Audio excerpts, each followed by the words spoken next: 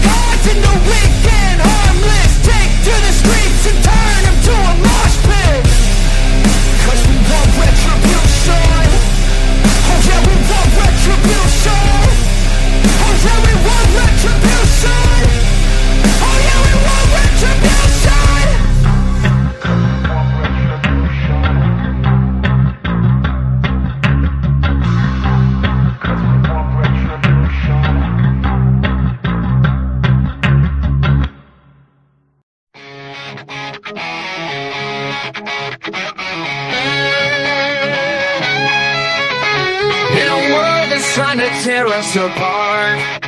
They throw their stones, but I've got a brave heart. I'm proud of my roots, I won't be ashamed. With fire in my soul, I'll never be tamed. They want us silent, but I'll raise my voice. With every ounce of strength, I'll make my choice. No more shadow, I'll step into the light. With pride in my blood, I'll stand and fight. No white guilt, I'll carry the flame. In this fight for our honor, I'll stake my claim. With every heartbeat, I'll stand my ground. In a world of chaos, my voice will resound. They try to erase us, rewrite the past, but the sake of our heritage is built to last. I'll shout it from the rooftops, let the truth be known. With every step I take, I'm never alone. They can't take my spirit, they can't take my pride. With my brothers beside me, I'll never hide. Together we'll rise, we'll break through the night. With courage in our hearts, we'll win this fight. No white guilt, I'll carry the flame. In this fight for our honor, I'll stake my claim. With every heartbeat, I'll stand my ground. In a world of chaos, my voice will resound.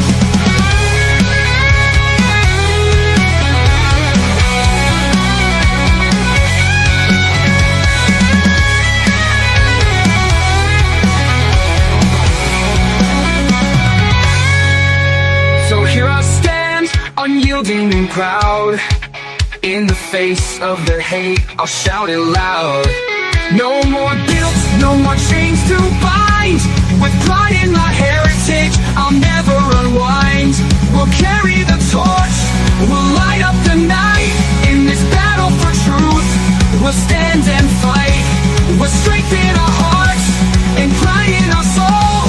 We'll rise together, we'll take control.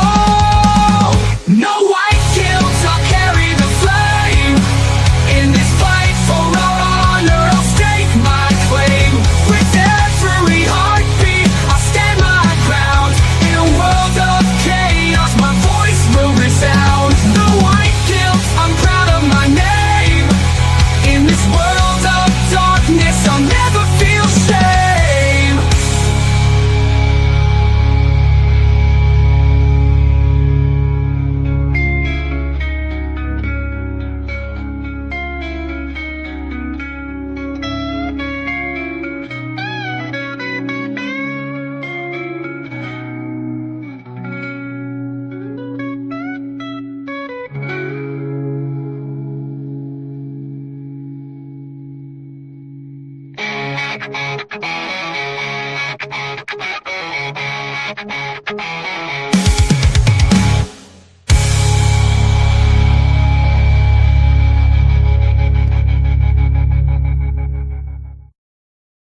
When there's nothing left but the fire in my chest and the air that fills my lungs, I'll hold my tears and trade my ears for a glimpse at kingdom come. On the other side of misery, there's a world we long to see. The strife we share will take us there to relief and sovereignty.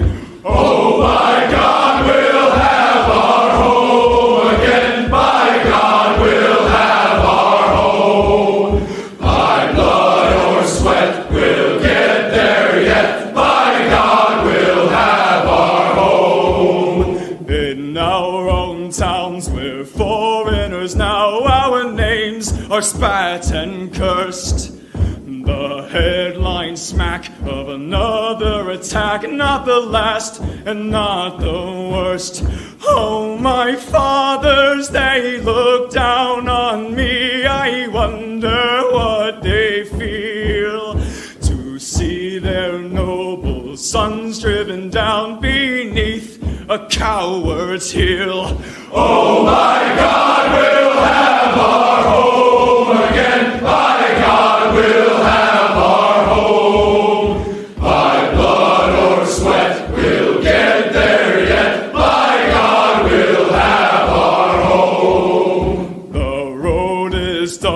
The way is lost, my eyes they strain to see. I struggle forth to find a friend to light the way for me. Oh, brothers, can you hear my voice, or am I all alone? If there's no fire to guide my way, then I will start my own. Oh, my God, we'll have our home again. My God, we'll have our home. By blood or sweat, we'll get there yet. By God, we'll have our home. Oh, by God, we'll have our home again. By God, we'll have our home. By blood or sweat, we'll get there yet. By God, we'll have our home. What an exciting Sunday to be getting together. Featured stories today. Tren Aragua has given a green light to their gang members to shoot police officers. Inauguration moved indoors because of impending drone attacks. At least that's my opinion. Go free lesson of the day. Of course, many other items to chat about. Go free lesson of the day. Face anti-whiteism. And what do you think is the biggest threat to white well-being as we are moving forward into this next Trump administration? Your comments and questions. And then there's this. A little American Indian boy said to his father, "Father, can I ask you why in this tribe names are given out in the way that they are given? For example, why is my sister named Drifting Cloud and my brother is named Chasing Wolf?"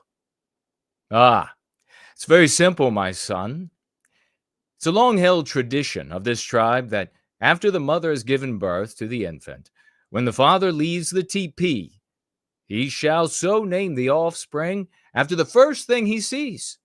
So, when your sister was born, I peered out of the teepee, and the first thing I saw was this beautiful cloud drifting over the mountains. Hence her name, Drifting Cloud. Likewise with your brother, when he was born, on leaving the teepee, I saw a handsome beast of a wolf in pursuit of an antelope, and so I named him Chasing Wolf. But tell me, why do you ask? Two dogs humping?"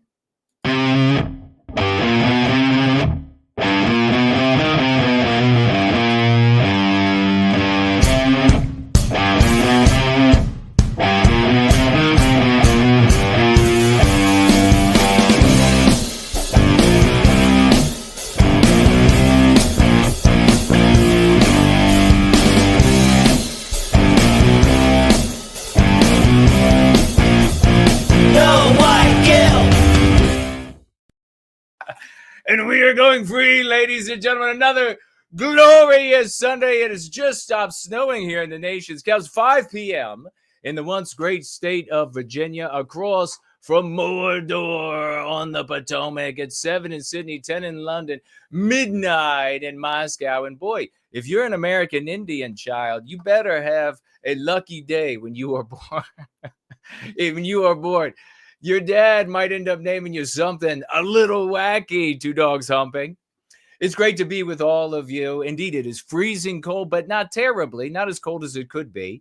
And the snow was falling. It just stopped. It was a little dangerous on the road, which meant that I was having a lot of fun while I was out there sliding sideways through the slush in the sleet. And the people are getting nervous all around me, but I have complete control of the automobile, ladies and gentlemen. I know exactly what I'm doing, and I'm having a blast while I'm doing it. It's great to be here. What a day right now. Celebration all over Washington, D.C. Helicopters flying in like wild last night. Troops moving in over the past couple of weeks in carriers and troop carriers and a lot of interesting things. But it is wonderful to be with you. Would you like to financially gift over the course of the gathering while we are together in this, the Church of the West, in your hierarch, No White Guild. Jason Guna is in front of you. If you would like to financially gift, you can do so. Options are in the description below. You can, of course, head on over to Entropy, which will be up and running as soon as I fix the glitch. And I can do that while we're rolling because that's the kind of thing that happens. There are some glitches happening right now over at Odyssey as well. The stream heading there, it keeps malfunctioning. But you might be able to get on there and you can let me know if it's working or not. We fixed Odyssey already. Maybe we can fix, Entropy. Dude Bro Moment platform. Well, we are rolling. Maybe we'll be able to fix Odyssey. You can financially gift there in cryptocurrency or their cryptocurrency or dollars. D-Live in their cryptocurrency. Premium Rumble in dollars over there. No more than $1, please, I think, over there, because they take such a big cut. Of course, Dude Bro Moment, also known as Entropy Platform, Cash App, Subscribe Star. I'll be keeping my eye on all of these. I see wonderful people have already shown up in the live chat. Please, please, please, please retweet, repost, give a like, no matter where you are. This is the only way that anybody's going to hear about what we have to say. And they need to hear it directly from the hierarch's mouth, because otherwise they have a skewed and incorrect understanding. And if they hear about us at all, an understanding given them to turn them away from the work that we are doing here in service to white well-being, because they don't want anything serious. They don't want anything adult. They don't want anything that's going to succeed. They just want to fuck around. You can also financially gift by heading on over to nowhiteguild.org. Click on the financial gift tab. You'll see these options. It's up and working again. And we're very delighted about that. Big thanks to the great Forno for making that function properly again. You'll see the cryptocurrency wallets that yours truly uses, as well as a snail mail address. And you can write me there, and you can send me wonderful little trinkets at the snail mail address. If you would like to donate and get a tax break here in the United States, you can head to the Foundation for White Wellbeing. That is the foundation financing in part the Church of the West, the magnificent white, positive white well-being work that we and others do. If you donate over there, you'll get a tax break. It's a 501c3. Please tag yours truly as the destination for that donation, and I will greatly appreciate it. What time is it and what day is it for you as you are receiving this live stream all the way around planet Earth? It's a good Sunday evening, Monday morning. But what time and day is it for you? That's how big we are. We are global, a great ring of white roses around the world. And we are looking toward less than 24 hours. And Biden will no longer be the president. He will be gone. And the suffering and the sus and the etc. will be gone, and we'll have new sus in the White House. It's going to be interesting. We're going to see. We're going to even come back tomorrow, I think, and have a Jason Goes Political. It's going to be a lot of fun. Probably starting, I'll mention it again as we get near the end of our gathering today, probably starting around 11 a.m. Eastern time, 11:30 or so. We might even have a guest come on during that stream. We'll see how it ends up working out. Very excited, though. You will tag me as No White Guild across all of these platforms. I'm going to be in particular keeping my eyes on Stop Telling Me About Odyssey.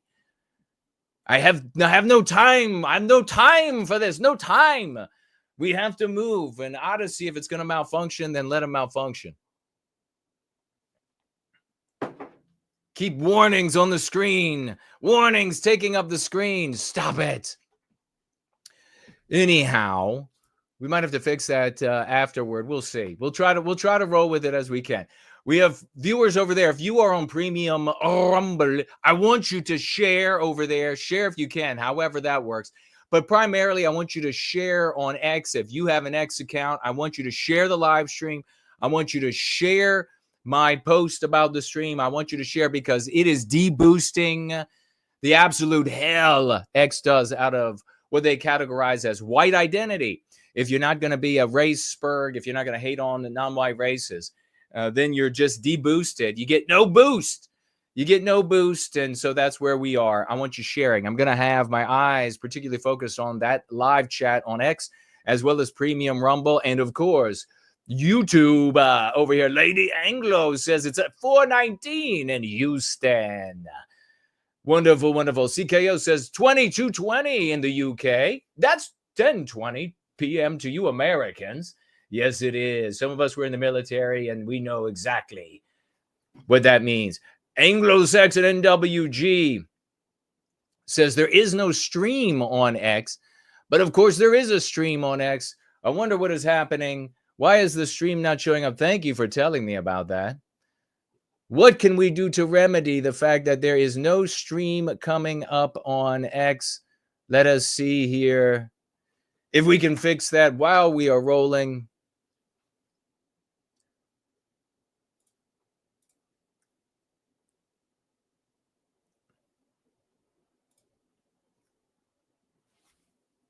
Let's see if we can fix the problem. There appears to be no stream rolling on X.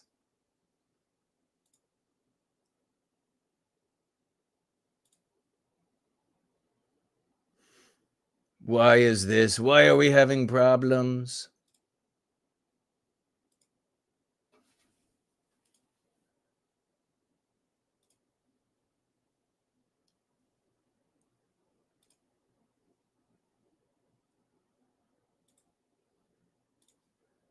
We will remedy.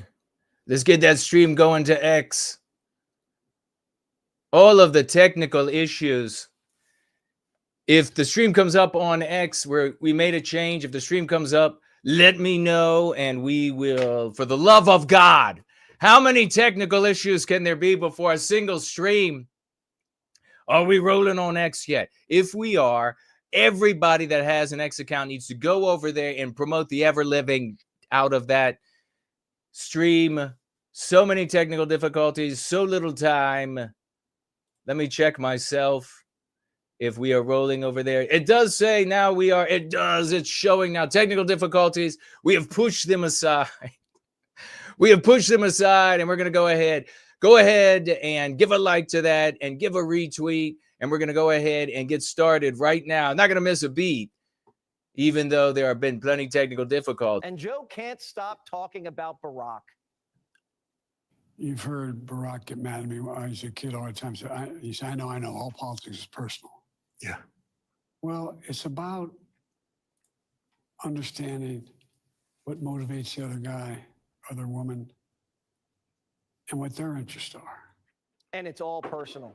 Biden's upset that Barry stabbed him in the back, and Obama's upset that Joe didn't name an aircraft carrier after him. Yeah. All right. So essentially what we're just taking a look at really quick is as we are coming to the end of a really shitty era, and that is that of the Biden administration, probably the worst presidency ever in history, certainly the most anti-white so far in history. There is some more talk coming out about how Biden was pushed. Was he pushed away? Was he stabbed in the back? What exactly happened there? And there was just a little blurb about this. There was an article about it as well. And Little Waters on his brain here had something to say about it. So we're just tapping in briefly into the water on his brain and seeing exactly what he is saying. After Biden named aircraft carriers after Bush and Clinton this week, Barack's people are complaining. One said Barack H. Obama did not get an effing personnel carrier named after him. What do you think is up with that? I think Obama had a lot to do with stabbing Biden in the back. And that's why he's handing out names on ships, but none to Obama. He should have named like a subtender after Obama, like the worst ship there is. The SS Hussein Obama doesn't really strike fear in the heart of our enemies, so maybe that's a good oversight. And Barack and Nancy aren't the only ones on Joe's bad side. Chuck Schumer now in the hot seat too. We just found out Chuck was the lead actor in the coup, although that's according to Chuck. He just spilled his guts to the Times. According to the story, after the debate, Schumer's flip phone wouldn't stop ringing. Biden wasn't leaving. Instead, he released a letter telling Democrats to fall in line. On Capitol Hill, Democrats didn't even think Joe wrote it. They thought it was written by Hunter.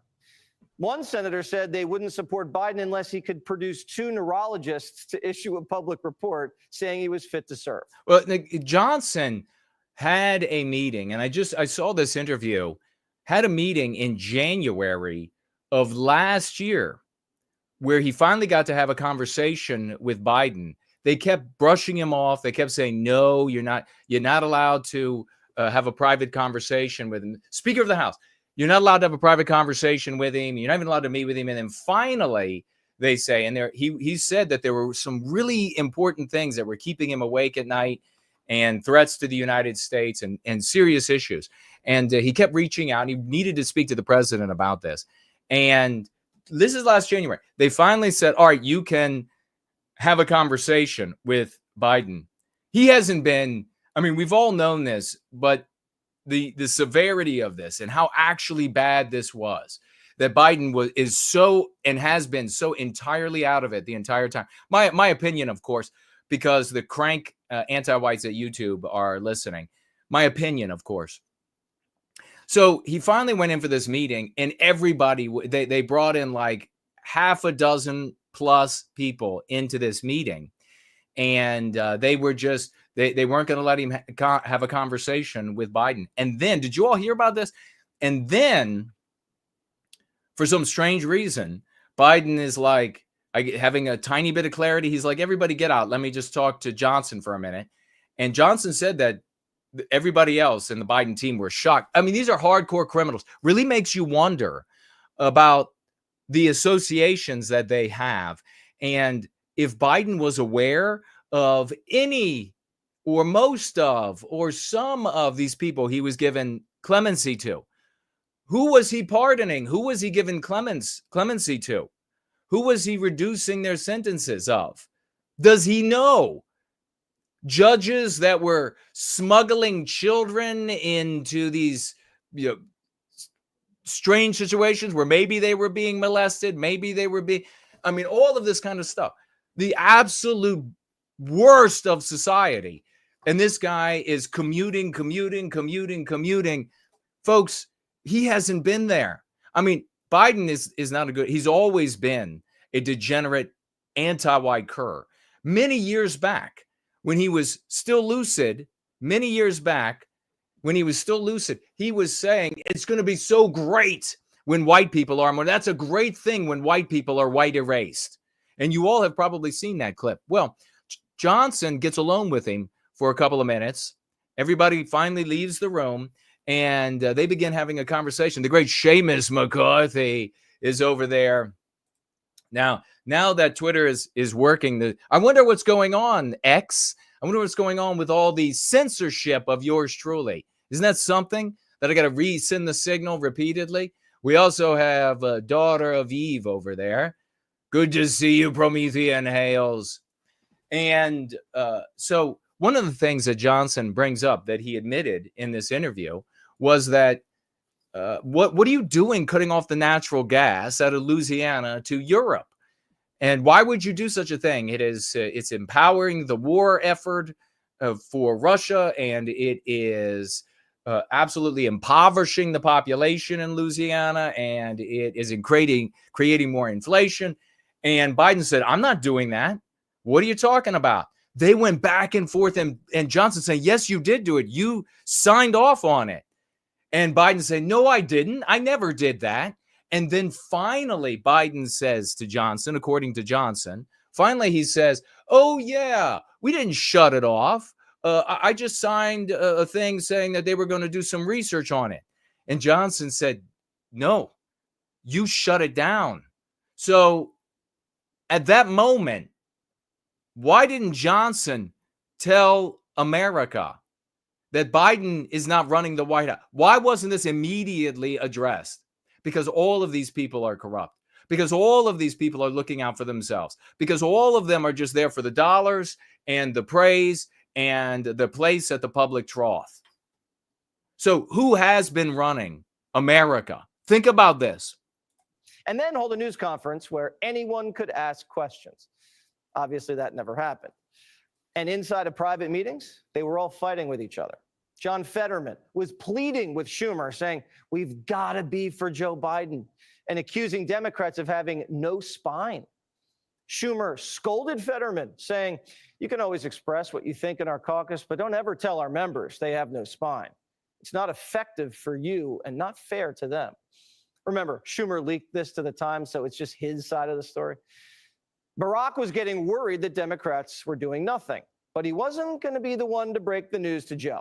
Barry said his relationship with Joe was fragile, and he told Chuck, "You may be the better one."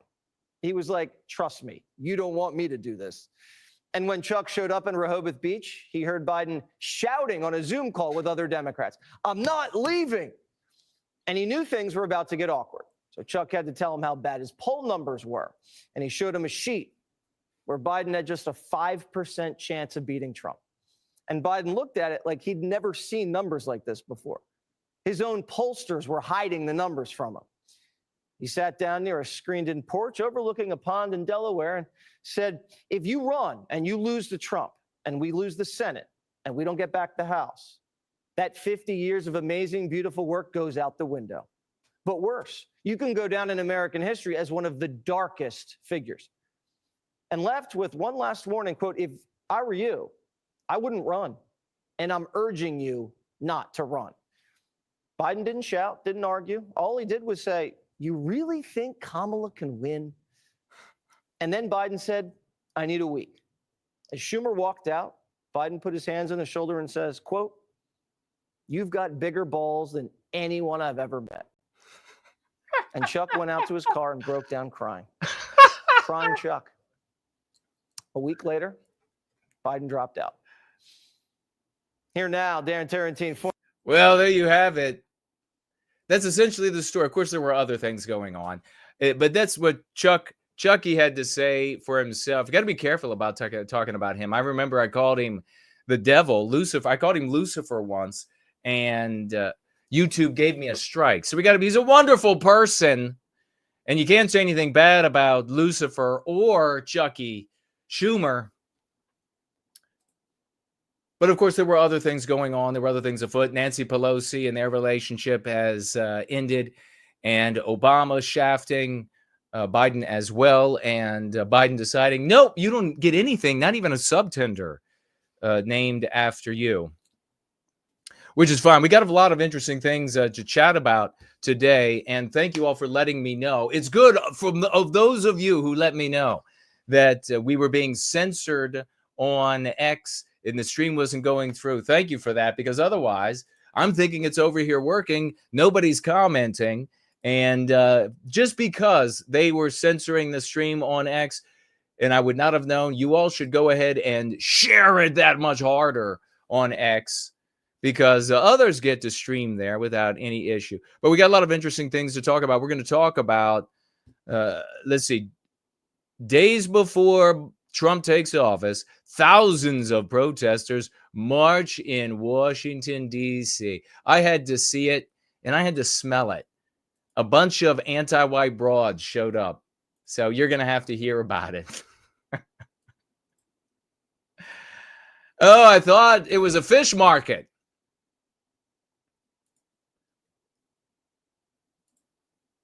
Let's go ahead and pull this up on the screen. See who else is here. That ain't it. But it appears that we also fixed Odyssey in the process when we took that little moment to fix X. Here they were, ladies and gentlemen, days before Trump takes office. Thousands of protesters stank up Washington, D.C. SN is with us. There is an enormous amount of hatred, bitterness, and anti-whiteism going on aimed at Trump and his supporters who are in Washington, D.C. in support of his inauguration. Yes, there is. Lots of vile anti-white scum. The Tree Godfather is here. He's not one of the vile anti-white scum. Mestizo Carf is here. Masumik Glenn is here. Let everybody know we are live. Hello. Says Masumik Red Dog is in the house. Westman Positivity. AngloSaxonNWG. Thank you. It looks like West and Anglo-Saxon were both like, what's going on? There's no stream over here. Trump is ready to make a speech at Capital One Arena, says SN, which I'm sure is going to suck. It's going to be the immigration polls things. Let's see what's going on.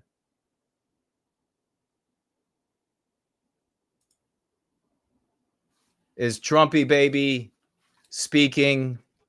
We could pop him up on the screen maybe for a minute. What's he saying?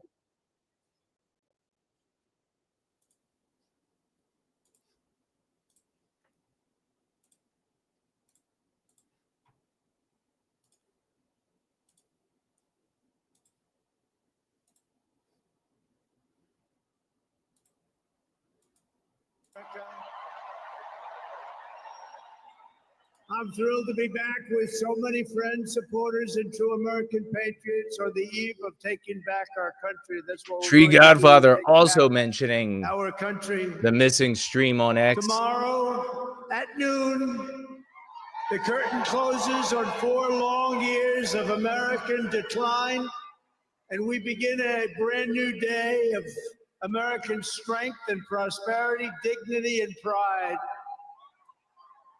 Bringing it all back. Maryland is with us. CKO says you can see the stream on X now. A failed and corrupt political establishment in Washington, a failed administration. Smashing shirt and a tie combo, says Samuski. We're going to stop the invasion of our borders. Yes is with us. First lad. Wealth. We're going to unlock the liquid gold that's right under our feet. Liquid gold. We're going to bring back law and order to our cities. We're going to restore patriotism to our schools, get radical left, woke ideologies the hell out of our military and out of our government. Call it anti-white. And we are going to make America great again.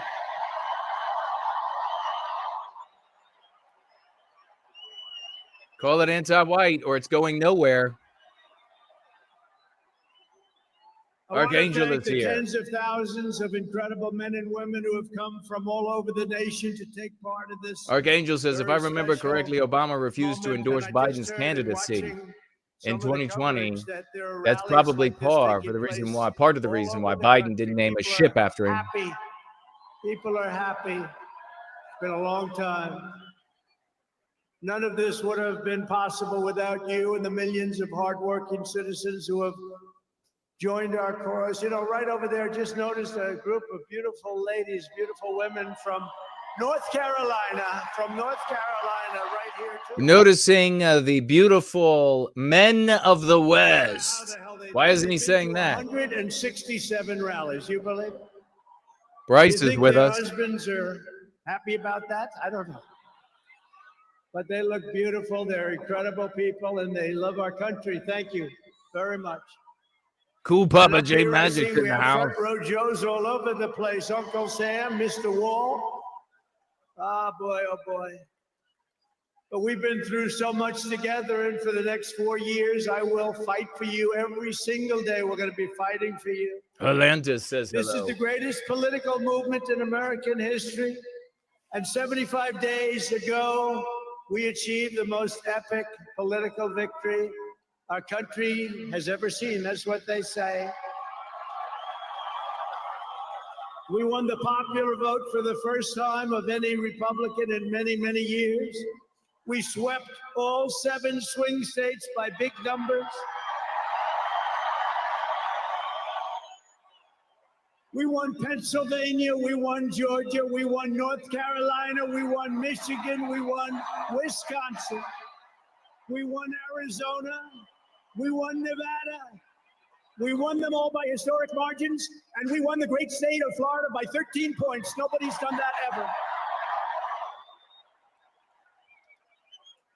And a record that will never be broken, all 50 states shifted toward the Republican Party, the first time that that's ever happened. All 50 states. We won the largest By number becoming of the African-American Democrats. voters in Republican Party history. We won more Hispanic American votes than any Republican has ever gotten before by a lot. We're And we won we're Latino so men back. and women, and on top of that, youth, men, women, urban, suburban, rural, and people from everywhere in between are joining us in record numbers. We've never had anything like this.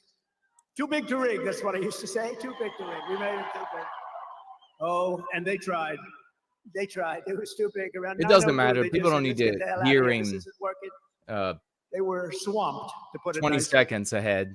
We also took back the U.S. Senate. We had some great people running.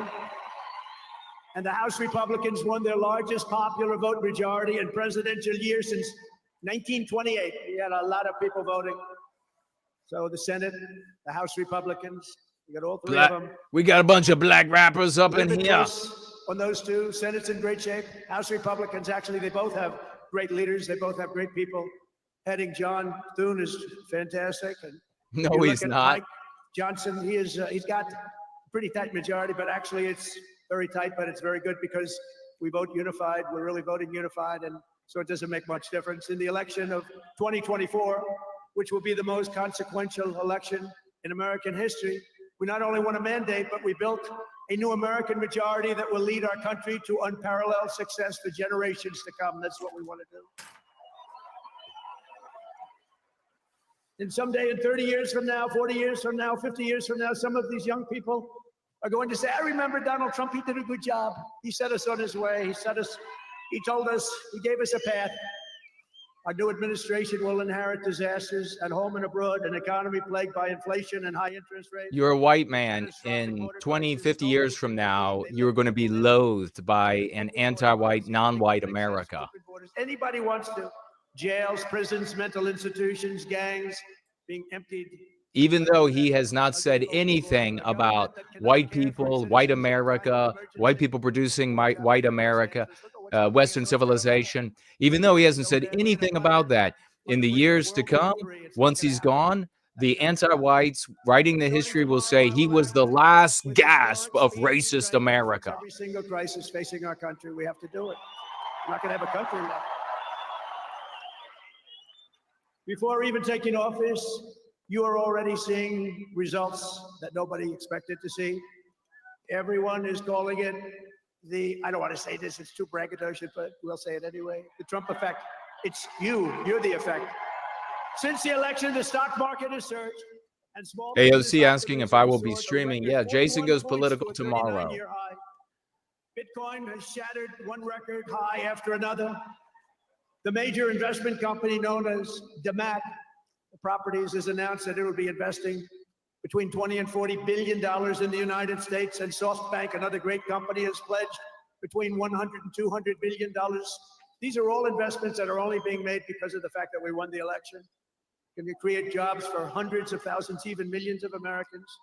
Today I spoke with Tim Cook of Apple. He said they're going to make a massive investment in the United States because of our big election.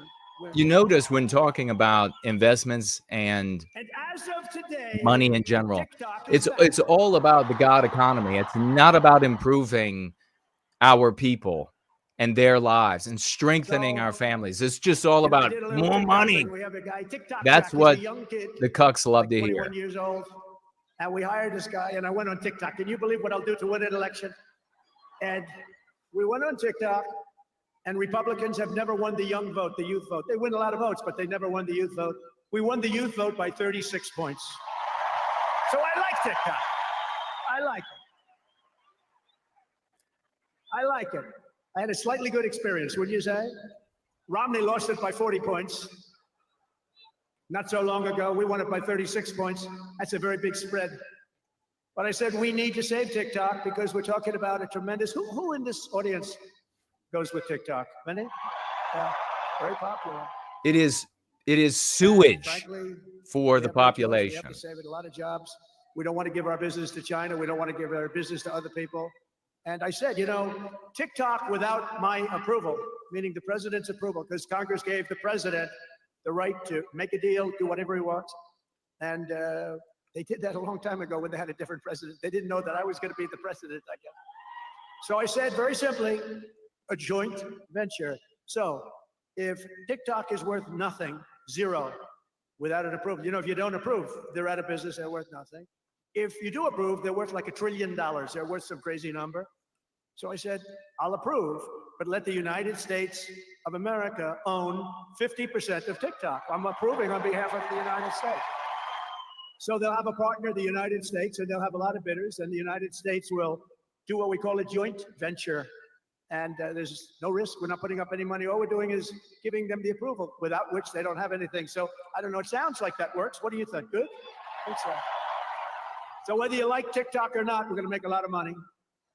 Perhaps most beautiful of all, this week White we race achieved is an destroyed, but we'll make a lot of ceasefire money. agreement as a first step toward lasting peace in the Middle East.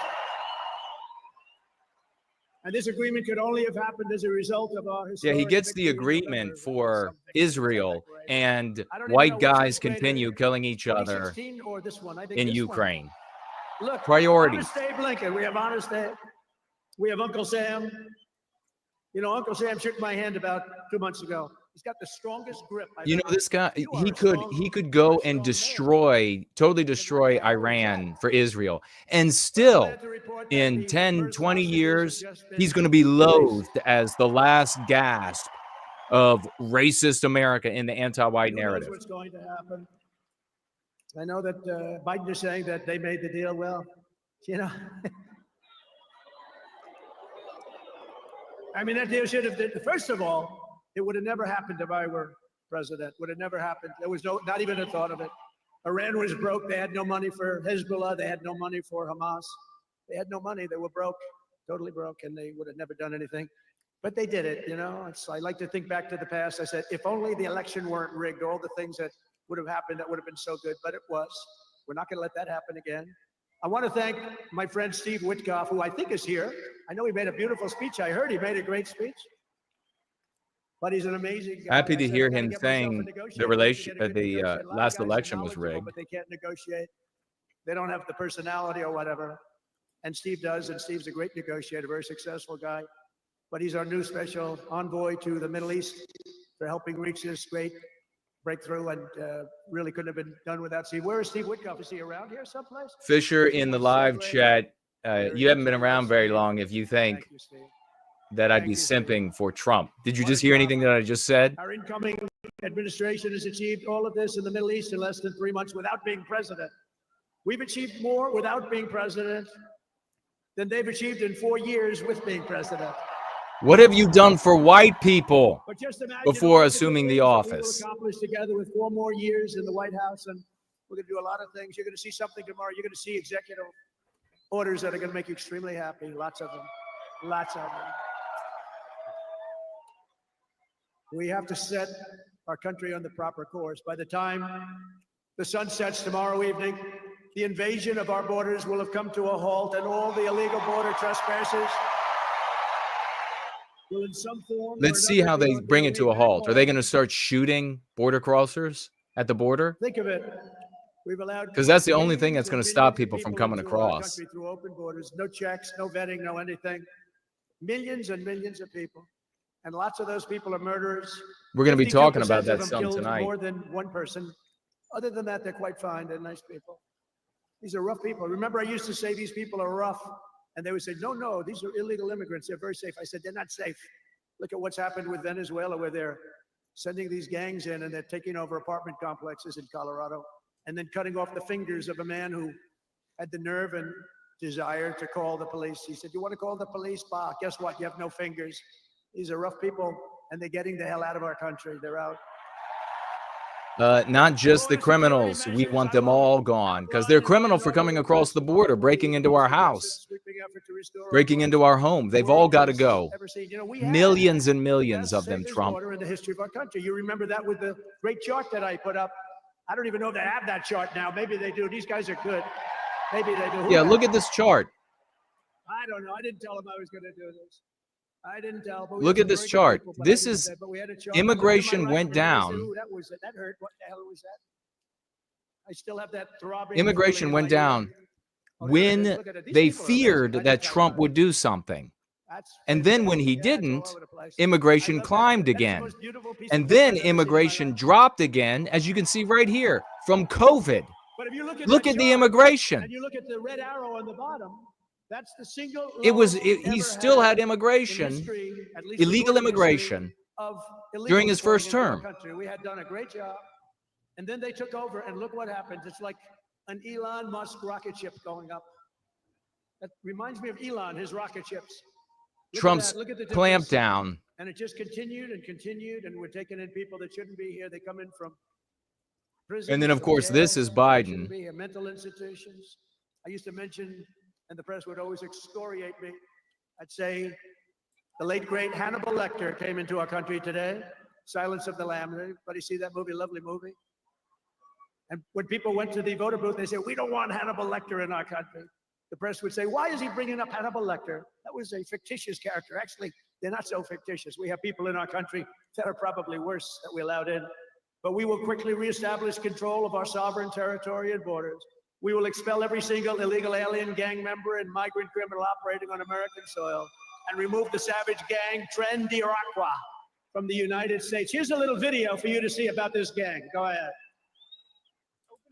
Deadly consequences. Border crisis. We don't have to see that. Let's move it forward. On cities across America. It is a full-blown invasion. Armed Venezuelan gang members storming an apartment complex in Aurora, Colorado. We're going to be talking about Tren de Aragua. San Antonio, Texas, just one of the latest cities to have apartment complexes taken over by members of the Venezuelan gang. Biden and Harris had created a program to bring them in under humanitarian parole. I am in favor of saying that we're not going to treat people who are undocumented cross-border as criminals. More than 13,000 illegal immigrants convicted of murder have been released into the United States. My 20-year-old daughter, Kayla Hamilton, was murdered in her own room. Kayla's murderer was apprehended by Border Patrol crossing illegally into the U.S. Kayla's murderer had been improperly released into the United States. Abolish ICE. Yeah, we need to probably think about starting from scratch. More than a dozen people suspected of being Tren de Aragua gang members right here in San Antonio. The gang members have been terrorizing the apartment complex. New details on the murder. Investigators say are Wrapped his arm, tied up. Are members of that Venezuelan street gang. the men threatened to cut off her fingers earlier and released the day before the riot. Patrol near Aragua, Texas, then released. That's what we allowed in, and they're nice people compared to some of them. They're nicer than others. These are really vicious people, gang members, and many, many people from prisons. And crime all over the world is down. You know why? Because they got their criminals into the United States of America. You look at Venezuela, they've emptied their prisons into our country. Many other places the same. I would have done the same if I headed up any of the countries. I know most of those guys are smart. They're leaders. They are smart, streetwise people. As soon as I heard they were going to have open borders, I said, you do that, every prison all over the world is going to be emptied out into our country. They come in from the Congo. The Congo's big on emptying their prisons. The only thing good about it is they make our criminals look like really nice people. These people are vicious people all over the world, not just South America, all over the world they come. From mental institutions and from jails. Great to see you, Streaky Bacon. Tomorrow, my administration will deliver justice for every family whose loved one has been stolen from them by migrant crime, including Laken Riley, Rachel Noren, Jocelyn Nungari, Kayla Hamilton, and every other precious American soul that we have lost to these animals. Their contribution, I told their mothers who were devastated, their parents, their fathers, they're devastated. They'll never be the same. Made a major contribution. There are hundreds and even thousands of victims of this horrible atrocity. And you add those numbers to the numbers of crime that we're already going through the roof, and it's something that you wouldn't even believe. Do you remember I did the debate, and I had David Muir from ABC saying, no, crime has gone down. I said, no, it's gone through the roof. Crime. He goes, I disagree with that. The next day they announced the crime was up like 40%. Before these things, think of it, open borders, prisons, and mental institutions, men playing in women's sports, transgender for everyone. Transgender.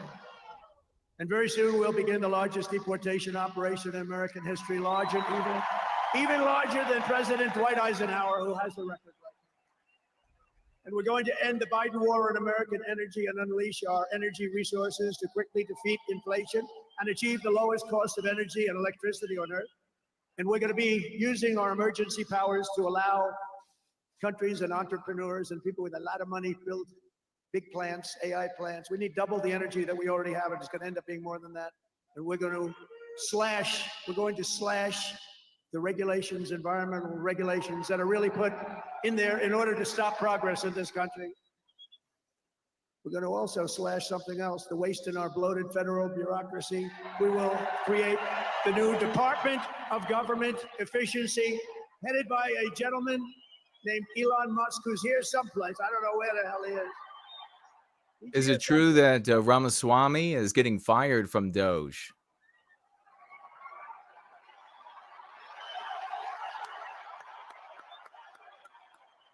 Come here, Elon. Come on, Did you see his rocket Indians yesterday? first. Captured? Indians first, Elon. And X is with him. X. Come on, Elon. Thank you, Mr. President. Sorry, little X just followed me on the stage here. He's a very enthusiastic supporter, as you can see. Yeah.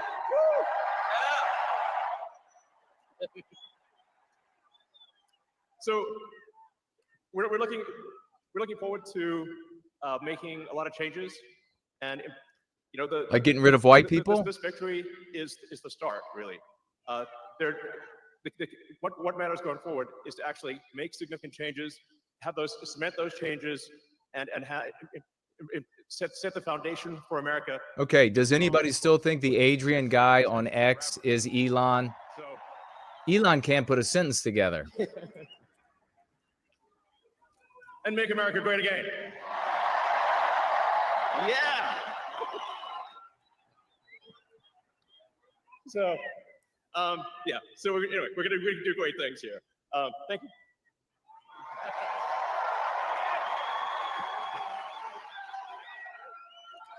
Thank you, Elon.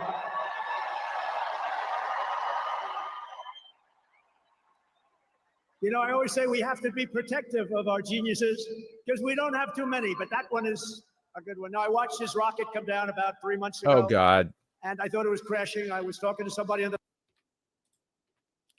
gets like a couple of miles away. Yeah. And some things. Nigeria computer's pretty good. But his son is a great guy. One thing we know, his son is smart. If you believe in the racehorse theory, he's got a nice, smart son. But thank you very much to Elon. Racehorse and everybody. We've had theory. so much help. Are you talking about genetics? Are you saying that genetics are important? Oh, you're going to have a lot of fun watching television tomorrow. Is that going to be the new Cuck way of saying demographics are destiny? Let's do it over a period of weeks. I said, like hell, we're going to do it over weeks. We're going to sign them at the beginning.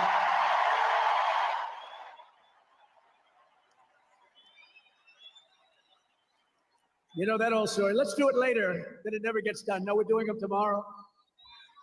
And we'll have plenty to sign in the future. Don't worry about it. It's not going to stop.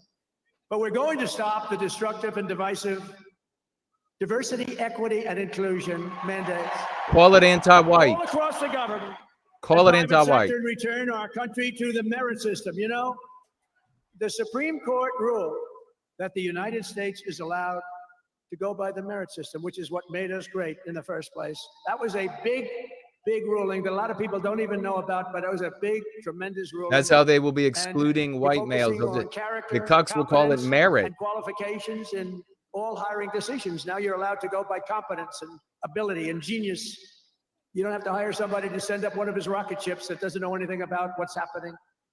As a first step toward restoring transparency and accountability to government, we will also reverse the overclassification of government documents. And in the coming days, we are going to make public remaining records relating to the assassinations of President John F. Kennedy, his brother Robert Kennedy, as well as Dr. Martin Luther King Jr., and other topics of great public interest. It's all going to be released, Uncle Sam. Release all of Jesse Helms' undercover work and documentation on MLK. Let's hear about what MLK was doing in his private life. Iron Dome missile defense shield, which will all be made in the USA. And do you remember all the promises to release the JFK and RFK documents during the first term, and it didn't happen? Make it like it used to be. Take a look at this. You little scumbag! I got your name! I got your ass! When the military was white and effective. Happy Pride. Happy Pride Month, and actually, let's declare it a summer of pride. So you're a killer? Sir, yes, sir. Let me see your war face. Sir, you got a war face? Ah! That's a war face. Now let me see your war face. Ah! Bullshit. You didn't convince me. Let me see your real war face. Ah!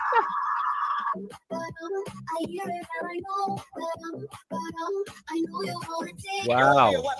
You will be a minister of death, praying for war. But until that day, you are cute. You are the lowest form of life on earth. You are not even human fucking being. You are nothing but unorganized, grabastic pieces of amphibian shit. Abracadabra, these bitches know I got answers. So wait, it looks to me like the best part of you ran down and cracked your mama's ass and ended up as a brown stain on the mattress.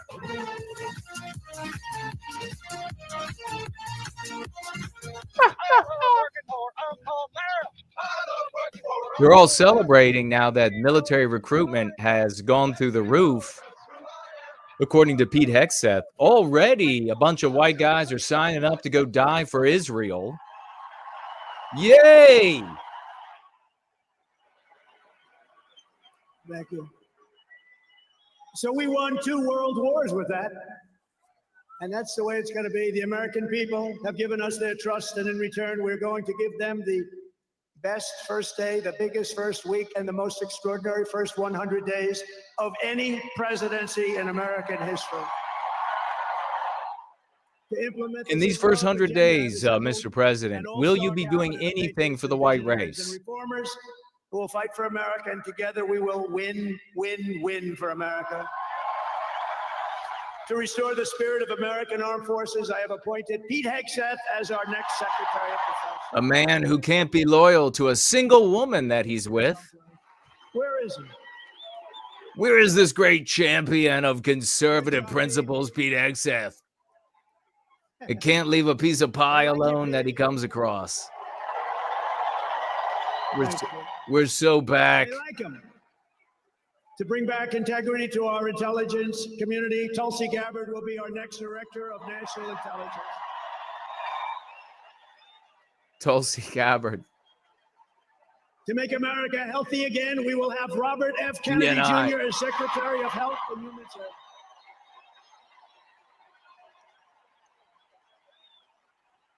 To end the weaponization of our government and restore the impartial rule of law. Oh, this is so important. She's so incredible. Pam Bondi will be an outstanding Attorney General. She's going to do an incredible job. Really skeptical of the super softs, Pam Bondi. It's going to be unbelievable at the FBI, Kash Patel.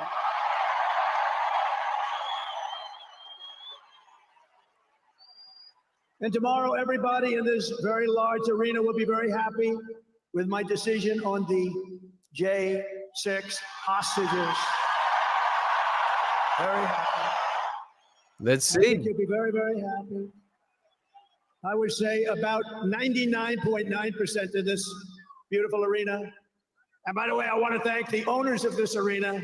They are great. They're up here someplace in one of those beautiful boxes. And their team is doing very well, and Ovechkin is a great player, right? But I want to thank Ted and all of the owners for allowing this to take place. It was really great. And thank you. It's a hell of an operation. Great place. Fantastic arena. Thank you, Ted. Thank you, everybody.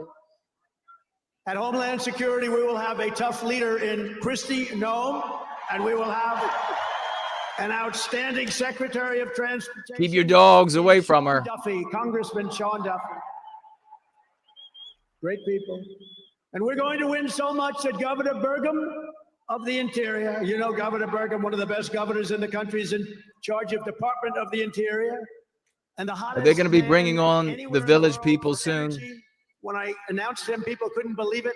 You didn't hear of him, but if you're in the energy business, he's considered the absolute best. Mr. Chris Wright of the Energy Department, he's going to head up the energy. They said, I can't. Future Secretary on Wall Street drills, but been doing. And a very special woman, Linda McMahon, is going to be our future Secretary of Education, which we're going to be giving back to the states. Let the state run education. I said to Linda, Linda, I'm making you the Secretary of Education, but if you do a great job, you will put yourself out of a job, because you're going to be sending it back to the states. All And of she's this fantastic. daddy's home And her stuff staff, is so which has been largely hired, is fantastic. And all of the other Claudine leaders gay as will hell. come to me and they're going to say, Daddy's "Remember, we used to home." do this for fun, but it's really not fun. It's fact. You notice all of the guys that are a little bit light when they walk across the room. They really like the daddy's We're home. winning too much, sir. We can't take it anymore. We have to stop winning, sir. We can't do it. We're not used to winning in our country.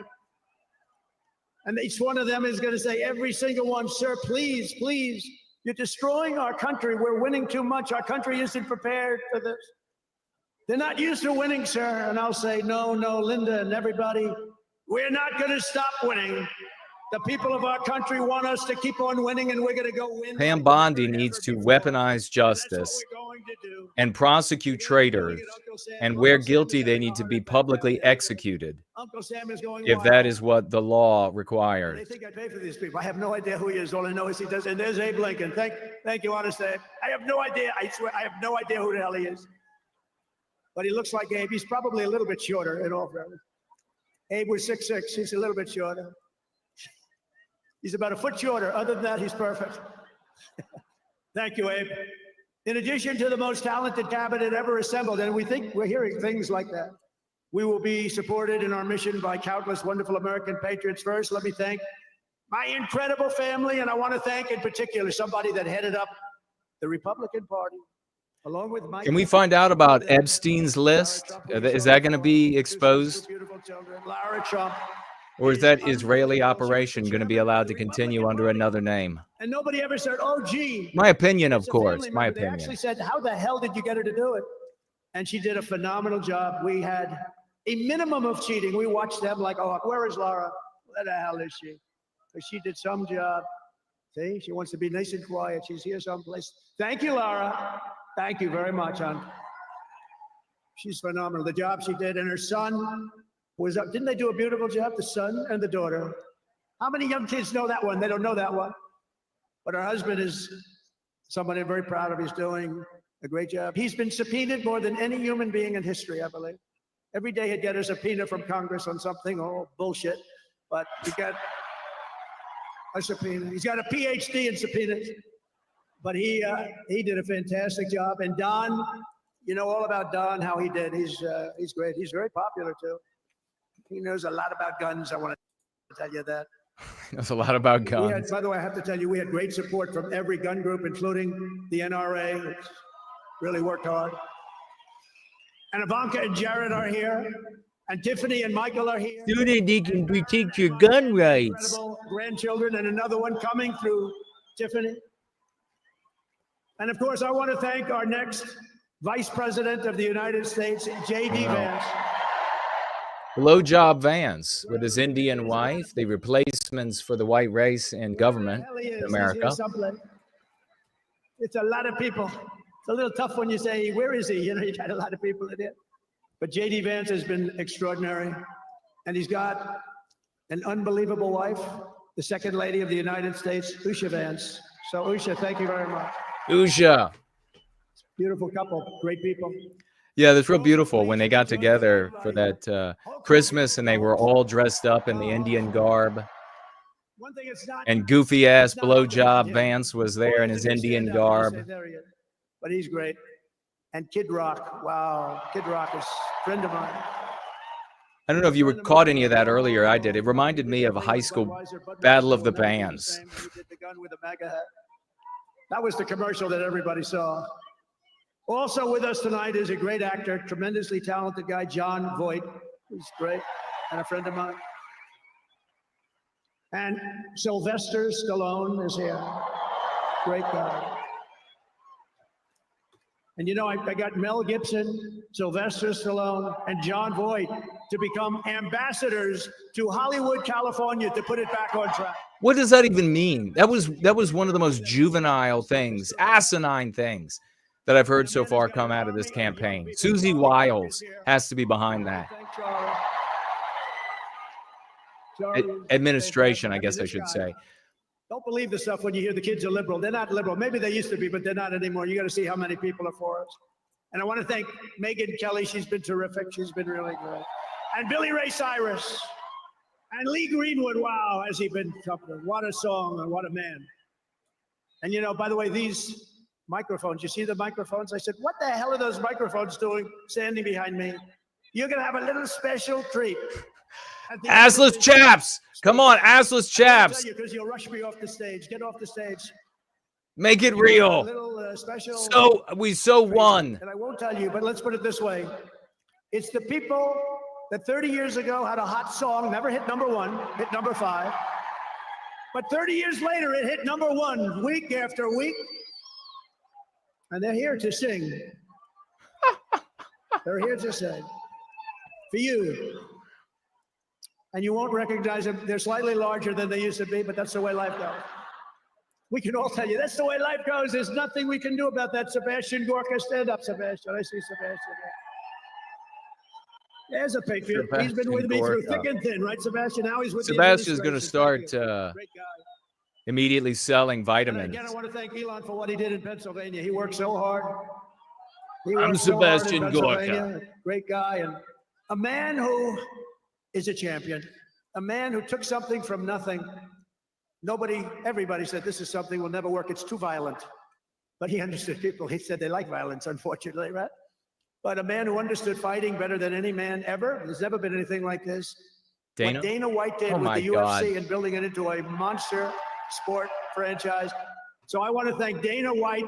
All of it is about celebrating money and business success. This is the conservative. This is the only thing that separates them now from the Democrats. You want him on your side at all times. Every one of those people you want on your side. And we have dozens of other celebrities and everything, but we're going to get back to what we're doing. But I do want to say, in the audience, we have many governors, many senators, many members of Congress, and other distinguished guests, far too many to name, unless you'd like me to name them. No? You want me to name governors, senators, and Congress people? No. I thought you were going to say that. Sorry, governors. No, but we appreciate all of the love that we've gotten from them. I'll tell you, our House and our Senate Republicans have been unbelievable, and the governors are unbelievable, the job they're doing. Of the crime-ridden cities, the top 25, every single one of them is run by a Democrat. Does that tell you something? That the being radically anti-white and white erasing our norms and customs and white leadership ruins the West? Yeah, that's what it tells us. Are you going to say that? There on Friday to see it and to get it moving back. We're going to get some of the best builders in the world. We'll get it moving back. And I also want to pay my respects to the great people of North Carolina. You know, I won it every single time. And they've been treated very badly. FEMA almost didn't know it existed. And we're going to get North Carolina rocking and rolling, okay? We're going to get them rocking and rolling. They've been treated very badly as a state. Together, we will rebuild Los Angeles better, more beautiful than ever before. We're going to get it going. We have the best builders in the world. It's the only people that could do it. Nobody else knows what the hell they're doing. Let's not. Let's make anti-whites live in the filth that they create. Patriotic celebrations in history. I was with Gianni, the head of the Olympics, and because of the wildfires, they're going to do a special job. They're going to really do something very special for the Olympics. And the opposite, some people said, oh, maybe the Olympics can't go there. It turned out just the opposite. They came to see me the other day, and the committee, and it's just the opposite. So the Olympics is great. And Johnny, for the others, you know, the World Cup, Johnny is the head of it. We had our top people, Wasserman. They all came in on the Olympics, and then I saw Johnny, and we got the World Cup too. And you know, it's only because they rigged the election that I'll be your president representing you there. You know, I got both of them. I got the Olympics and I got the World Cup. And I said, you know, it's too bad. One was in 2026 and the other was in 2028. I said, I won't be there. I won't be your president. But then they rigged the election and now we won. So I'm going to be your president for the Olympics and for the World Cup. So Johnny, thank you for the World Cup. And everybody, thank you for the Olympics. We're going to have a great time. We have another thing happening. 250 years, a celebration like no other. 250 years. Well, what about the freedom cities that he was promising? Is that like another name for the smart cities? We do everything. We take it very, very seriously. But what do we do more than anything else? We put America first. And it all starts tomorrow. Which means white people. To be sworn as we'll be sworn in tomorrow. We're all going to be sworn in together. That's the way I look at it. It's not me. It's you, greatest of all time. So we will be sworn in tomorrow. I'll be representing you as your 47th President of the United States. Let's hear him say no more wars. No war for Israel. Let's hear you say that. To cut your taxes, end inflation, slash your prices, getting them back down, No raise more your war. wages, and bring thousands of factories back to the USA, right where they belong, and that'll be done through tariffs and smart policy. We will build American, we will buy American, and we will hire American. I will end the war in Ukraine, I will stop the chaos in the Middle East, and I will prevent World War III from happening, and you have no idea how close we are. We will crush violent crime in our cities and give our police the support, He's protection, wrapping it up. resources, and respect they so dearly deserve. We will strengthen and modernize our military again. We did it. We rebuilt our entire military.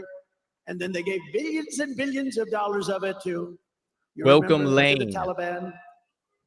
They gave it to the Taliban. They gave our military equipment, a big chunk of it, to the enemy. Do you know that Let's we put pay our billions troops of on dollars the a year? Do you border, know this? Does anyone know this? To and let's not be kind to border crossers. And I Let's do that say, instead. if we're Let's gonna not pay billions of threaten dollars a year, Iran. Tell them we're not going to give them the money unless they give back our military equipment that these poor, stupid people allowed for them to have. So we'll give them a couple of bucks. We want the military equipment back. We will rebuild our once great cities, including our capital in Washington, D.C., making them safe, clean, and beautiful again. And we want to make this city again safe. We don't want people coming to Washington. They keep talking about this getting equipment that they shot, left killed. in Afghanistan. Why don't I think we would be fine if the U.S. would just go and drop a bunch of Moabs all over that equipment. Fine. Be done with it. We will teach our children to love our country, to honor our history, and to always respect our great American flag. And we will get critical race theory and transgender insanity the hell out of our schools.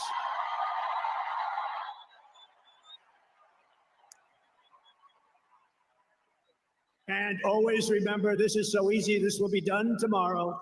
We will keep men out of women's sports. It's over. Big problem, because white women will go back in force to supporting anti-whiteism. This is the only thing they've had a problem with. And bear arms. We're going to defend that.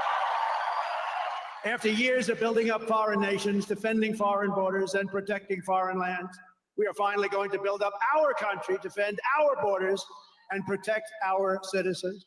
And we will stop illegal immigration once and for all. We will not be invaded. We will not be occupied. We will not be overrun. We will not be conquered.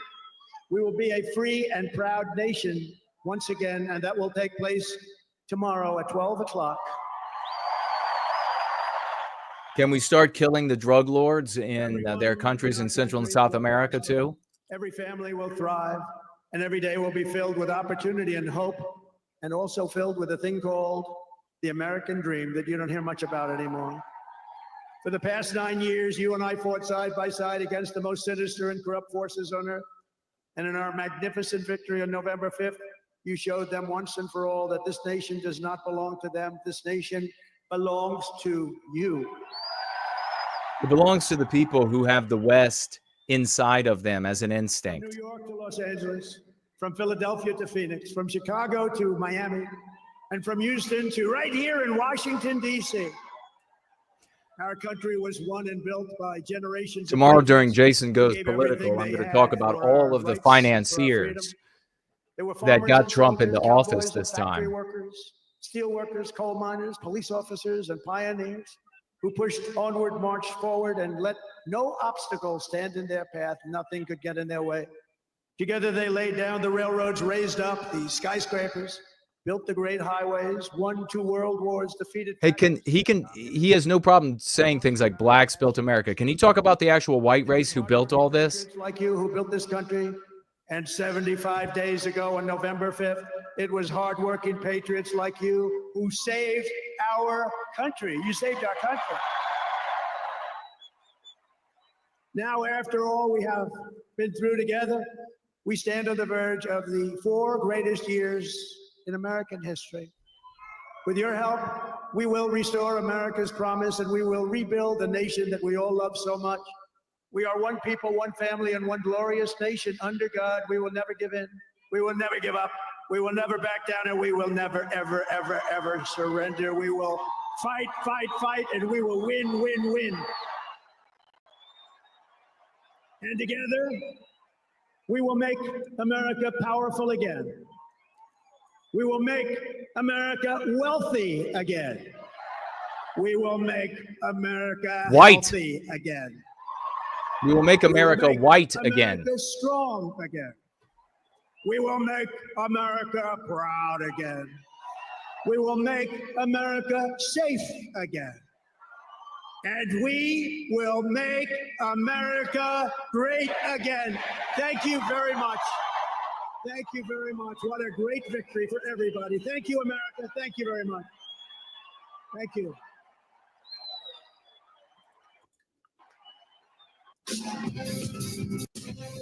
Oh boy.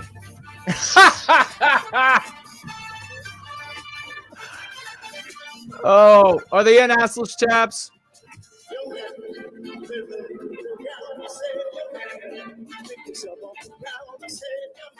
That's winning. That's winning, folks.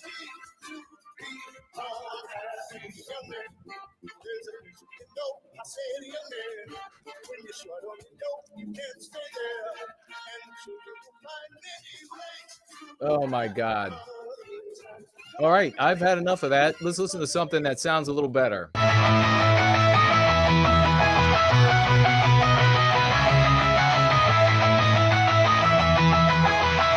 wear a mask of lies, denying the words you carved. Your anti-white venom spreads, leaving souls broken and scarred.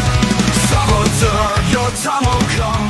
Coward face the pain you saw. Let's cleanse ourselves of the fuckery. Let's get hard. Let's get real. This country is ours.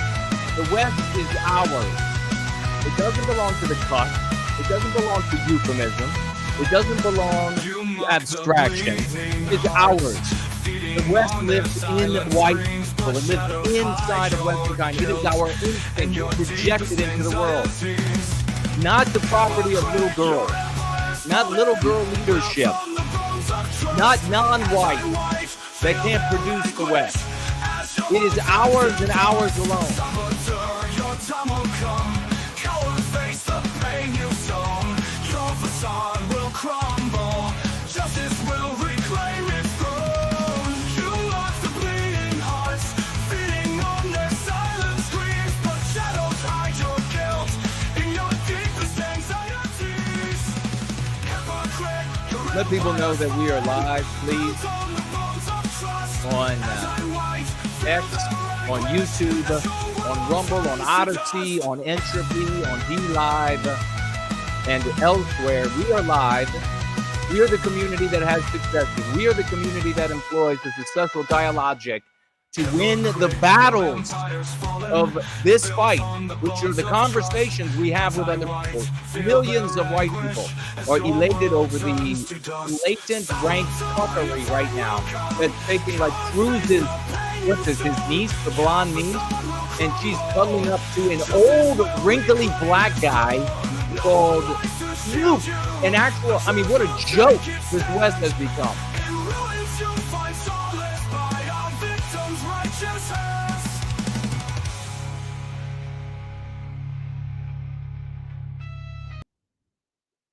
We have, as their pathetic limp dick party continues, Washington, D.C. is full of stinking females, anti-white females.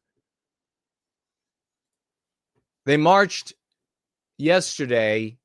Thousands of people from around the United States rallied the nation's capital Saturday for women's reproductive rights and other causes. I've been telling you this forever, for decades.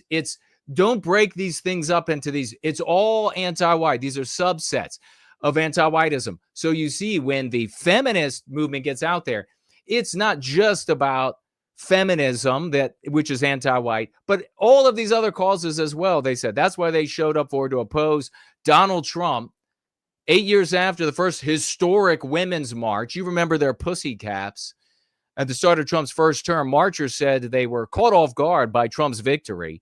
The march is just one of several protest rallies and vigils focused on abortion, so killing babies, immigration rights, the Israel-Hamas war, and others. They name a bunch of other things here. They don't mention that they are also sponsored by Lumi for vaginal discharge and rank odor coming from these skanky anti-white bitches that were marching, and the dickless males that marched with them. Rick is at Glatz of New Hampshire said he was there because he's got granddaughters. How about we ship you and them out of the country? Minnesota high school teacher was there at the march yesterday, and we're going to cut this portion short, but I just want to say she was there. Anna Bergman was there wearing her pink pussy hat. You mean your roast beef cap? From back in 2017. With Trump coming back now, I just wanted to be surrounded by like-minded scum that stinks like me, Bergman said.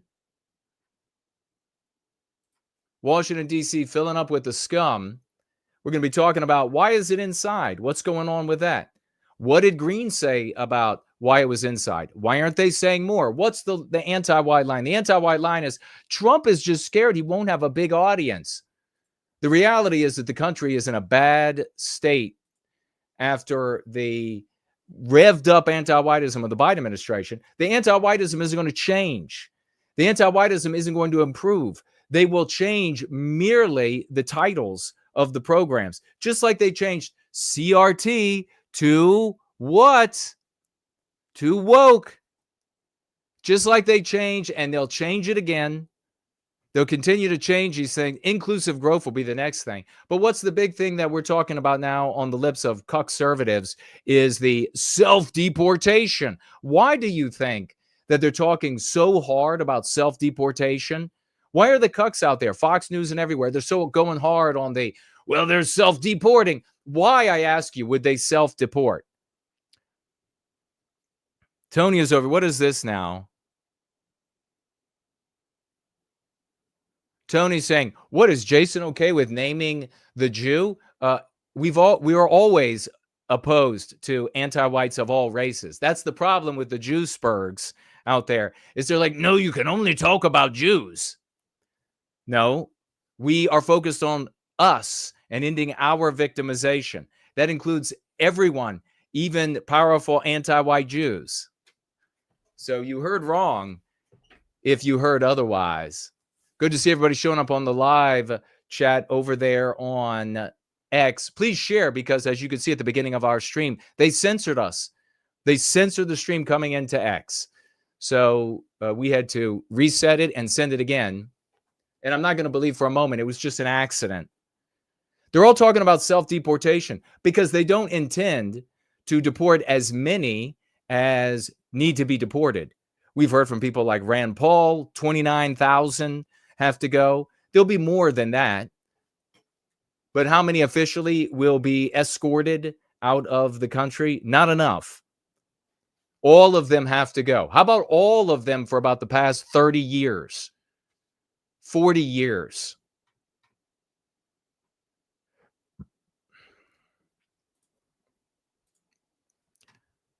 Let's pull up this article about the self-deportation. They want to be able to say to you, well, we have, like the Hannitys will be able to say to you, well, now officially we've only gotten rid of 300,000, 600,000. But we have to add to that number the unknown 1.5 million that have self-deported. Why would you self-deport in this country? There would be no reason. You can go to your congressman's office. Do you know this? You can go to the congressman in your area every single day. And do you think, especially in Democrat strongholds, and request that this will work, and request a change of status? And then they give it to you. Of course, it's my opinion because the ear is against the door. We know how the anti-whites are. Self-deportation by immigrants begins I tweeted about this. I posted about this. The only way these people will start self-deporting is if the order is to shoot on sight. That's the only way. All of them are saying to themselves, I can just hang out for a year. I hang out for a year, and then the Republicans have to run for office again.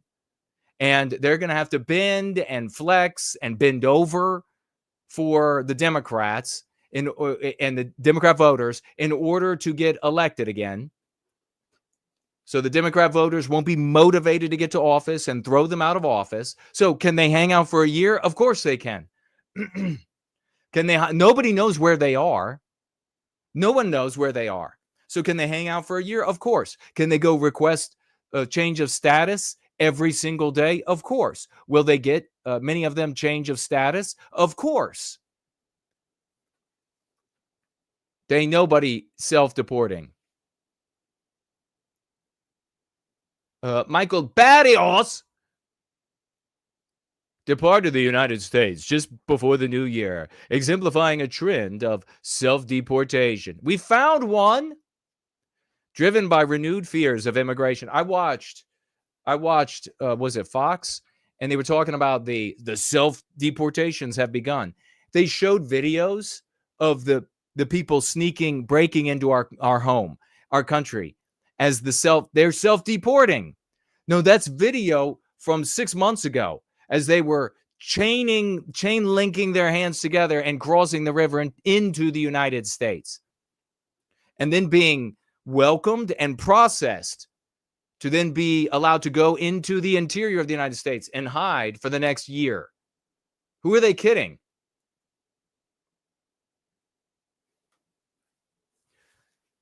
Goy says, Goy Prather, how about anyone who doesn't have ancestry in this country prior to the war for Southern independence? That's probably a lot of white people, a lot of awesome white people have come in.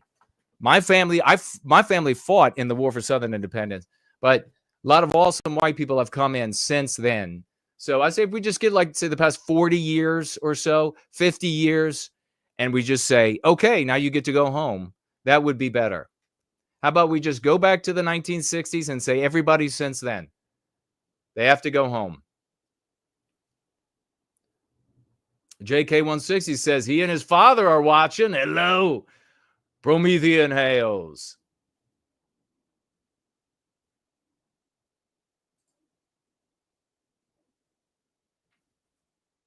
Robert saying, imagine the number of non-whites that have gone through the white females out in that march, that anti-white march. Yeah, it's a plenty. And they're foul as can be. Despite being legally in the U.S. under a humanitarian parole program, Barrios left voluntarily, choosing uncertainty abroad over the anxiety sparked by the... So this is what's going to happen, is the cuck media, like Fox and everywhere else, they're going to go out and they're going to find the hardcore anti-white media, Newsweek, like this, ABC, CBS, etc., the rest of them, right? Pretty much. And they're all going to be doing stories on individuals because they know the power of that to manipulate, in particular, white women of both sexes. And they're going to be going out finding individual examples like this, probably even paying these people to return to their country of origin so that they can have a story about, look how hard it is. They're going to go back, and because they don't know what sex they are, they don't know what planet they're on, they don't know what species they are, whatever it might be. They're going to go back and they face an uncertain future when they get back home. And this is so horrible, and you will remember the name of Barrios and what ended up happening to him after he had to self-deport because he didn't know what was going to happen here in Trump's evil Nazi United States. Give me a fucking break.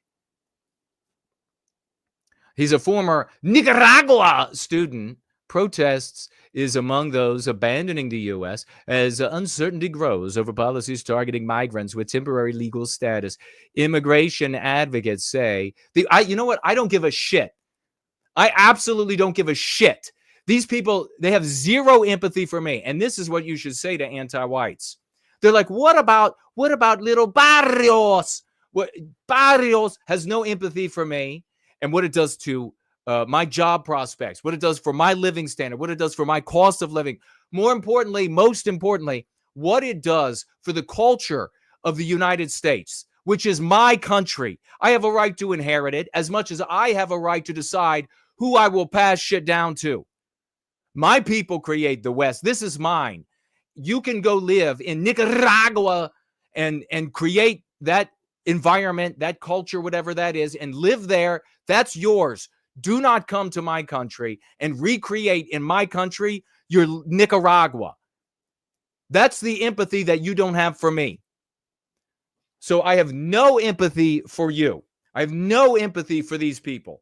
Go back, starve if that's what ends up happening, live a wonderful life if that's what ends up happening, get along with your own people. Ain't nobody going self-deporting. The Cuck conservatives framing the argument so that they have an argument for when things aren't being carried out, when it's not happening. You better believe they're going to be there with their videos, and they're like, here are 8 gang members that are being cuffed and stuffed, and here are 3 more, and all that's going to be in your face endlessly. If you are not, as they don't, going to talk about the fact that America is a white country, and if it isn't white, it isn't America. If they're not talking about that, then you're not going to be able to get rid of the masses, the millions that have to go.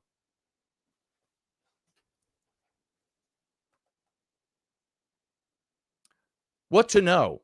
Trump has pledged to end programs like humanitarian parole and temporary protected status. So what you're seeing, just like Trump even put up his own graph that demonstrates that illegal immigration under Trump continued just absolutely faucet wide open, unhindered whatsoever. Just like every other administration, and more importantly, ticking upward at the exact same trends, with really 2 exceptions. The first was all of the talk that Trump was going to be, and it was believable to non-white people because of all of the Democrat media that was saying this is the next Hitler, and he's gonna take their house back. He's going to take the White House, the White House of America back, not the White House of the president. And so the number dropped a little bit. They thought, wow, they're actually going to fight for themselves. They're not going to be white guilted and just turn over their women and their employment and their neighborhoods and et cetera to us. They're just not going to give it all up. So the number dipped a little bit, but they kept coming. And then they realized, oh, nothing's happening. So they went ahead and returned to the normal uptick until COVID. But what happened right before? Well, Trump decided to get hard on immigration. It took a minor tick downward when he decided, and then COVID, and it plummeted, and now they take credit for it. The only way they're going to stop illegal immigration is to mine the border, put plenty of signs up. You could put videos up and everything. We got the tech now to broadcast. You walk across the border and your legs are going to get blown off. That's what's going to happen. That's the only way to stop it. During his first term, logical hurdles and limited resources cap deportations. However, self-deportation offers a way for the administration. So in other words, they're saying, yeah, when Trump was in before, he didn't do shit. It was all about, the whole entire campaign was all about make America white again. And that's what we mean when we say make it great again. Make it white.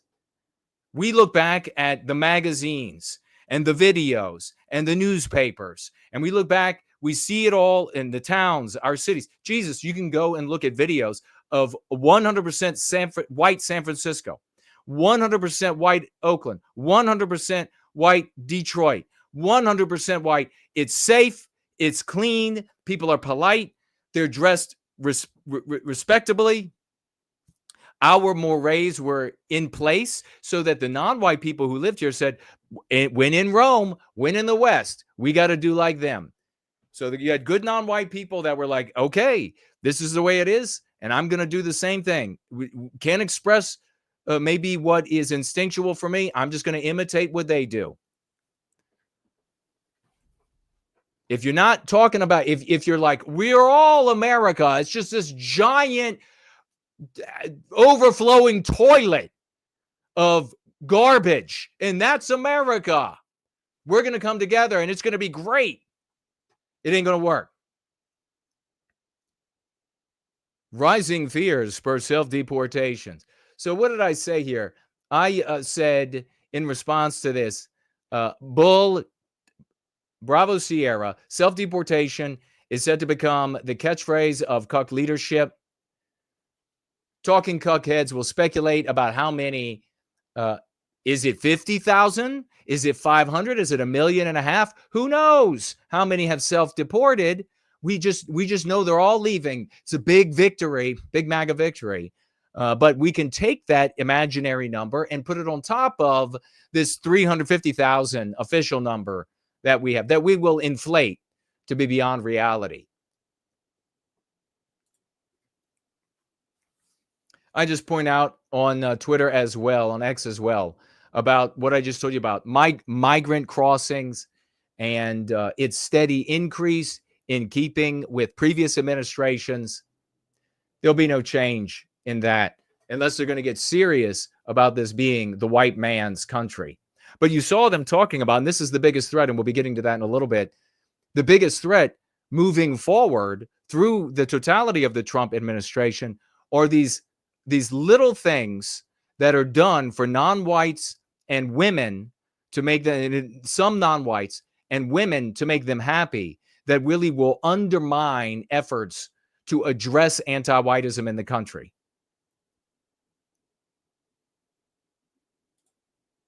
Good to see everybody who got to show up, even though we had the technical difficulties getting started. And a big thank you to everybody who decided to say something. We have Kristi Noem, who is coming in, and she's going to be in charge of all the. She's the actual person who. Tom Homan is just the border czar, a fake position. So he's going to be making recommendations. I don't know if anything has changed there, but DHS, Department of Homeland Security, is Kristi, I'll blow your dog away, Noem, and another little girl in charge with wild hair extensions. I mean, what did this bitch do? Did she cut the tails off of horses and sew it into her head? She's going to be there, and she's going to be fixing everything for us. And what did she talk about during her questioning by Congress? Where are all the migrant children? You haven't done right by the migrant children.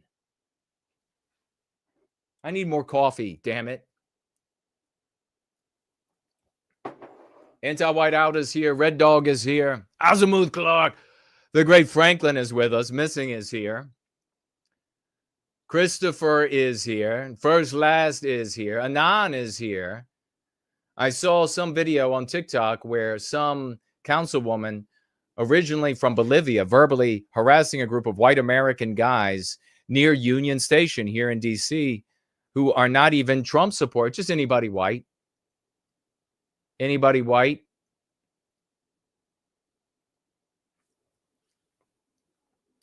So here is what the female that Trump, another female that will be failing us. Females should not be in charge of anything but babies. Incoming Homeland Security Chief Kristi Noem and her confirmation, used her confirmation hearing to wreck the Democrats.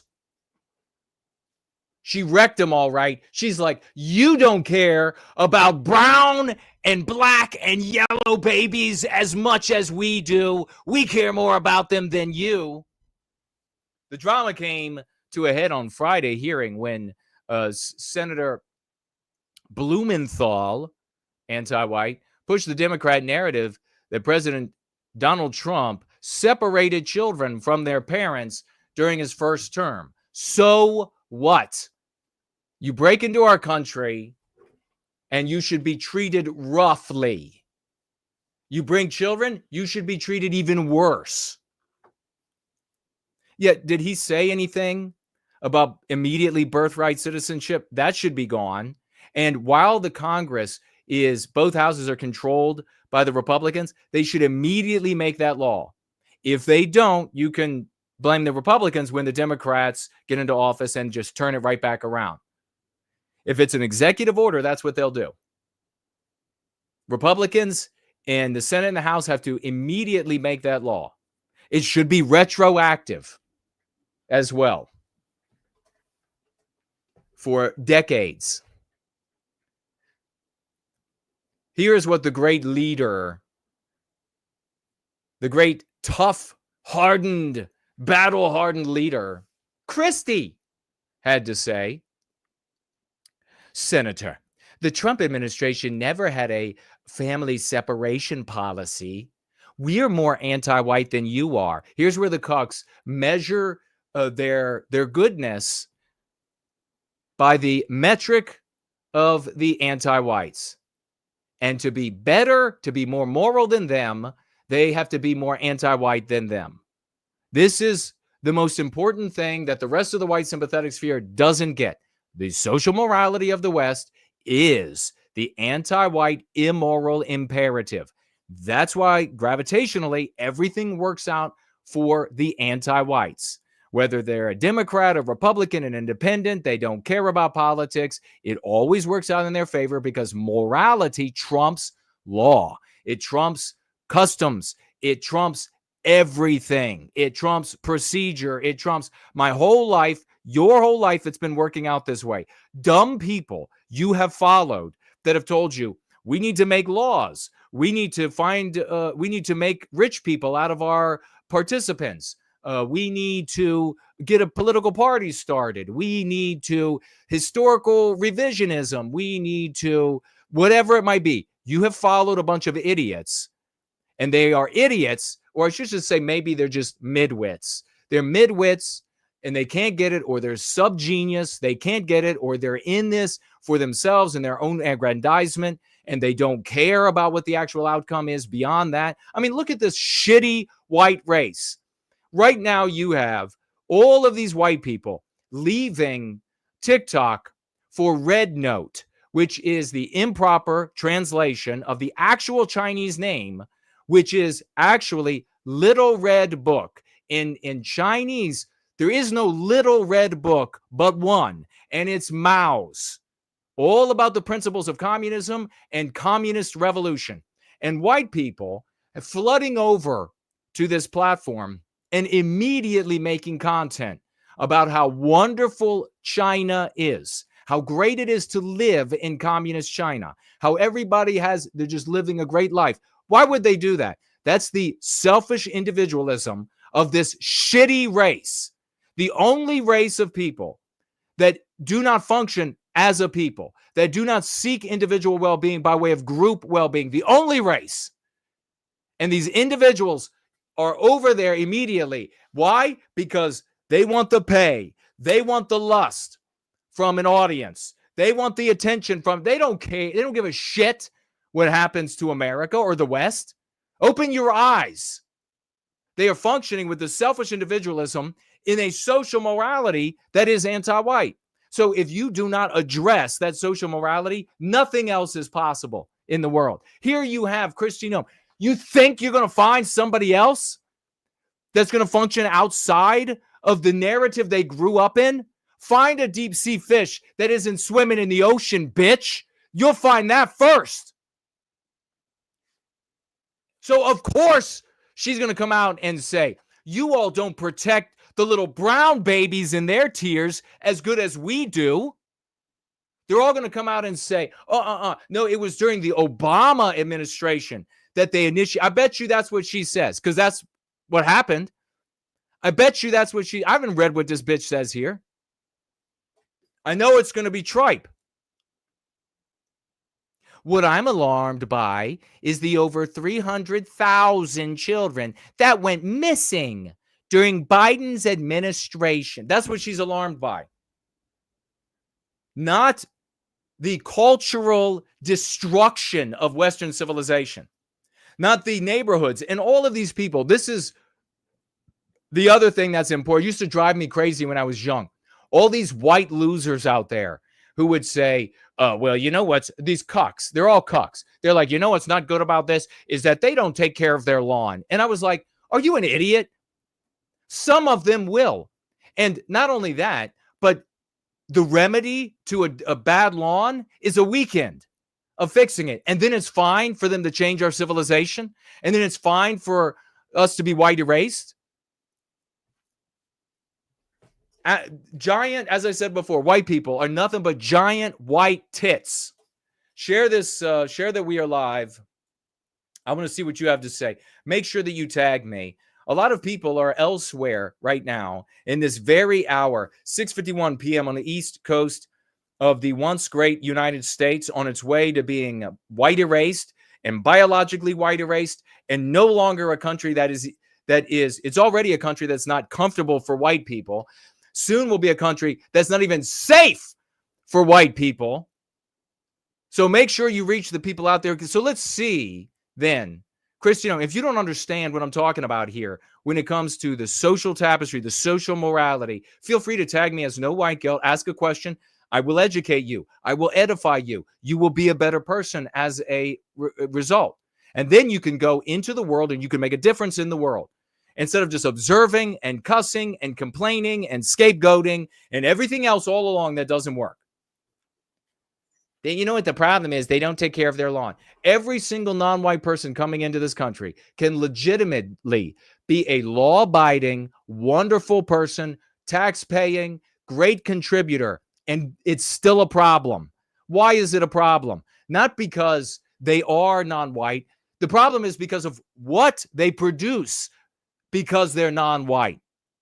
They produce a culture that is in keeping with their instincts, which is different from ours. It doesn't have to be worse. It doesn't have to be, it is not measurable by a cosmic measuring stick because there isn't one.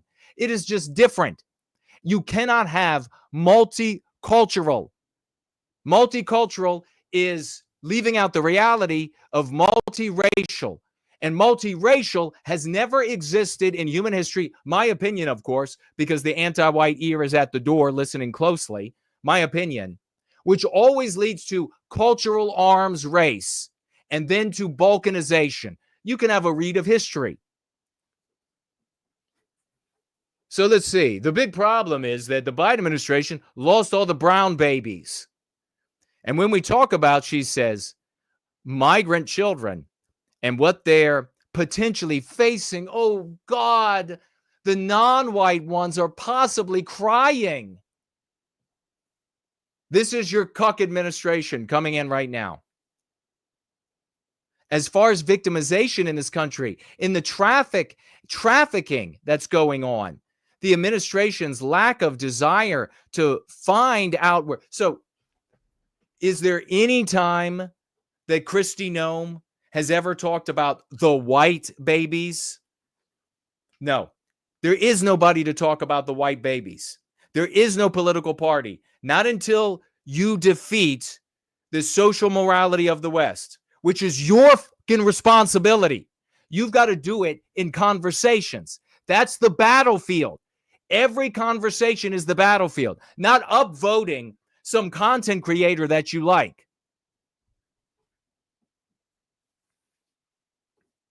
The administration's lack of desire to find out those migrant children and what they may be going through is alarming to me. White children suffering? Not alarming to this pig. Senator, keeping families together is critically important to me in this country. No. I'm concerned about Laken Riley's family, that they no longer have her after her murder by a migrant. She didn't say that. That's what they added here to remind you who that is. I'm concerned about the fact that we have foreign people in this country that don't know where their children are. Oh, Kristi is right. She's on the ball. Non-white people, her concern is that not DHS, Department of Homeland Security.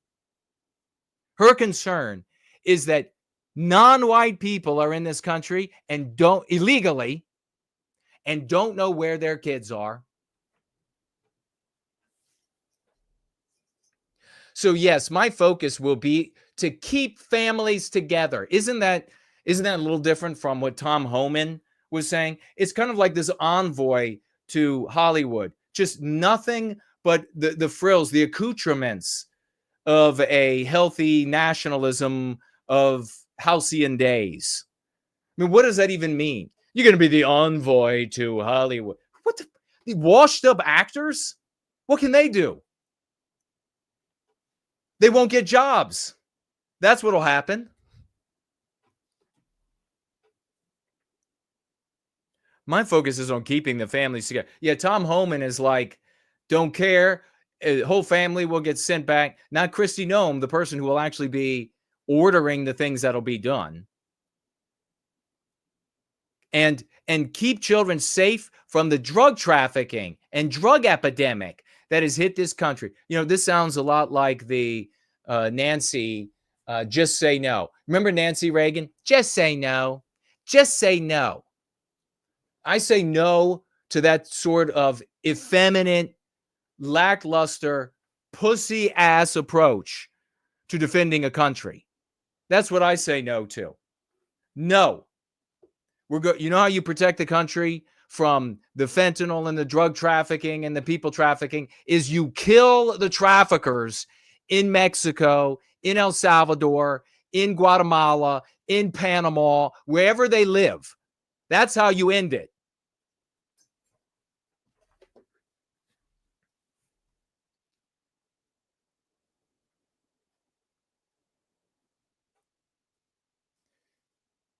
If I have an opportunity to be secretary on day one, Kristi says, on day one, CBP will be shut down. Is that the app? Oh boy. You're going to get rid of the app that makes it a little easier for them to get into the country. But the data will be preserved. There's data and information in there that will preserve so that we can ensure we know who's already here that we need to go find. Yeah, I'm sure they're going to walk around with the cell phone you gave them. Noem also suggested Trump's administration will shut down the parole program created by President Joe Biden's border chief, Alejandro Mayorkas, the shittiest midweight boxer that ever existed. Oh, that's what he should have been doing, because that's all somebody with a name like that should be doing in the United States. Novi Hora is here. Good to see you. Linda Hunter is here. Max and Rob. Janice is here. Jay Bishop is here. Welcome to you all. Let folks know that we are live and rocking, and we have the cure. We have the remedy, and we are being censored.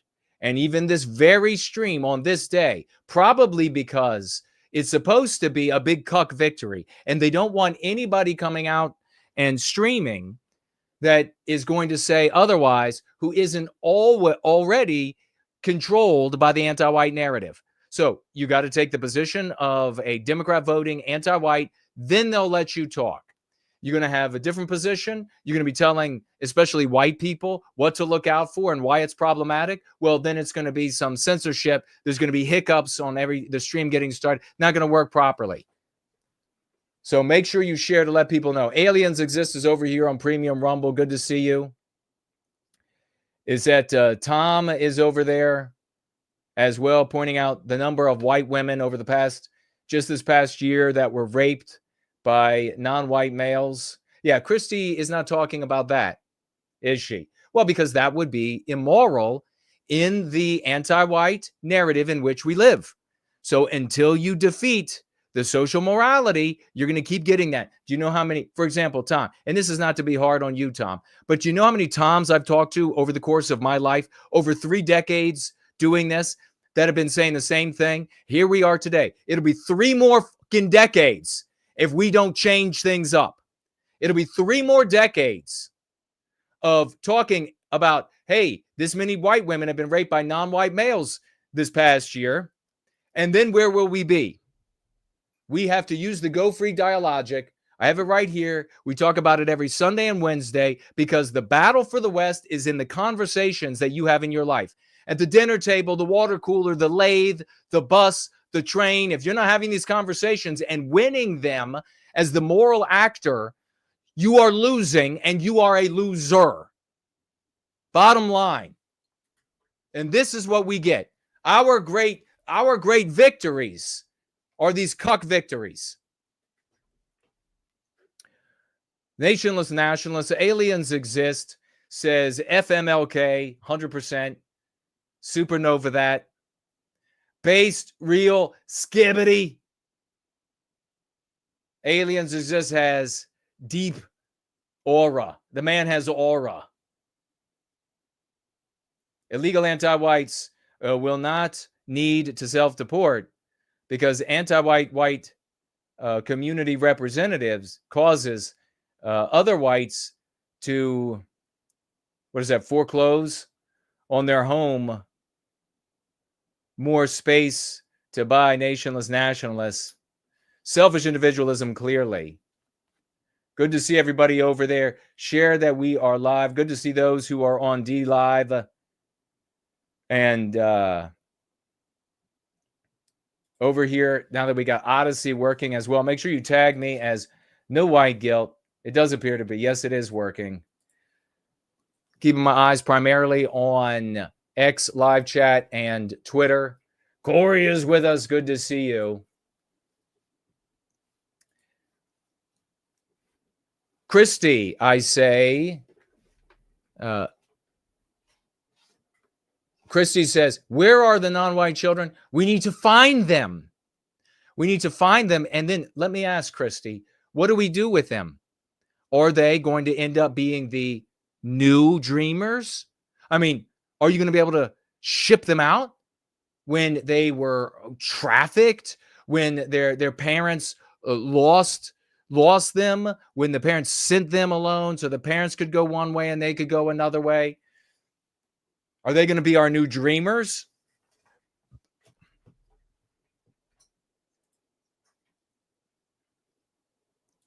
I wouldn't doubt that at all. Venezuelan gang Tren de Aragua gives the green light to its gang members to shoot U.S. law enforcement, according to Homeland Security. We're also going to be talking about Donald Trump's inauguration moved indoors, not because it's cold, not because Donald Trump, in my opinion, not because Donald Trump is concerned about the audience size,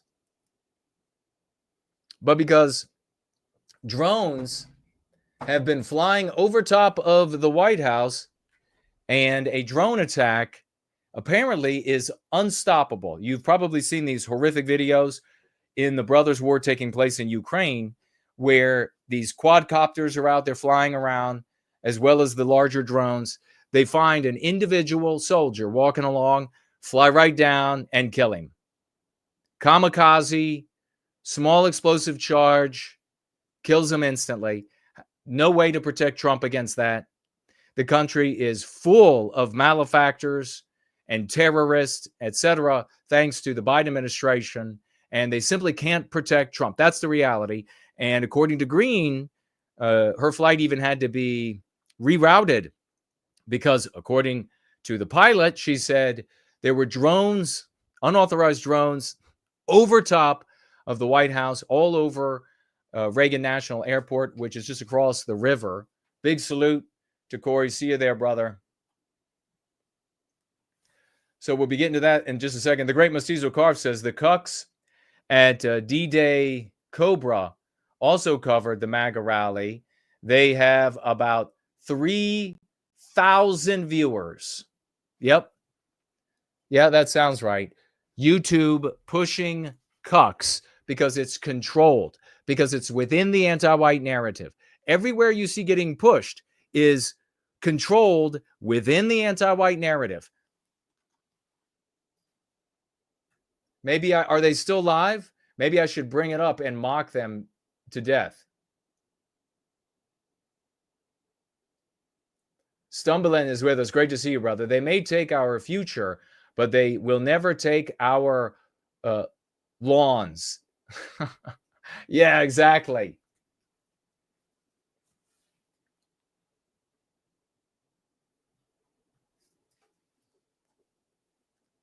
All right, let's put this up on the screen so you can see. So let me ask you, is it going to be all out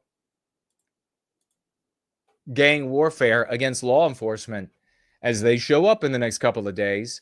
And there's being a lot of hinting that tomorrow at noon there are going to be raids across the country in major cities, and in particular they're talking a lot about Chicago, raids in Chicago, and kind of makes sense. It's like, go to Chicago. Black people are suffering in Chicago as a consequence of all of the Hispanics that have come across and kind of taken over there. Do you remember all the threats a couple of years ago by the Bloods and the Crips and what is the other big black gang in Chicago? They were all going to go to war. They didn't go to war because the gangland violence in the United States preys upon people who can't fight back. But Tren de Aragua, MS-13, and they fight back. And they would kill every black. And they know it.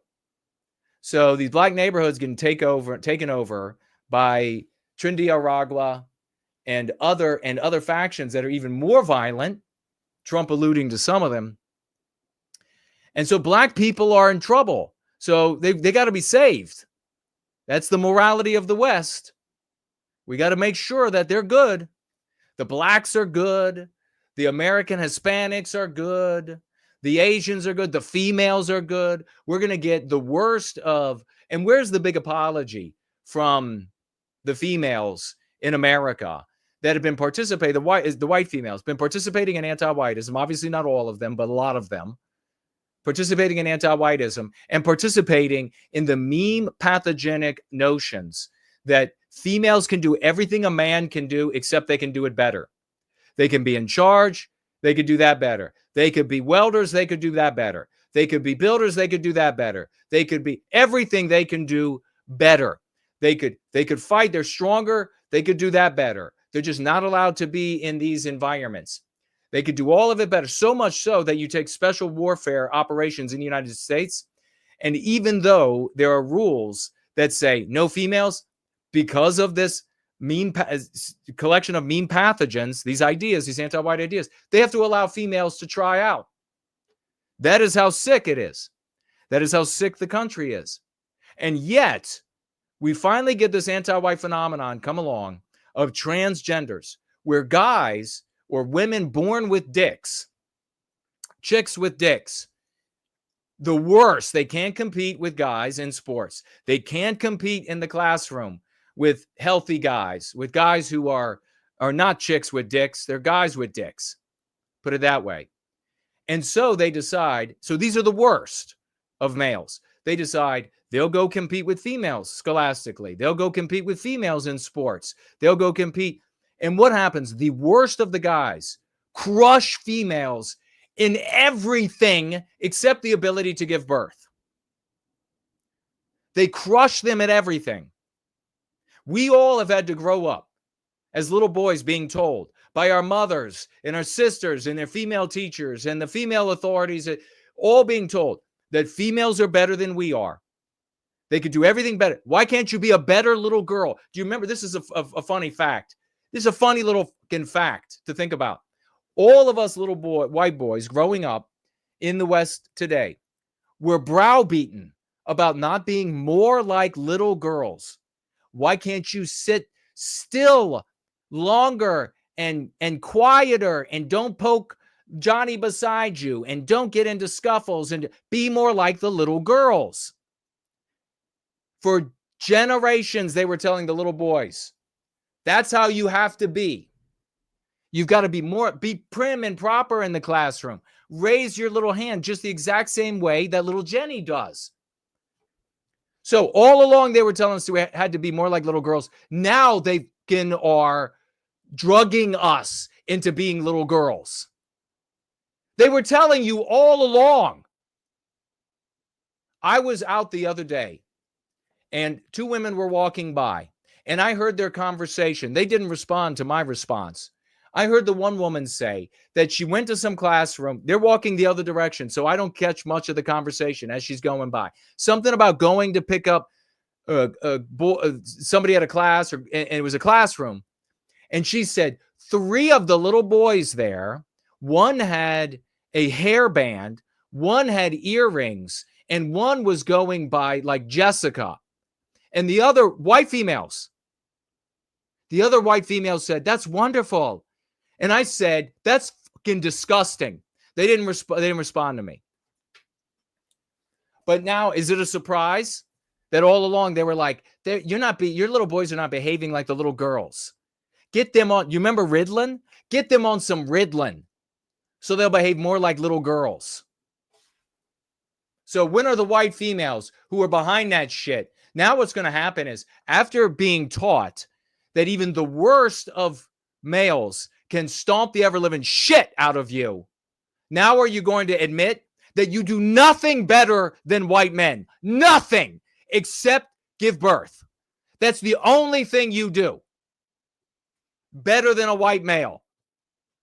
I had to go through it, so now you're going to catch the shit back from me. Well, you can see the cucks now. They're going to remedy that. They're going to say, "Oh, no, we've got to protect the white females." Here's the thing I've got to say about the white females. The only way the white race, Western civilization, is going to be saved is if white females decide they are going to reclaim their safety as a race. If they decide they're going to reclaim their safety as a gender, it's over. Do you understand that? If white females decide they're going to reclaim their safety, they're going to reclaim their status as a gender, it's over. So this is absolute anti-whiteism, to carve out more safe space for white females so they can continue to be foot soldiers of the anti-whiteism that we are suffering under. How many of these goddamn videos? 2 years ago, we watched a video of a white woman in Loudoun County here in Northern Virginia, bawling her eyes out. She used to be able to be a teacher, but now she's having to quit being a teacher because she's being berated for being a white woman. How many years did that little traitorous cupcake endure the slanders and the mockery and the derision and the life-ending, browbeating, character-destroying anti-whiteism inflicted on little white boys? She was part of it. But now she was catching some of the flack too. So now it's tears, the crocodile tears, and all the Cuck guys are standing up. And they're like, "We've got to come to her defense. They can't be allowed to attack white women, by God, while the white women are stabbing you in the back and cutting your throat." Well, here you have it. Trump is going to go in. He's going to carve out, the Republicans are going to carve out a space for him so they can go back to cutting your throat.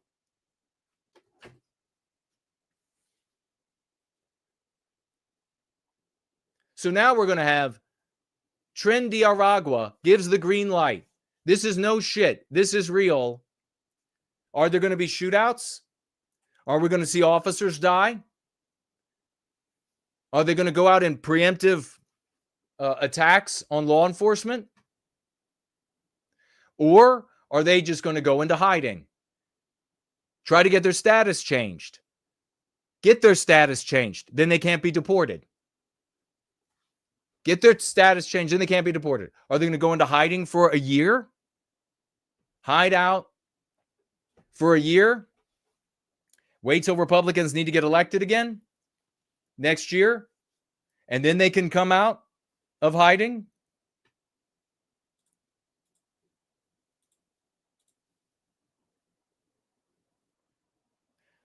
Venezuela gang Tren de Aragua gives green light to members to shoot U.S. law enforcement. Homeland Security memo warns.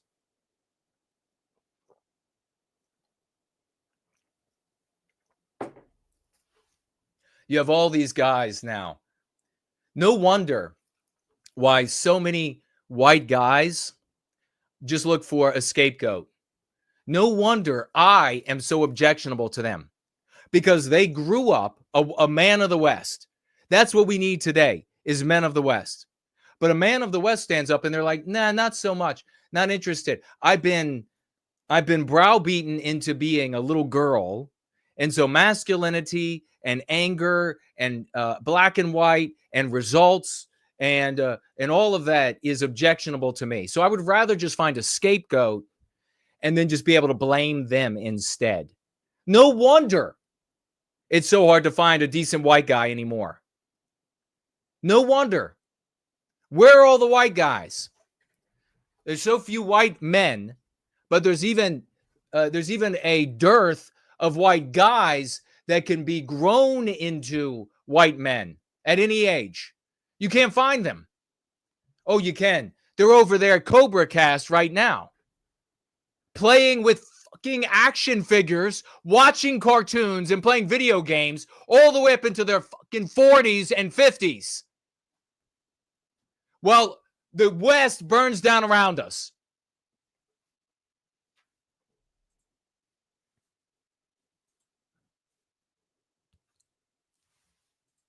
Put on drugs. They got nothing left. Their balls grabs no testosterone. You look at the graphs of the testosterone in the males, and they have, I don't know if you saw that a couple of months ago, came out the where they studied and they were seeing that males in their 20s have the same testosterone as white males in their 70s 50 years ago.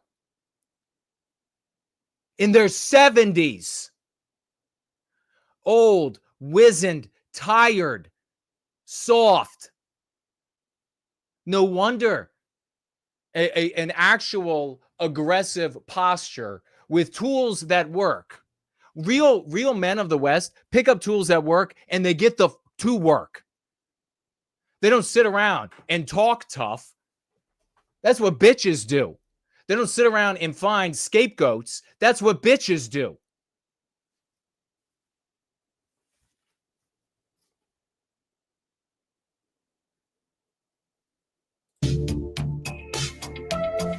Unrelated. Members of the violent Venezuela gang Tren de Aragua have been given the green light to attack and open fire on cops.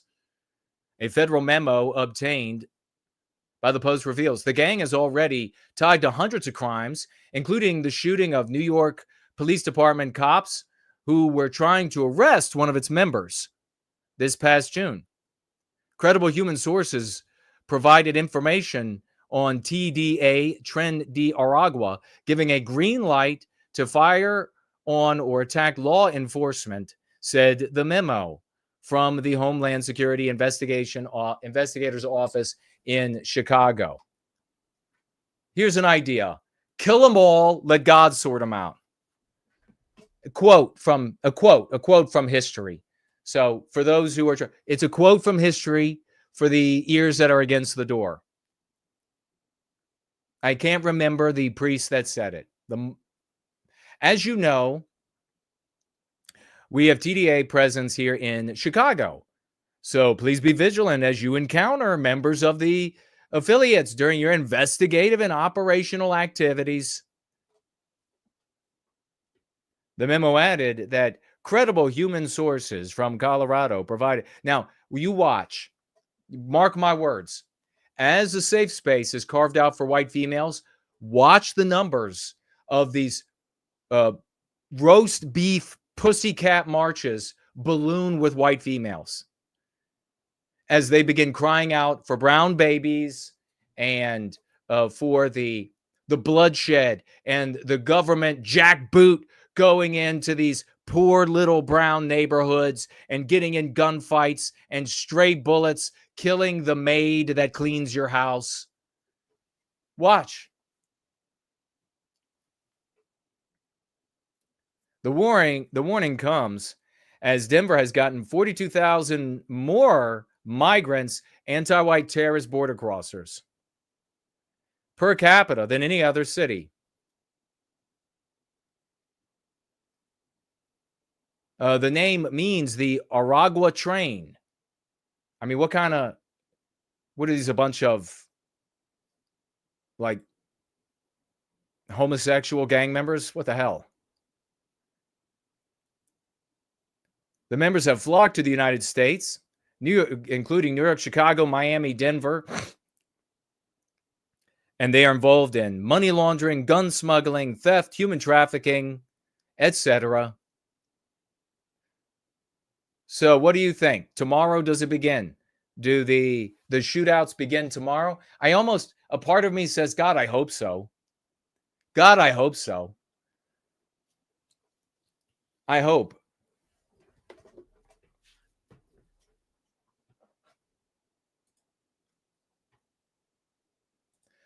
Let's keep this rolling along here.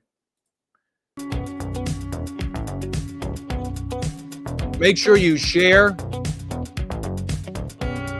as we are live here.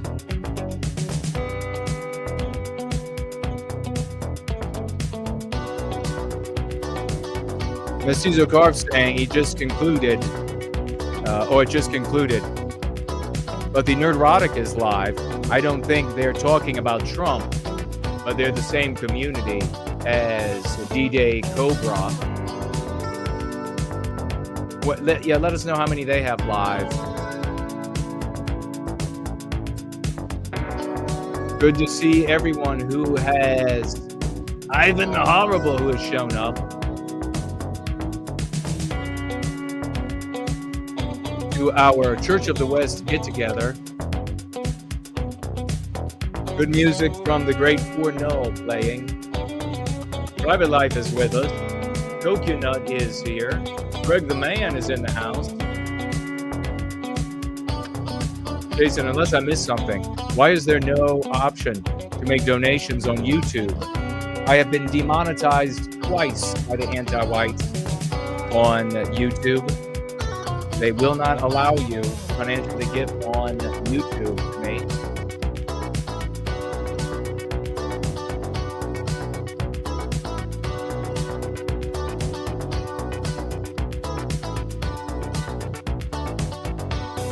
Nerdrotic, 2,000 plus live viewers. It's like all of the guys with limp little dicks because of all the drugs they took when they were young, that their mothers fed them. You know, their mothers, all them snack packs they ate, full of all the poisons, all of the estrogen mimickers that they ate during their formative years. And now they're like, where should I go? Where can I find another nerd like me?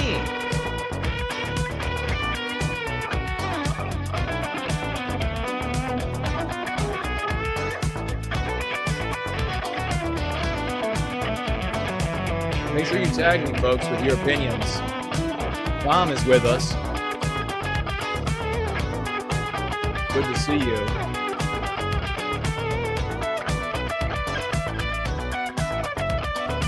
Lane asking, what is the solution to stopping the anti-white, non-white invasion into the West? It's the same answer for wherever it is. Anti-whiteism is an ideology that is a psychological warfare operation. It has defeated the previous social moralities of the West. Therefore, we have to engage it with our own psychological warfare, concepts, dialectics, and there's a lot that goes behind those. It's not just I sat around and I said, let me think of a new word for this or that. And the battlefield is every one of us in our lives, in the conversations that we have. Not hero hoping that somebody's going to come along, not hoping that, and a hero hoping could be somebody's going to come along, or this is he our guy kind of a nonsense. Not a political party. The white race needs a moral matrix to act.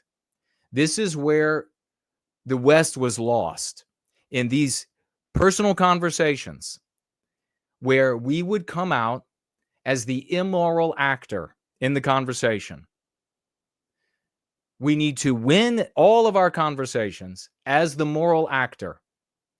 And we've demonstrated this, that it works, that we can manipulate policy, that we can and remember, all of this, all of these institutions, all of the outcomes we see in society are a consequence of human individuals.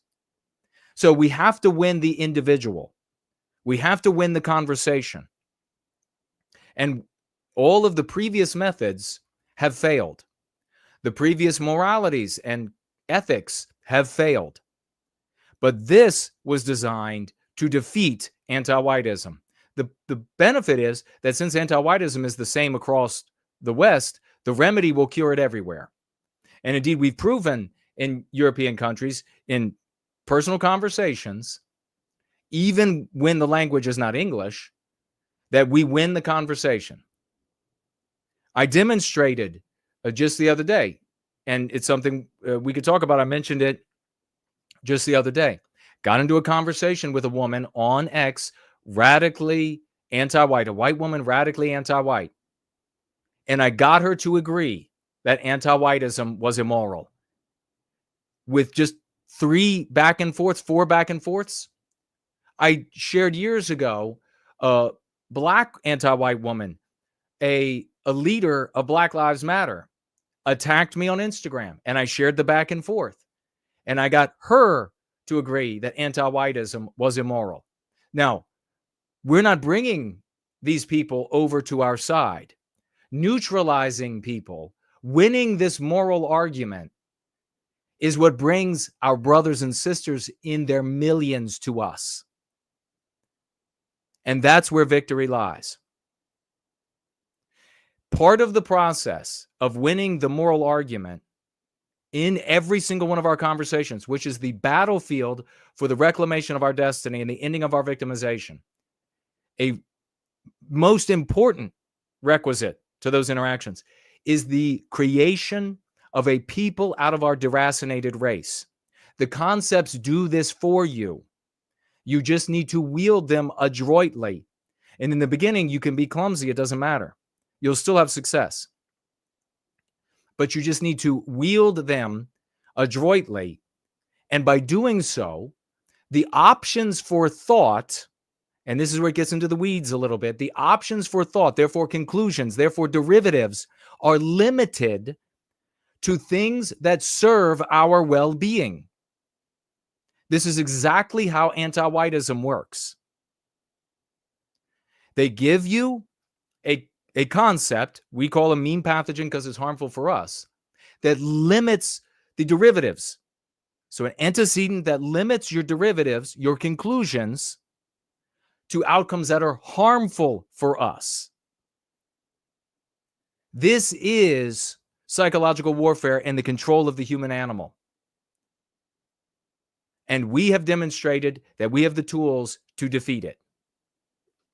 It's the only way. And for those people out there who say, oh, that's going to take too long, first of all, nothing else is working. So the other things are going to take longer because they've already been defeated. And as things get worse in the West, the conditions for their success are less and less. The prerequisites for the success are fleeting and vanishing. So it'll never happen with the previous methods. But not only that, we've demonstrated that we can take these concepts overnight to the top. Overnight, we put anti-white in Donald Trump's mouth by way of his son, Donald Trump Jr. Overnight. Overnight, we can get massive content creators like Big King Dice to use the concepts that liberate us. Jeremy, the quartering, and we could just, we could go on and on and on. On and on and on. So it can happen overnight. More importantly, it has to happen this way because the white race needs a moral matrix to act, to act in any way. And it might be that there will be some instances where the white race will have to act violently to some degree. Might be. It's not going to do it without a moral matrix. So for everyone out there who thinks that it's just got to be, you just got to get white people to just, and that's one of these this wishes where they're just wishing for something that doesn't exist. They just wish that the white race would start acting violently. Not going to happen. The white race doesn't act violently without a moral matrix. Anyhow. So the wish listing is a waste of time. So if we could get members of political parties, content creators across the West, I mean, we just had a guy, another great example, using the concepts, arrested in the UK. They look at the concepts and then they say, right, off you go. We're not going to charge you. Off you go. Because they can't see the reclamation of our destiny when we don't wear the villain role uniform and language from their narrative. Because it is moral. So this works. It spreads rapidly. We just got to continue to fight through the noise, fight through the illness of so many of these white guys who are really boys for the rest of their lives. They can never become men.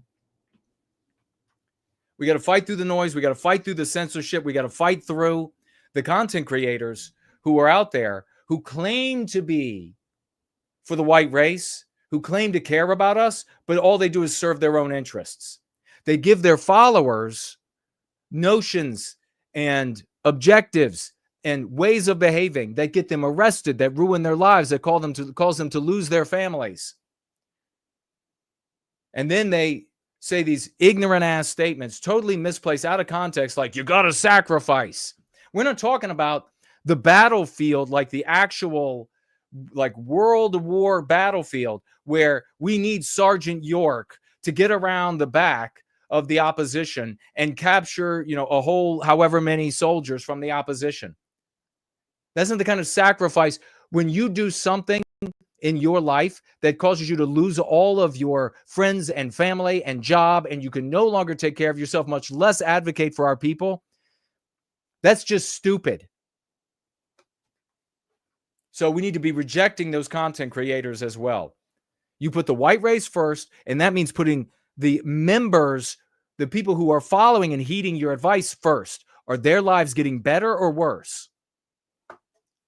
Thank you for the question, by the way. It needs to be said. Good to see people showing up on Entropy, Land of the Fake, saying something about Odyssey. Received a message from Odyssey saying making a big change. Odyssey's dropping Stripe as the payment processor. While Stripe helped facilitate fiat-based payments, their new demands include intrusive user data collection. Starting February 3rd, Stripe features like tipping, membership. Okay, so you won't be able to financially gift in dollars on Stripe anymore. Looks like. Am I reading that right, Land of the Fake? Tag me over here. Oh, do it on Entropy. It'll be easier for me to see.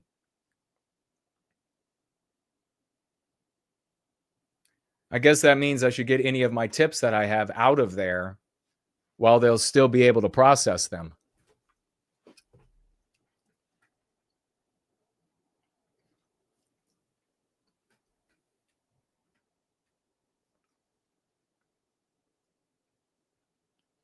Tag me as No White Guilt if you want me to hear what you have to say. Carlisle is here.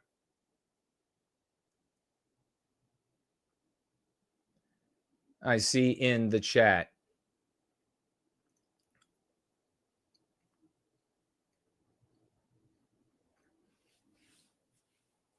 Stumbling says anti-white has become mainstream. White erasure is getting close to that now too. Those are great points. We are the reason that the words anti-white, anti-whiteism, white erasure, hush crime, these concepts are liberating concepts. And it's been the doing of this community over the past 7 years that has done this. It has been the hard work, the thankless work.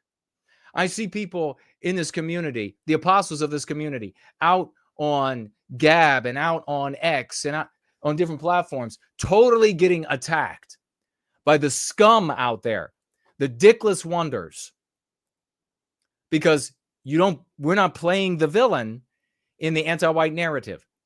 And so then they conclude that you're not doing it right. If you're not doing it their cultish way, they're going to slander you, they're going to attack you, and still against all of that headwind, we succeeded.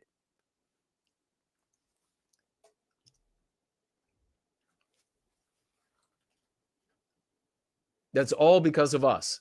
When is the gratitude going to come?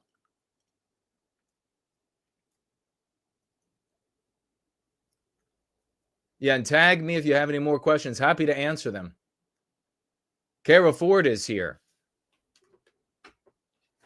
Because when victory looks like not Nelly, who is the other rapper? So you got Snoop Dogg, who in 2017, Snoop Dogg, like, why as an adult white male should I have to refer? What's his real name? Jeremy? What's his real name? Snoop Dogg. I got to refer to this clown. Why does I'm so tired of the West my entire life. I don't get it back. It's been black. It's been black ghetto culture. My whole fucking life is what's cool. And it's all a result. It's all caused by, you might want to say, oh, it's the it is the anti-whites. But it's all the white people out there that continue to use the loser strategies and the loser tactics. But you got this guy, calls himself Snoop. 2017, he makes a video. What's the name? The song will come back. It doesn't matter. The song. Remake of some Lavender or something. And in it, he assassinates Donald Trump in the rap. Ronald Klump is the character, but it's Donald Trump. Here he is now performing at the presidential gala celebration, inaugural celebration.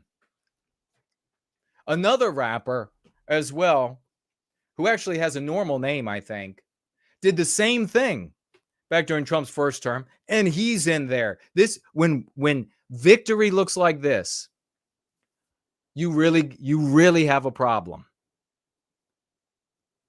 When people are out of their minds with glee over this, you have a serious problem.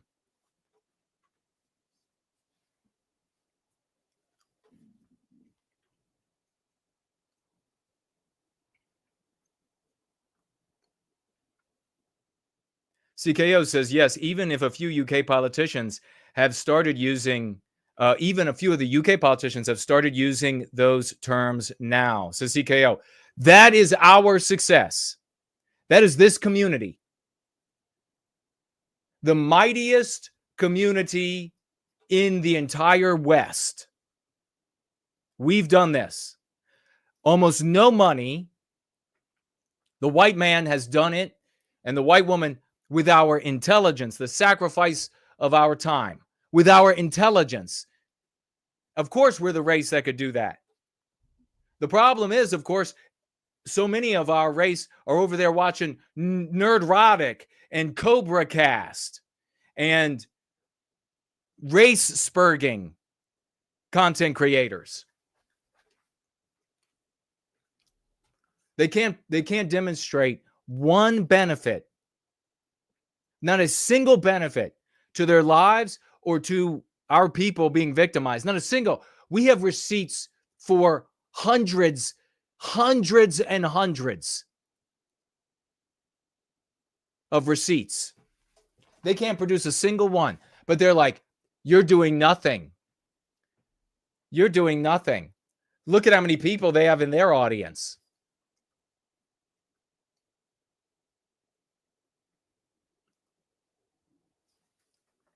Okay, so Snoop Dogg, his real name is Calvin. Yeah, they took Calvin, who is this dirty, filthy thug who rapped about murdering police officers and everything else under the sun, heavy drug user, and now he's totally normalized for white women. He's put in all these commercials. He's just hanging out with the Corona on the beach. He's just some guy that goes like this. Yeah, my neighbor. Yeah, my neighbor. That's all he is. They did the same thing with the black guy that called himself a plastic thing in a refrigerator or freezer.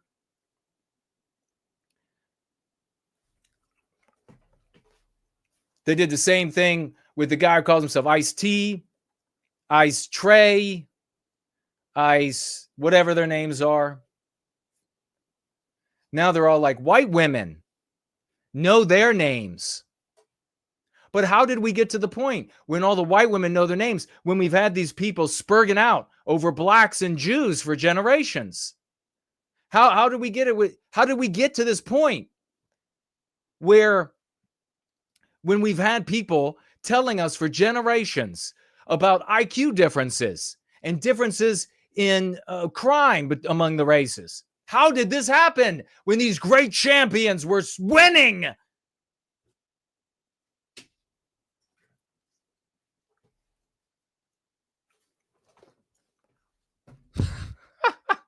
Ice Tray.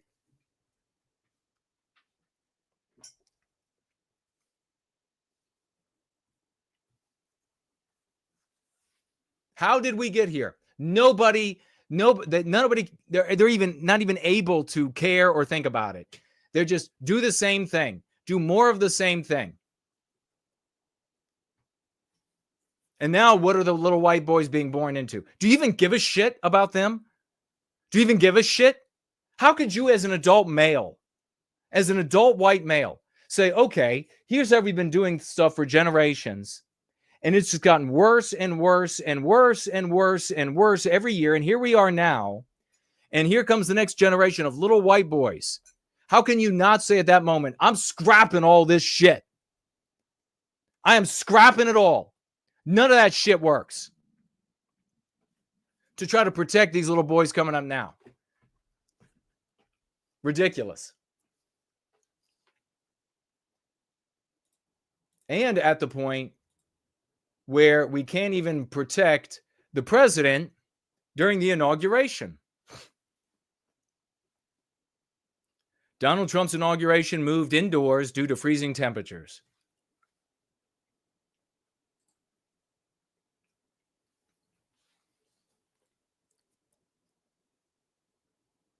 Bravo, Sierra. Freezing temperatures, my ass, my white ass. President-elect Donald Trump said his inauguration will be moved into the Capitol Rotunda due to forecasted freezing temperatures. Shouldn't the ice tray be right at home with all of his cubes?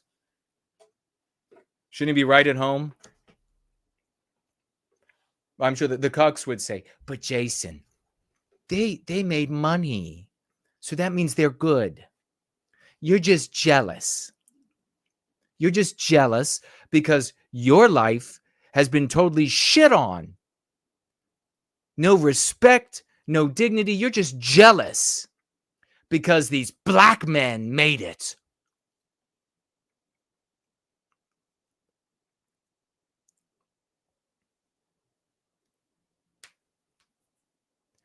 Mr. Zukarf is saying the Cobra losers are going to be streamed. Maybe I'll bring them up tomorrow while I'm live and ridicule the ever-living shit out of them.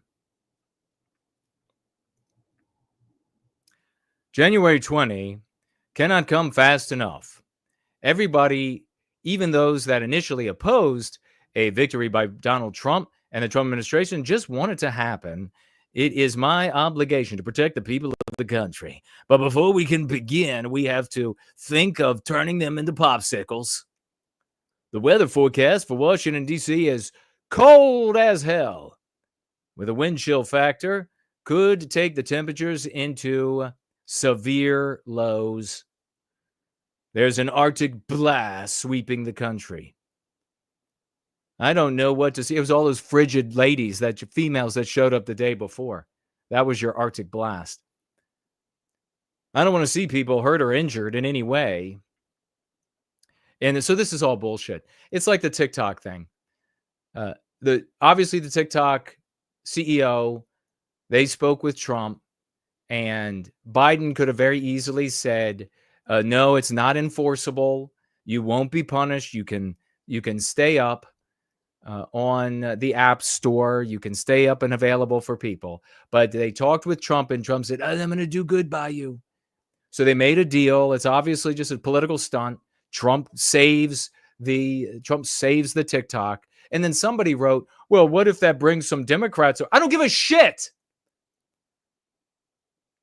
Democrats are not going to come over to become Republican voters and this is Republicanism today. This is the great right wing. Anti-white is all hell. What I care about is anti-whiteism. And that's not helping at all. TikTok is absolute poison for our population. It is disgusting. It is ruining America at an expedited pace. And of course it would. It belongs to the communist Chinese.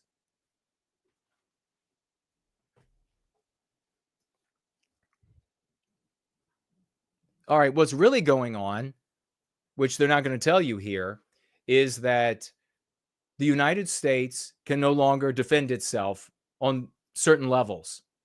And one of those levels is against drones, quadcopters. And it's very easy to fly a suicide drone down at a population, maybe at one Donald Trump himself, that, as you can probably have seen from those awful videos of the Brothers' War going on right now, you can't shoot them out of the air. They're too fast. They zip around too much. They get you. They would get their mark. And you might say, well, Jason, they have like the jamming technology.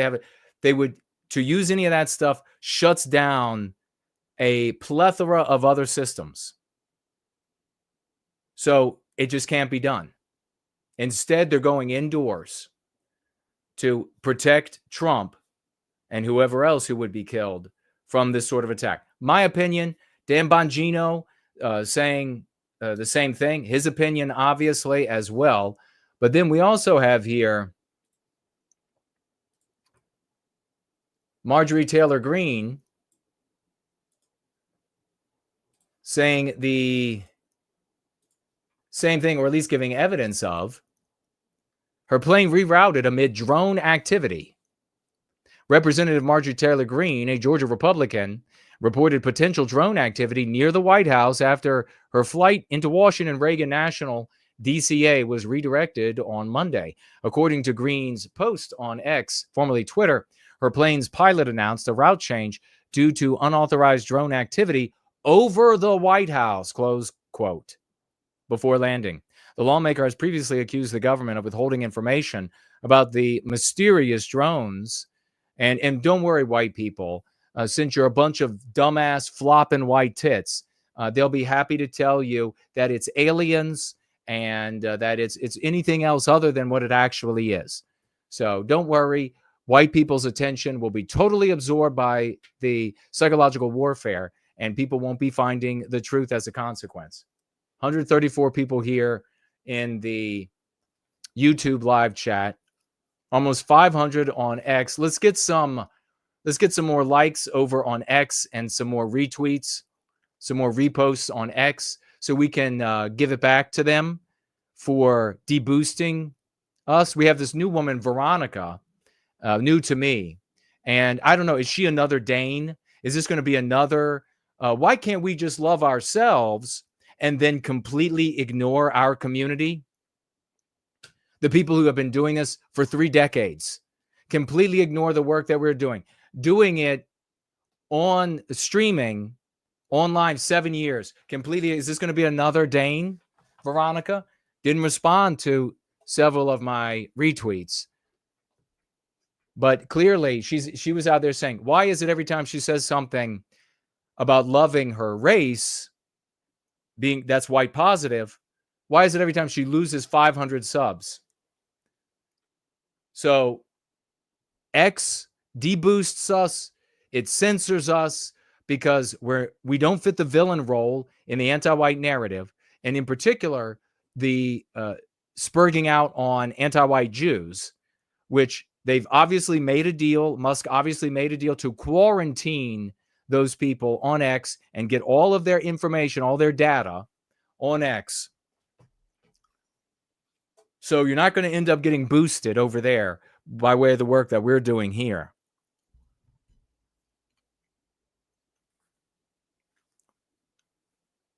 The lawmaker had previously accused the government of withholding information.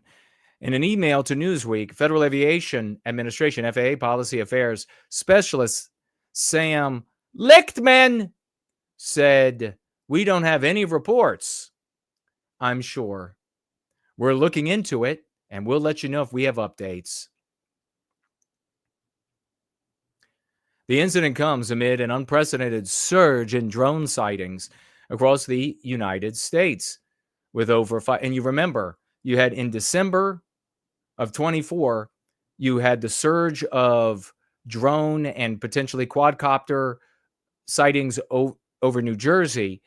But before that, in December 23, far more in Virginia. And absolute coordination, drones releasing their own quadcopters over military bases in Virginia, as reported. So check it out.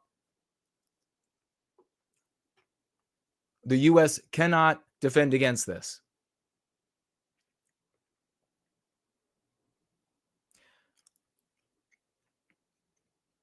The timing is particularly significant as federal agencies, including the FBI and Department of Homeland Security, now Kristi gonna be in charge. If you got a bad dog, that bitch is gonna be able to solve things. Anything else, forget about it. Anything else, forget about it. So I get pissed off. I know what happened to me. I know what happened to all of you. I know what happened to all of the white people coming up while we've been alive. I can't and you can't do anything about before we were alive. But here we are as adults, and we have tools that work and that are demonstrable with receipts. And I got to watch this happening. I got to watch the choices of white people, cucks out there galore, celebrating increasing levels of anti-whiteism as their victories. And I got to watch the alternative to cuck conservatism be co-opted as well. Lock, stock, and barrel. And white people just hustling to that.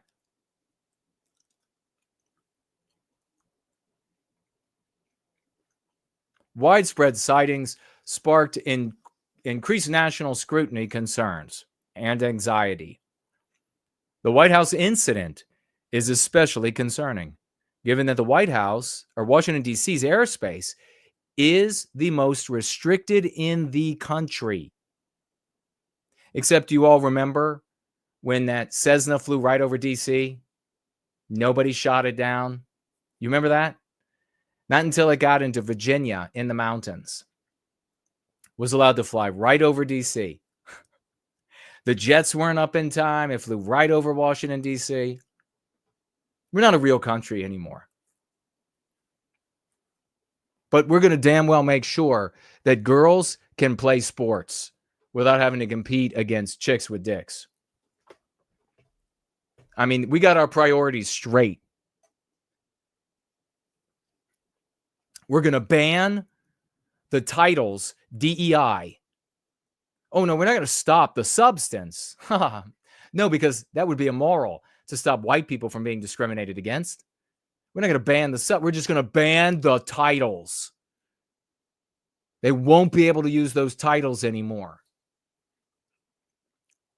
While previous drone sightings in other states have been attributed to commercial, hobbyist, law enforcement, Any unauthorized aerial activity near the White House represents a more serious security threat. And that's where we are. Where are you? What do you think on this? I'm going to take a quick look at any tags that we might have. Let folks know that we're live. I mean, maybe let the clowns over there at Nerderotica. How about the giant audiences that show up to that literal Mickey Mouse channel? How about the thousands that show up there to fight back against the woke at the literal Mickey Mouse Disney adult channel?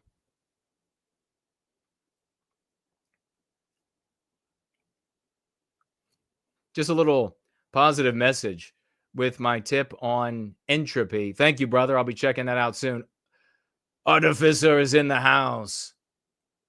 Colder than a witch's tit. Anyone else say that? Yeah, that's a saying here. Kaiser is here. Welcome to you. Remember, tag me if you have any questions. You don't know how this works. Why is this guy with Germanic physiognomy shouting and fired up and angry in the midst of this great rapping victory? Why, we just had just here in DC, we just had the Hispanic presidential gala. Yes, that should be banned. You want to have a Hispanic gala? Have that shit in Guatemala. This is America, bitch. Oh, but now the Republican Party. This is what I said all those years ago. Remember Newt Gingrich? Contract for America? Big tent Republicanism. If you bring in groups of people as voting blocks, you have to serve their voting block interest. That's what's happening. Exactly as I said.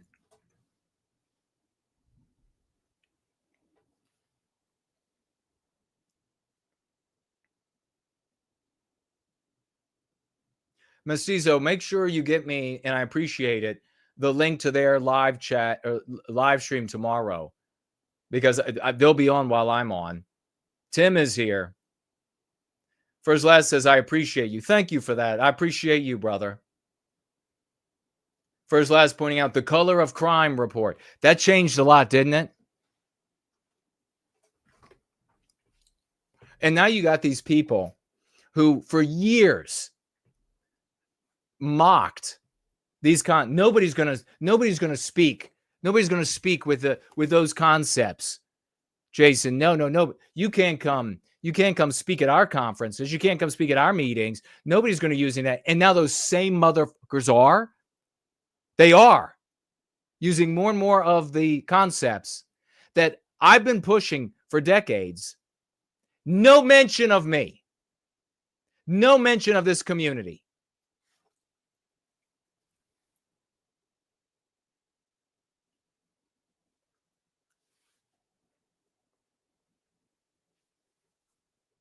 Matt Murray says, we are pound for pound the most powerful community by far. There isn't a comparison, not even a remote comparison. You're so right. Salute to you. Not even a remote comparison.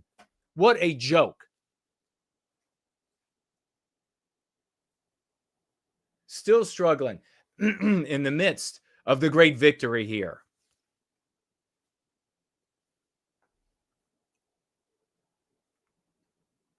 Anti-White Out is with us. Good to see you, brother. This is a community.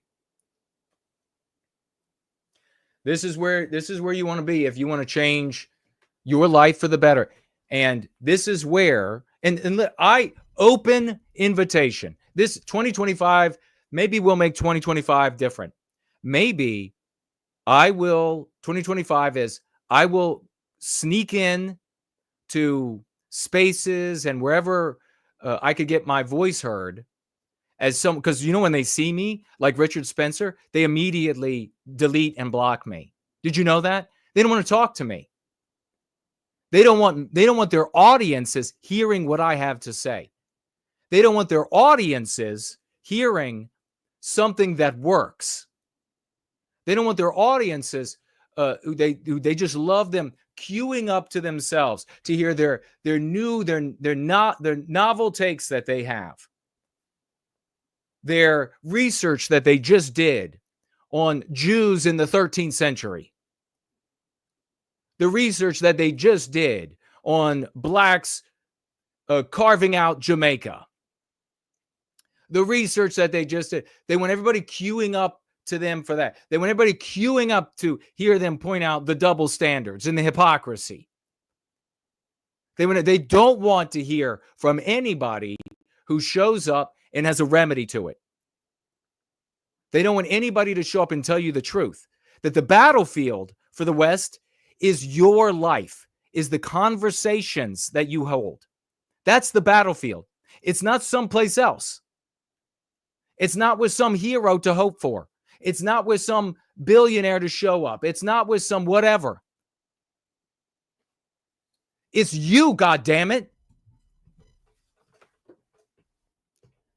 Talk about not being able to take personal responsibility.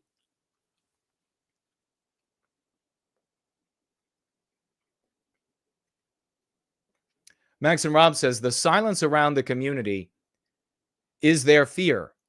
They have no defense. Yeah, they have no defense. Exactly. We are going to take a short break. I'm going to be right back. The people who are not quality white men and women, they'll leave at that point. We're going to come back. We're going to celebrate some of the receipts of our success. We got more important news to cover, not the least of which is the Go Free lesson of the day. So make sure you don't miss it. I'll be right back. Hey, and welcome to Noah Guild Australia. You've likely noticed that many government and not-for-profit organisations that advocate for the interests of different racial groups in Australia. But there is one group of people that are left without an organisation to represent their well-being and interests. Why would this be the case? Well, often we are told that certain historical injustices disqualify white people from ever advocating for their own. Others claim that any defense of white people is motivated by hatred and a desire to do harm to other races. No White Guild Australia rejects these notions. White wellbeing is about love for our people, not the hatred of other races. It is about rejecting white guilt and anti-white narratives that paint our people as uniquely evil and indefensible, and working towards an Australia free of anti-whiteism. So how do we achieve this? No White Guild Australia employs a method and specific lexicon created by Jason Kuna, outlined in his book Go Free. It teaches us how to effectively identify and combat the various forms of anti-whiteism. We invite all good people to learn this method and take part in this crucial work, which will ultimately benefit all peoples of Australia. Together, we can get this country back on track.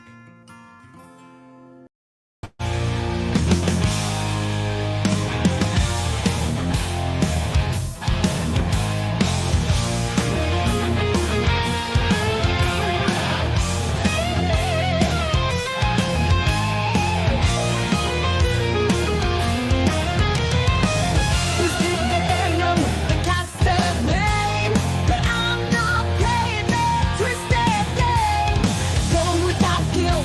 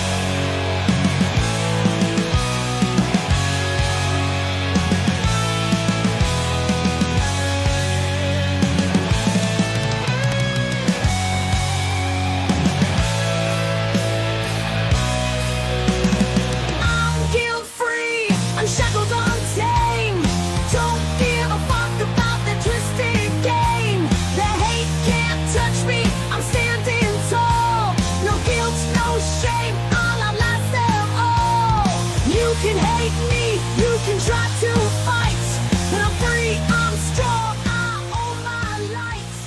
No. Drowning in the argument, the anti-white says, what exactly is anti-white? You have got to be animated with the righteous passion of reclaiming our destiny. We are the heroes of this era.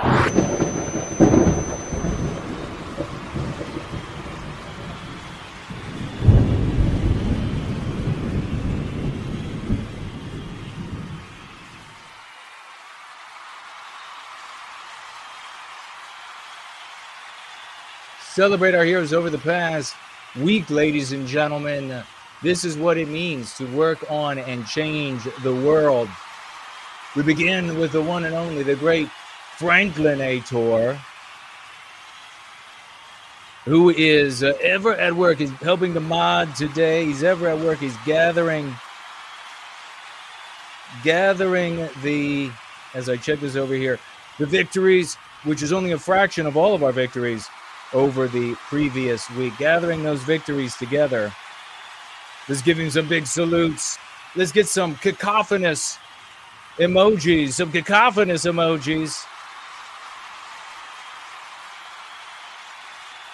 for the great Franklinator. Also, the great swashbuckling that Franklin engages in when he does the notes for these great Sunday gatherings. Give it up. Much love for Franklinator. And every single week he shows up at Don Trump Jr.'s show, and he's swashing over there. That just means sharing the concepts, sharing the arguments.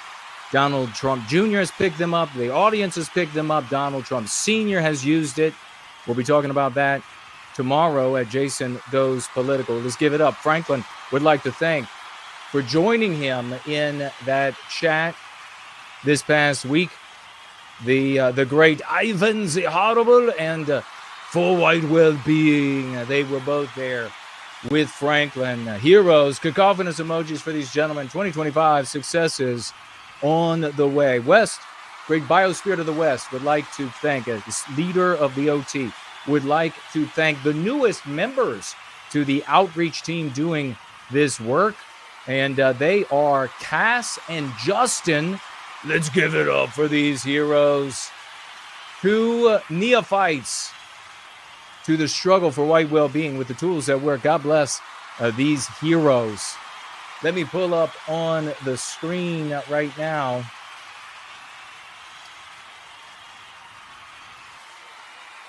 We have one of Westernkind. Give it up, swashing on over on AF Post, getting 12.2 thousand views using the dialectic, using the lexicon of the Go Free Dialogic, getting the eyeballs of 12.2 thousand people, hundreds and hundreds and hundreds of likes and retweets and comments. He writes this: Laken Riley had her life cut short because anti-whites in U.S. government, working with anti-white business oligarchs, view white erasing the United States as a moral imperative.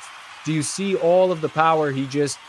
Idiots will look at this, or people who are new and you're trying to figure it out, you're looking, you're like, I don't understand what the differences there are. I see some words I have not seen before. I see some concepts I haven't seen before. The power is in the words. The magic is in the words. The spells are the words in the concepts themselves. He writes, she is a victim of the anti-white agenda. Beautiful, cacophonous emojis for one of Westernkind. What did they write over here? AF Post just said, Senate breaks filibuster on Lake and Riley Act. The bill would mandate the deportation of illegal aliens found guilty of crimes from homicide to shot. So nothing that will help you. Nothing that will help you at all. So one of Westernkind comes in there and changes it. He shows up again over here on, who is this? Big something, Big Umer something. And gets 10 points, so 11,000 different people got to see what one of Westernkind swashed over here and wrote this. Anti-white, non-white intruder claims that Irish is everything and anything, and therefore the Irish people do not exist because white erasure is his intention, and anti-white identity shopper and usurper, a liar in short. Beautifully written. The concepts that our people and good non-white people can adopt and use in their conversations, in their life, which is the battlefield for the reclamation of our destiny, and win finally in those encounters. Give it up for one of Westernkind for doing that. All of this is showing up everywhere because of us, because of our labors. Here you have the great Cool Papa J Magic fighting through deep censorship and deep and regular censorship on YouTube and elsewhere. Here he is under Andrew Tate. He writes, "Nothing will change in Europe, America, Canada, Australia, etc. until white people are cured of white guilt and willing to speak up in defense of our people explicitly. No more abstractionist rhetoric about economic viability or lack of housing. We have to make anti-whiteism immoral." My God. Cacophonous emojis for this. Quadruple 07s for this swashbuckling champion. What did Tate write and get all his... he's got it's a poll here. What do you think would be the most competent leader? Who do you think? Oh, so he's just asking for... So what hero are you hoping for? Yeah, that's valuable, pal. Cool Papa J Magic again, this time on Lotus Eaters. He's at least twice here. Wait, how many of those people did we see? 24.4 thousand individuals that follow and look at Andrew Tate got to see what Cool Papa J Magic wrote there that actually empowers them. Hundreds of likes and retweets. Here he is under the abstractionist coward extraordinaire Lotus Eaters. Have you still not figured out that anti-whiteism is at the heart of all of this? 400 likes, 400 different people of their audience. You want to know how the words are spreading, how the concept of the magic is spreading? It's these guys. 21 replies. God blessing. Raucous emojis, cacophonous emojis. Cool Papa J Magic on Lotus Eaters again. White erasure is the entire point, he says. 323 people gave a like to white erasure being the point. You got 6 replies. Somebody replying says, absolutely correct. Those who say no are part of the problem. Cool Papa, right after that, again, swashing anyone else sick of the conservatives pretending this isn't about anti-whiteism. 300 people of the Lotus Eater audience gave that likes, 11 replies. Show this man some love. Show these swashbuckling champions some real love. Cool back again, this time under the great King Dice video. 414 people that are fans of Mark Dice got to read this and gave a like to it. This is about race, was about race, and will continue to be about race. Conservatives need to stop playing around. Anti-whiteism is the problem. All I can say is thank God for Mark Dice, indeed, and thank God for Cool Papa J Magic. Big salutes to that champion. Here we have Hans de Skipper swashing in under I am yes, you are no. Hans de Skipper empowering the population says X is unraveling the anti-white narrative one hush crime at a time. No, so calling it anti-white narrative, that's the narrative we live in and under. He continues, no wonder anti-whiteism is taking losses. IRL for the first time, 11,000 readers of I am yes, you are no, got to read those powerful white magical words, and hundreds of them gave it a like and retweets and comments. What I am yes, you are no did benefited nothing. 30 years, I've been doing 3 decades, and I've been seeing this sort of take a look at the savages. It doesn't do shit. God bless Honda Skipper. Here's Veronica. We're hoping she's not another Dane. She writes, isn't it wild that a black girl can say black girls are the most beautiful, and rightfully so, if she believes that, and everyone will cheer. An Asian girl can say the same about Asians, and people will agree. But the moment a white woman says it, everyone loses their mind. We can tell you exactly why, Veronica. We can tell you exactly why, and we can give you the concepts that will actually benefit your audience, rather than just getting you a bunch of clicks and followers and attention. So what's it going to be? Do you want clicks and followers and attention, and you don't want to do anything more for our people? You're going to ignore this community and the answers that we have and the remedy that we wield? Hans the Skipper says anti-whiteism is driven by envy. Almost 30,000 of her readers saw this.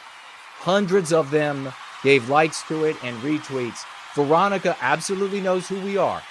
So if she doesn't end up following our swashbucklers, following me, then she's just another Dane who's out to get her female self some attention. Homeless Bear is over here underneath of End Wokeness and got 11.2 thousand people to see what he had to say. Hundreds of likes and retweets. What did he write?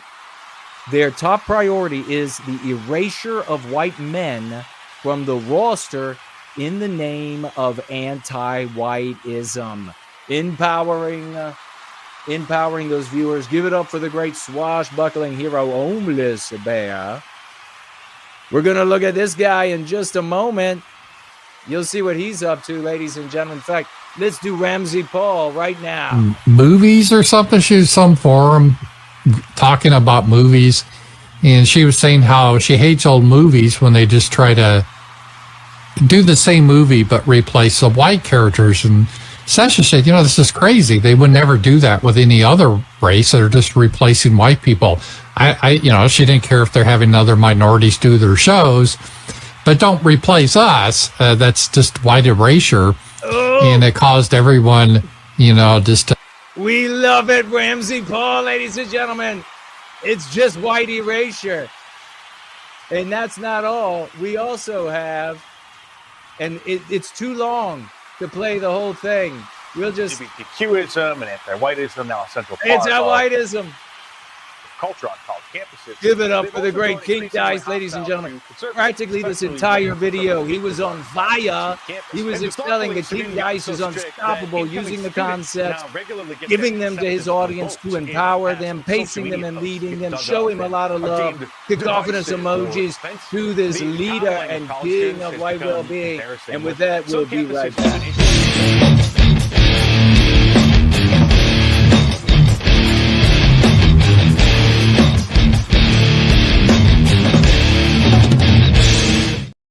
Wow. Here we are in the final stretch, and share that we are live. These are the successes. So you want to know what it looks like. You want to know what victory looks like. You want to know how we can take back our destiny. Let's get to, I'm here for your questions. Make sure you tag me as No White Guilt. Let's get to the financial gifts, and we'll get right back into the items that we're going to cover here today. Give it up in a big way for Anonymous, coming in with a $100 financial gift. Show him the love. Show the man some love. It is a financial gift that is a testimonial to the work that we're doing here. Anonymous, the great Anonymous. Also, keep it going. Radical, Ruggers emoji, Quadrillo 7 love for Gaius, who financially gifted or donated to the Foundation for WhiteWellbeing.com or .org. He has a note that says, hey guys, sorry for not sending this sooner. I support your work. And to drive that point home, Gaius donating $100 as well to the foundation. Let's show the man some on your feet. Both of these heroes on your feet, love. Ruggers emojis. The power grows in service to white well-being.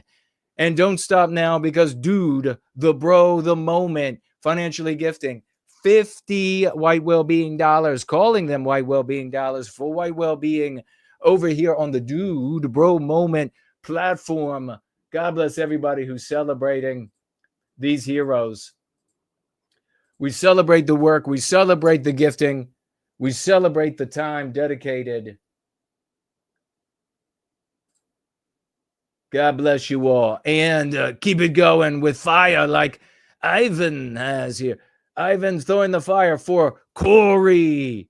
Corey also gifting $50 today. And he writes with those beautiful $50 for the Save the White Babies.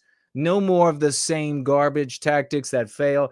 He writes with them, the Church of White Well-Being.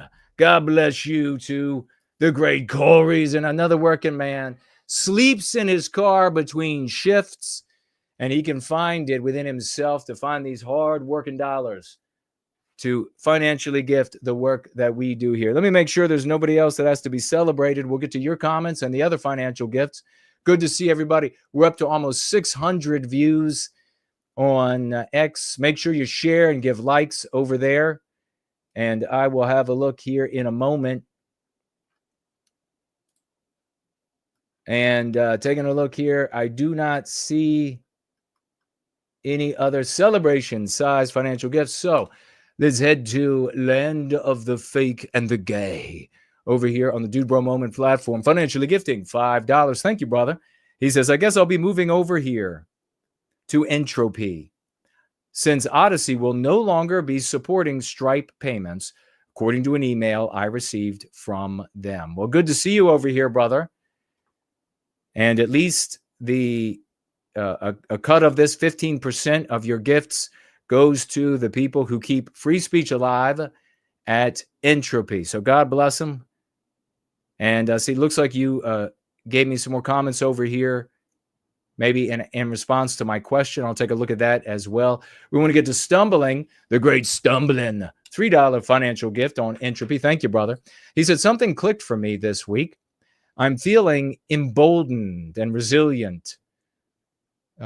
Sure, the anti-white stories still hurt, but I know I have the remedy. Thanks, Jason. Swashers and white positive creators. Big thanks to Stumbling. That's the great kind of Slotzian love there from the Stumbling. God bless you, brother. Big respect back to you, and thank you for all the hard work that you do in service to white well-being. Looks like we are blank on D-Live on anything, but over on Odyssey, we have 5 library tokens from History and Truth. Thank you for those library tokens. Do you cooperate? Is that cooperate?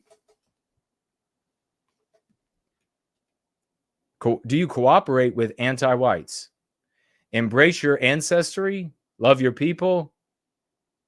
Or do not cooperate exactly with anti-whites. Embrace your ancestry, love your people, love your race. It is good. Very well written. Perfectly said, brother. Thank you so much for that. And scrolling back to see if we have any others. Nope. That is that. And anything on Premium Rumble? Financial gift-wise, I don't think so. So I will be looking for tags now, and we will be moving forward with the information we have. Tag me if you have a question you don't understand, you don't know what's going on. We got 27. Looks like we got 27 loyal people on X that are retweeting the stream. We got some likes as well. Good to see Janitor of White Noir over there. Already made a clip. I'm going to go ahead and post it. Already made 2 clips. Posting those. Good to be here. Mestizo is over there as well. Good to see you, brother. That's on the thread underneath of the live chat.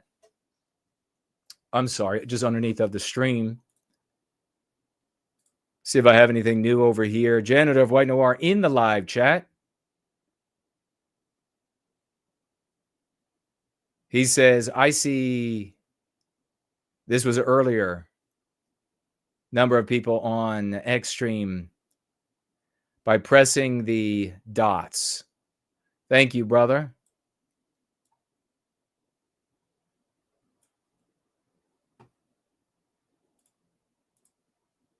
Let me clean this screen up a little bit. Take a look at you all on the live chat. First, last thing, if you had any brains, you would check Cash App. Whoa, keep it going. Get out your fire again. Get out your fire. Get out your quadruple 07s.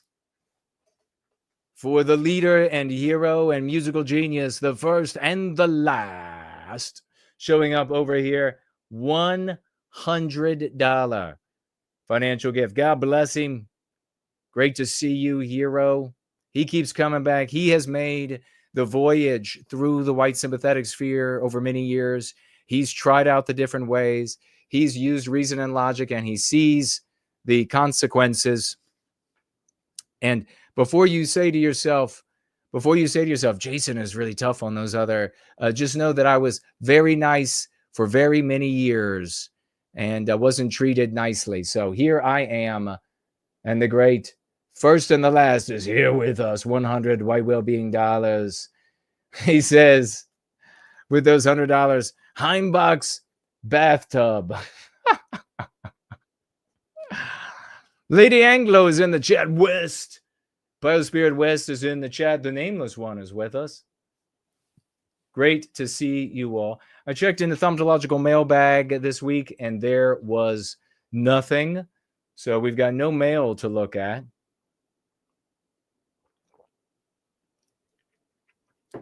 If there's been a change, I don't know. But do remember that Mondays are for the dragons. And you're going to have Discordant Dragons first at 6 p.m. Eastern Standard Time. Yiz the Unifier over on her channel. She'll have a great panel. They'll be talking about a number of topics. I'm sure it's going to be heavy with Donald Trump and the inauguration.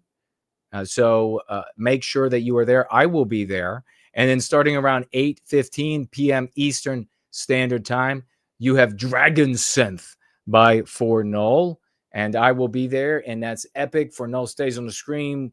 It's really chat driven, and we're having conversations. He's playing fantastic synth wave music and showing beautiful art and bizarre art, all kinds of fascinating things.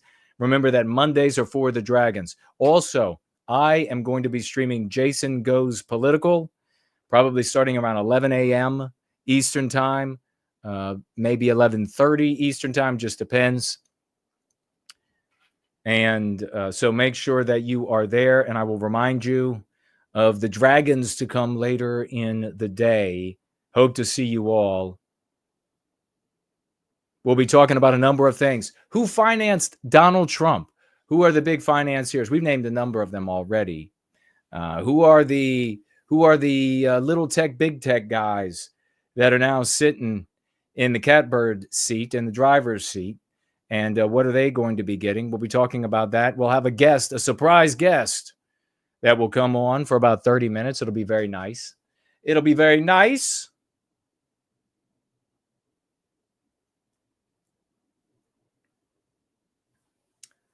Let's see. SN, what were you saying something before? Said they are so angry and bitter about Trump and his supporters. Who's that?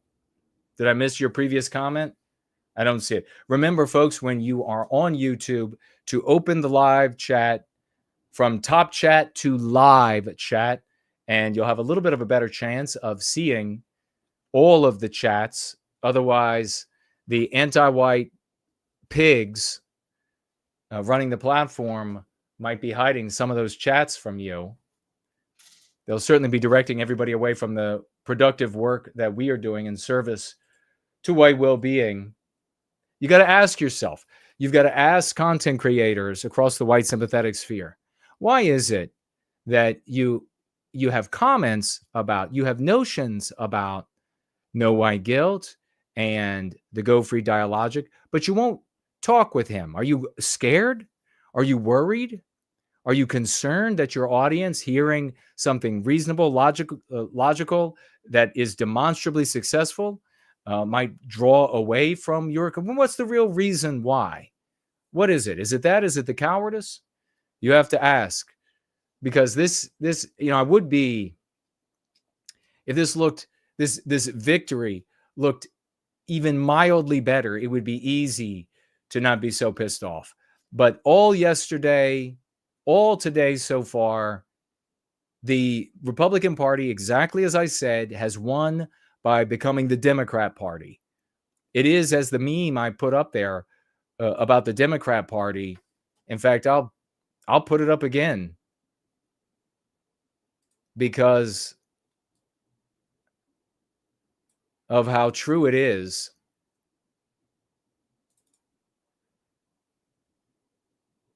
I think this was the one. Democrats play identity politics, platforming, serving, and defending all groups except white males. The Republicans reject identity politics. Just stop talking about race. Platforming, serving, and defending all groups except white males. Both are anti-white. What a choice. By the way, that's called a Hobson's choice, if you're curious. Not a real choice. Henry is with us, says, I'm curious, what do you think of the term white savior as a way of chiding whites who kiss ass and throw their race under the bus to prove that, well, I wouldn't use savior has a positive connotation in people's lived experience. That's what you have to remember. So it would be a snarky way to say it, but not an effective long-term way of effectuating an outcome that benefits us. So somebody throwing our race under the bus is anti-white.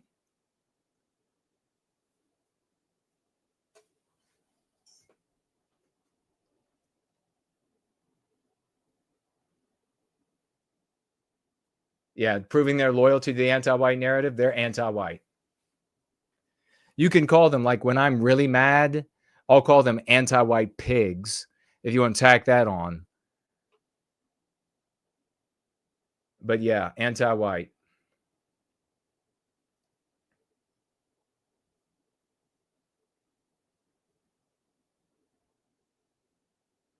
All right, not seeing any other tags over here.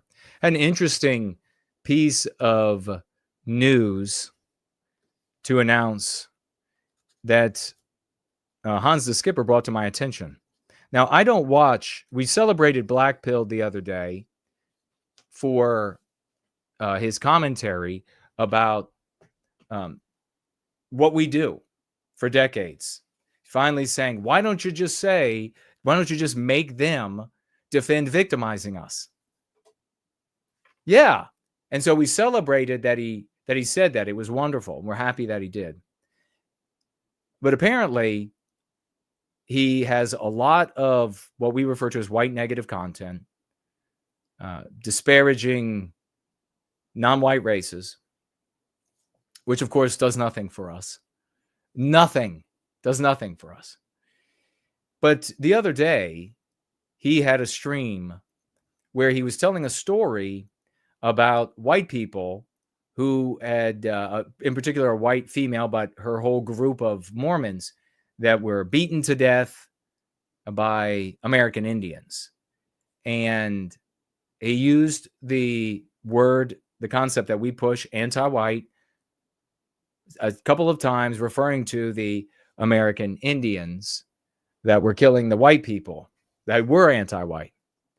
Well, a ton of race-spurging bots attacked his show, the live stream, and the thread afterward, and everything that you can imagine. And primarily, race spurging, but primarily spurging out on anti-white Jews and calling Black Pilled a Jew because what? He was talking about us being victimized instead of bad-mouthing other races.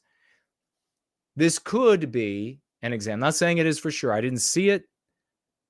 Hans the Skipper got some of the info for me together, and I haven't had a chance to look at it.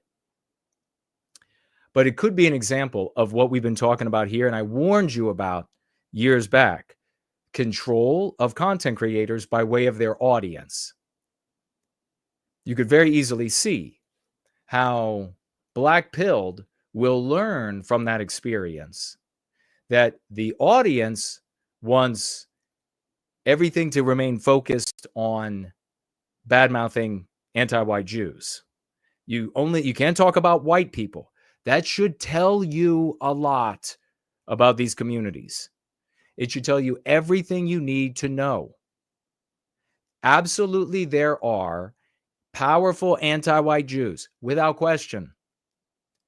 And people have talked about them ad nauseum, and it hasn't benefited us at all. And so when they show up to call you a Jew and a Fed and everything else, when you decide to talk about white people being victimized, that should be it. That should be all the evidence you need.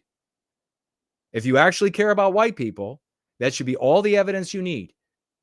That the pro-white, the alternative to cuck-servatives online and their content creation, the alternative, Big Con Inc. and their content creation, the alternative has been co-opted. And it's done by way of the audience.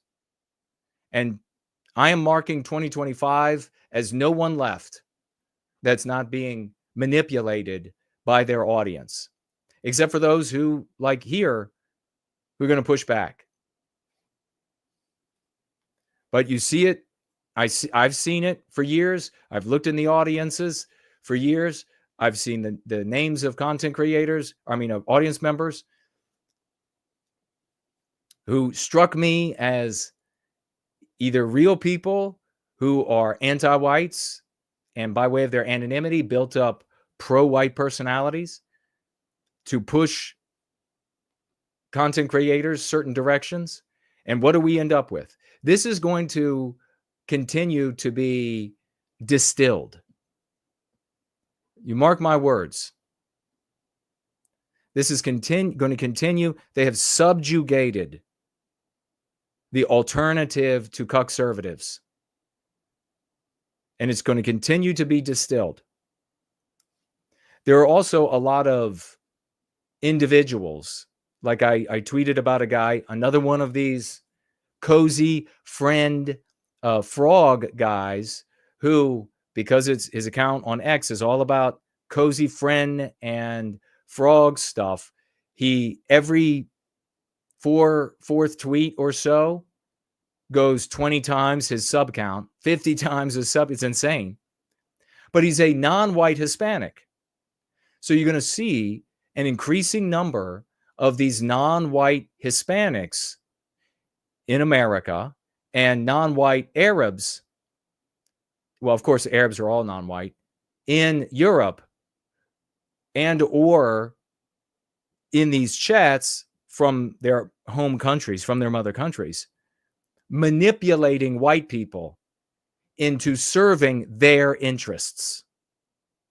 That doesn't mean that there aren't powerful anti-white Jews.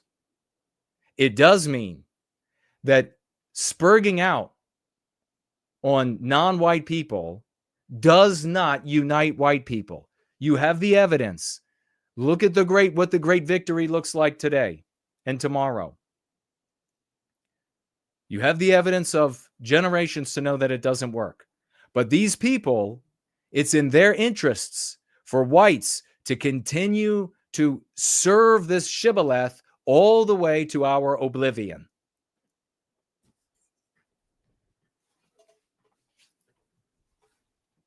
So I wanted to mention that as well. Let's take a look at I didn't get time to open up really what I wanted to say about, let's see, it might be on this document here.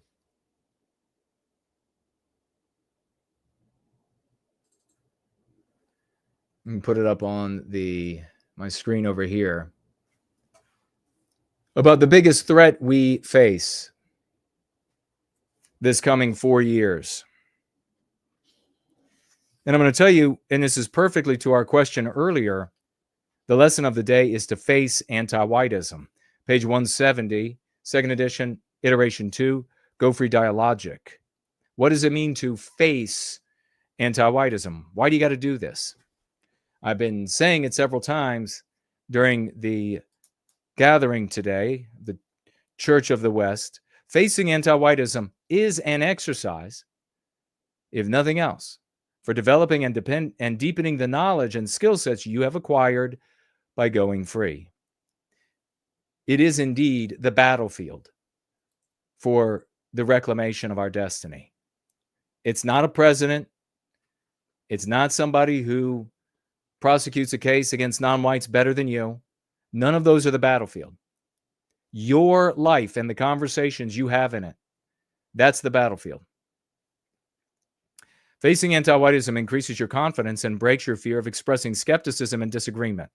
Moreover, by facing anti-whiteism, you learn to withdraw the moral authority you have given the regime.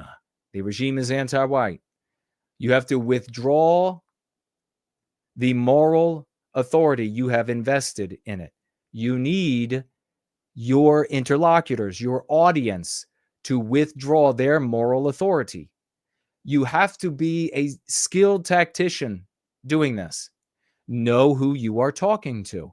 Like that woman I shared you the other day, the anti-white white woman. She showed up and it was white supremacy, this, white supremacy. And Cindy Ben was doing a great job having a back and forth. Saying, please, she said, Cindy Ben actually said it at one moment, knowing the kind of person she was talking to, please don't be anti-white. What do you have to do with a person like this?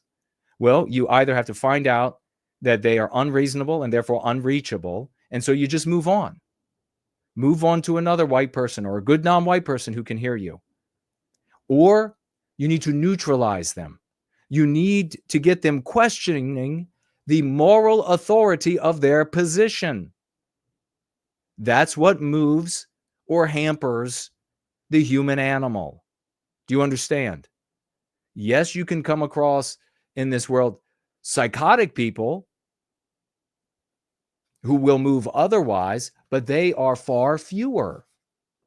So recognizing where this woman was, I wasn't going to be able to bring her over to white well-being. I wasn't going to be able to do a lot of things with her, but something I was able to do was to get her to agree with me, which I did, and I showed you all,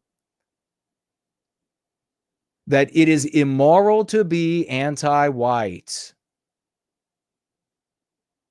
It is immoral to be anti-white. If you are unable to grasp the power of that, then you're too dumb for this at all. Just go back to your hobbies. Go back to waiting until you die. I mean, most of you are born with your mother straddling your grave anyhow. So just get back to minding your own business. These people who show up to the thousands in other audiences to bother themselves with the so-called problems of others are cranks. We need to get into the battlefield of the real and win for white well-being. Morally, assessing the landscape. Who's on the other side? Who are we talking to? Is it somebody that is vague and we can drop a couple of concepts and then maybe talk to them again another day and bring them along a little further? Why is that important? That person's going to go home and sit at their dinner table and have these conversations. And when the daughter or the son says something anti-white, that person will be able to shut it down. Those children maybe will be able to come a step away from anti-whiteism, things that they'll be able to repeat in their lives. Do you see how fast the chain reaction can work?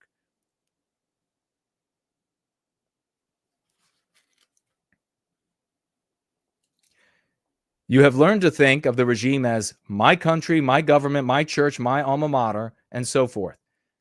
You have given it your obeisance, faith, love, and loyalty. But the regime is harmful to our people and therefore you as an individual. You owe it nothing.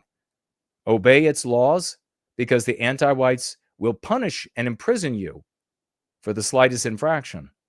But when in your heart you rescind your obedience, faith, love, and loyalty, when you reorient yourself to white well-being. You and our people benefit in innumerable ways. Doesn't this sound better than showing up for a content creator that's just going to tell you a bunch of ugly things about a non-white race, and then you go back to your shitty life? Doesn't it sound better? Doesn't this sound productive?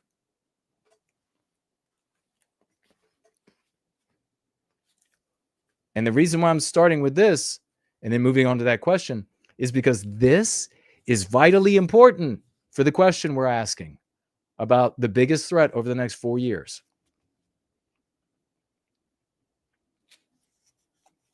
Of course, you can go hang out at CobraCast or Nerdrotica and take nothing of value away, but a waste of minutes of your life that you can never get back. The internet is an excellent place to face anti-whiteism. Your first step is to assume a nickname. Many of you already have a nom de guerre. Even if your opposition to anti-whiteism is already public, a nickname will enable you to more fully express your thoughts and challenge anti-whiteism than is possible using your real identity. This is a muscle memory situation. If you go out there with your real name, you're going to have this internal battle. Should I say? Should I not say? Should I say? That's going to vex you the entire time. It's better to get in there with a nom de guerre and be able to engage and strengthen this skill set and be doing what simultaneously? Winning back the West.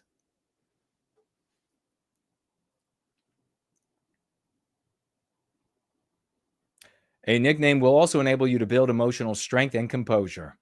Once you have chosen a nickname, commit to challenging all manifestations of anti-white thought, acts, and opinions. All manifestations, including race spurging.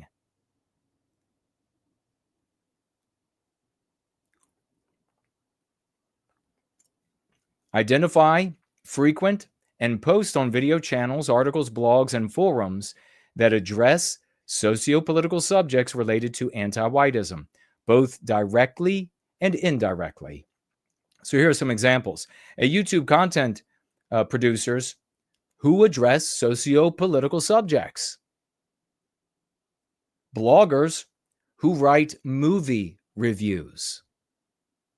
Forums dedicated to parenting. News websites where authors twist their coverage to conform to the anti-white narrative. Identify, listen closely, identify and face anti-whiteism across a spectrum of opinion. Right-wing writers, presenters are usually not as anti-white as those on the left, but all anti-whiteism threatens white well-being and must be challenged. Resolve to identify, frequent, and post several times, a minimum several times a week. Again, facing anti-whiteism is like building muscle. You must continually work out to reap the rewards. It goes on, talking about other places that you can face anti-whiteism. You can face it, of course, in your life, the local newspaper. You can write an opinion piece. It won't be published, but writing the piece is the building of the muscle of how to execute, understanding your audience, what you're attempting to achieve with them, based on that understanding. And the work, that exercise, doubles up the outcome, because while you become a better soldier, swashbuckler, lover, champion for the West, you are already fighting and winning the battles for the reclamation of our destiny. Never forget that we lost Western civilization at the dinner table. under the torrent, mostly of our daughters screaming at brothers and mothers and fathers about how immoral they were, how racist they were, screaming at them and holding the moral high ground. Look at the positions that the parents took, that the brothers took back then. How dare you emulate what mom and dad and brother argued and failed with? Have you seen those people, Jenny? Have you been over to that part of town? They're animals.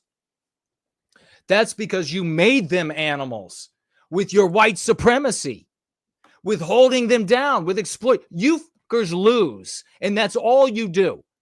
And then I can come along with these heroes, and you're like, no, I don't think so. I think I'll continue to do what we've been doing before. That's where the West was lost. Realize how pathetic that is for our people. You always thought that it had to be like some super advanced civilization that would finally have to come and defeat Westernkind because we were unstoppable. Nothing on earth could stop us. Had to be some alien advanced species shows up with warp drives and laser evaporation of carbon-based life and everything else. But no, it was the 16-year-old daughter, morally driven 16-year-old daughter at the dinner table. What a joke. And then what happened as the daughter fought back like that? Well, then mom joined her. Didn't she? Mom, well, maybe there's something. I mean, it's to be fair to everyone, right? We're being fair. And I know, Bill, that you say they're all animals, but maybe Jenny's right and they won't be animals if we just treat them better, Bill. I hate that I have to do that. I hate that I have to walk adult white people like you're fucking children. Holding your hand like you're fucking children and spell it out that clearly for you. Like, you should just do it. You should see this. It should be logical. And you should say, wow, that's the key. Man, that white guy figured it out with the high forehead. He figured the shit out. And all those others that came to him with different levels of blind sight into how to remedy this, they figured it out. Instead, I'm like, come on, little baby child. Come on. I mean, I feel like I watched this video of this ritual in India the other day. Of course, a lot of these are going around now where they take the toddlers and they throw them into cow shit. I have no idea why, but it's some sort of ritual that happens during the year. Check it out for yourself. Maybe I'm wrong. I mean, the ear's against the door. Or maybe it's back by one of those doors. Maybe I'm wrong. But I saw this video of this ritual, and it was being done in different places from different locales. And a bunch of people come together, and they pile up the manure, and they chuck them in, and the kids are not too happy about it, as you might imagine. But is what it is. And it feels like that's what so many white people deserve. Just chuck them in the shit. Walk them through the shit. If dad had only said the K word at the dinner table louder and more often when little Jenny or Janie came with this psychological warfare known as anti-whiteism, you would have won. Idiots. And remember, that was in 90+% white America. That was in 100% white Sweden. 100%. We had countries 100% white. And defeated. West defeated. By the family daughter. And anti-whiteism. So here's the question. Do you all know? Does anybody have an idea? What is the biggest threat over the next 4 years Keeping my eyes on your tags. Let's see if I missed anybody. Thunder Down Under is here. We just played your commercial. I don't know if you caught it. Goy Prather said, I know it's likely a pointless endeavor, but I have a list of things that the government of the U.S. needs to do to fix the nation. He says it's long. It's long for you to be. Would you want to see it? I could take a look at it. But ultimately, it's a difficult thing. I went through the same process myself to realize that so much of what I had thought about, it was very early on, that needed to be, was me just wish listing. And you go through and you're like, wow, I was just wishing. But it's not our faults, because the entire white sympathetic sphere, that's all they do. That's one of the main things they do. Wish list. If we could only make this race disappear. Okay, thanks for the wish. If we could only run the banks. All right, thanks for the wish. If we could only win in the courts. Thanks for the wish. If we could only use the UN to sue America. Thanks for the wish. If we could only get white people to tribe up. Thanks for the wish. These are the people who silence me. These are the people who don't let me speak. These are the people who slander me. Just engaged another guy on YouTube the other day. He's like, I think the no white guilt thing is a containment strategy for white people. Start yourself, or I'll help you.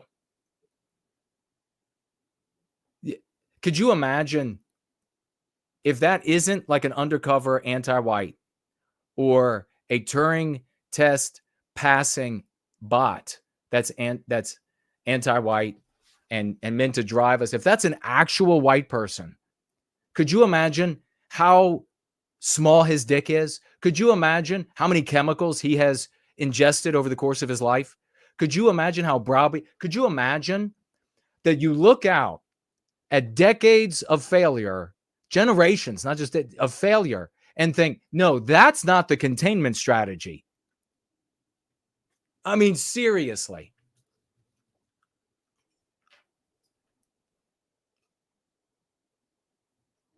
But yeah, I'll take a look at it. I mean, the crazy thing is, I wish listed some smart things. I've read wish lists from other white people that were smarter than my wish lists. And I was like, wow, absolutely. If that, then this. If that, then, I mean, absolutely. They put it together like white people do. They put together these brilliant charts. And I'm like, absolutely. This person I can tell has a high IQ, because they were able to say this, then that, then this, then that, and then equals. And it holds true. But the problem is the very first if. That's the problem. The very first if.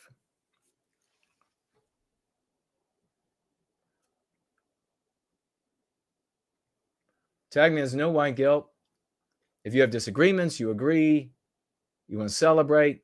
Zyzoa is here. Oh, that reminds me that it is now called Zitter.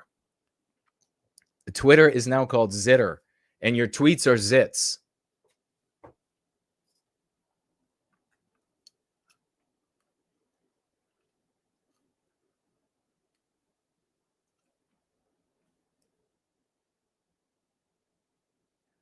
If you're interested in my wish listing, where could you post it? DM me on Zitter.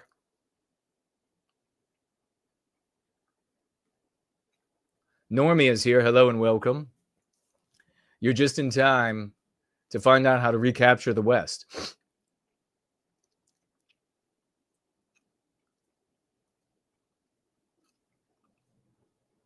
Christopher says he's got to change his name.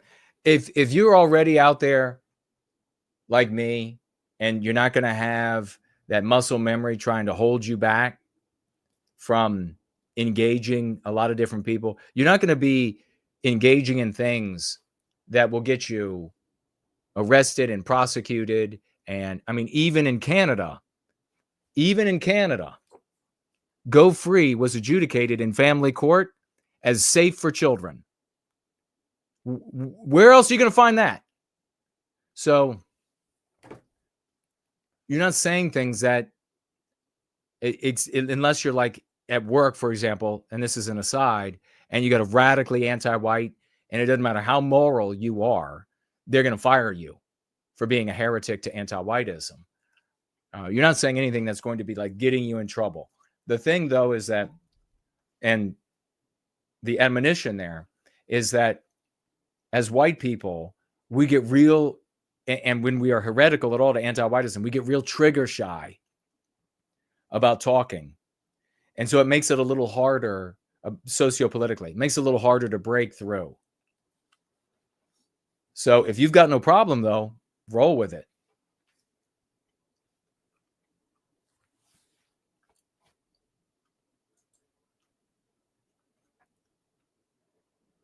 Gentile gentleman is in the house. Thank you for showing up, brother. He said he has no disagreements with anything because he just got off work and he can finally listen. Ardent Whites. He's asking about the case.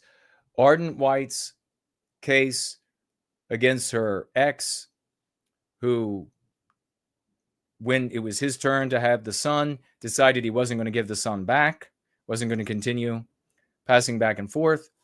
And he specifically said he and his non-white girlfriend said, oh no, they went to the courts and they said, oh no, she's teaching the kids this Go Free stuff, and it's a pro-white cult. And so family court looked at it and said, no, it's not. Return the kid immediately. Talk about a victory. You would think that we would be immediately deluged with requests for talk with us about this from the alternative socio-political white sympathetic sphere, the implicit or the explicit, as opposed to the implicit, the cucks. You would think, but nah.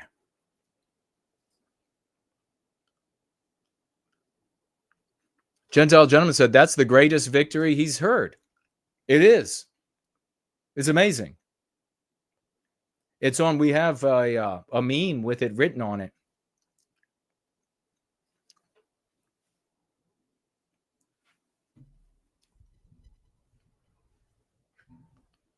All right. The greatest threat in the coming 4 years of Donald Trump is white complacency that we are going to have to deal with to get through to our brothers and sisters with these powerful concepts. Fortunately, basic bitch, vague complacency isn't nearly as troublesome for us as it is for other strategies, because you're definitely not going to get a white person to decide to take up arms against the wokies or the Zionists or whatever during the next 4 years, right? So it's less of a problem for us, but it's still a problem. And how it's a problem is something that we have to explore, because it helps us to understand the anti-white narrative better. It helps us to understand how it manipulates our brothers and sisters. That's what we need to understand to bring them back to something that is, or to bring them to, not back, to bring them to something that is healthy for them by way of it being healthy for our people. So these are just notes. It's raw notes. I didn't get a chance, too busy to put things together, but fastest growing threat to white well-being during the second Trump term is these collateral improvements. We talk about the collateral benefits for non-white people. When they white erase, when Karen Bass, Mayor Karen Bass, white erases white males, and Kristen, she former chief now, she was fired. When they white erase the the white males from the fire department, they need someone to replace them. Sometimes they can get rid of the role altogether. That's happened. We've seen that happen occasionally, where they just like get rid of the role. More often, though, they need the role, but who's going to get it? It's not going to go to a white guy. This is the right mindset to have. Remember that. It's that the white guy and occasionally the white female is being white erased. And then who's going to be the collateral beneficiary of the purpose of the attack? So maybe a black guy, maybe a black woman, maybe a Jewish person, maybe a trans person, maybe it doesn't matter. They are the collateral beneficiary. It is not the other way around.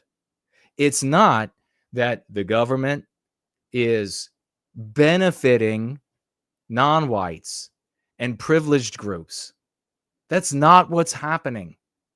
You want to win the conversation for the West and recapture our destiny? You do not look at it that way.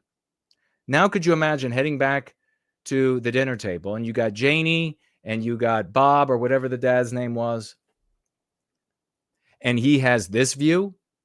They're getting rid of the white males. It's not for the benefit of the non-white people. It's to get rid of the white people. And then non-white people are the collateral beneficiaries of that white erasure. What happens, little Janie, to the white guy and his family that needed that money for bills, for medical bills, for the mortgage, for the car payment, for the food costs, for clothing? What happens to them, Jamie? Jenny, whatever the daughter's name was? What happens then? You want to see the fire go right out of a female? You'd see it right then. Do I have to pull up the back and forth? All of these public displays. It's so crazy. We have all these receipts, these public examples, and we show them all the time. And still, it's a collective, I mean, I could pull up again the conversation I just had that I just pulled up.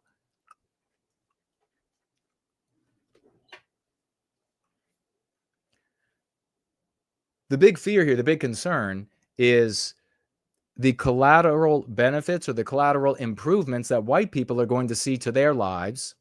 A great example right now are white females.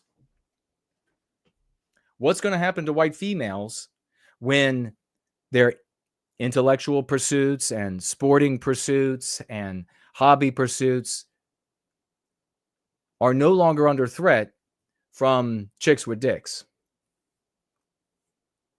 transgenders, whatever they want to be called? That's a joke because that's a disgusting category of pornography. So specifically, not joking, the transgenders. What's going to happen? Well, they're going to benefit from that. And then they're going to do what? They're going to likely lean anti-white again. They're not going to suddenly start caring for the white boys and white males and Western civilization. They're being pacified by the benefit. What about this? It goes even further. What about over the coming years, you're going to see a non-white population that are going to complain about, in increasing numbers, the sexualization of children at school and in entertainment?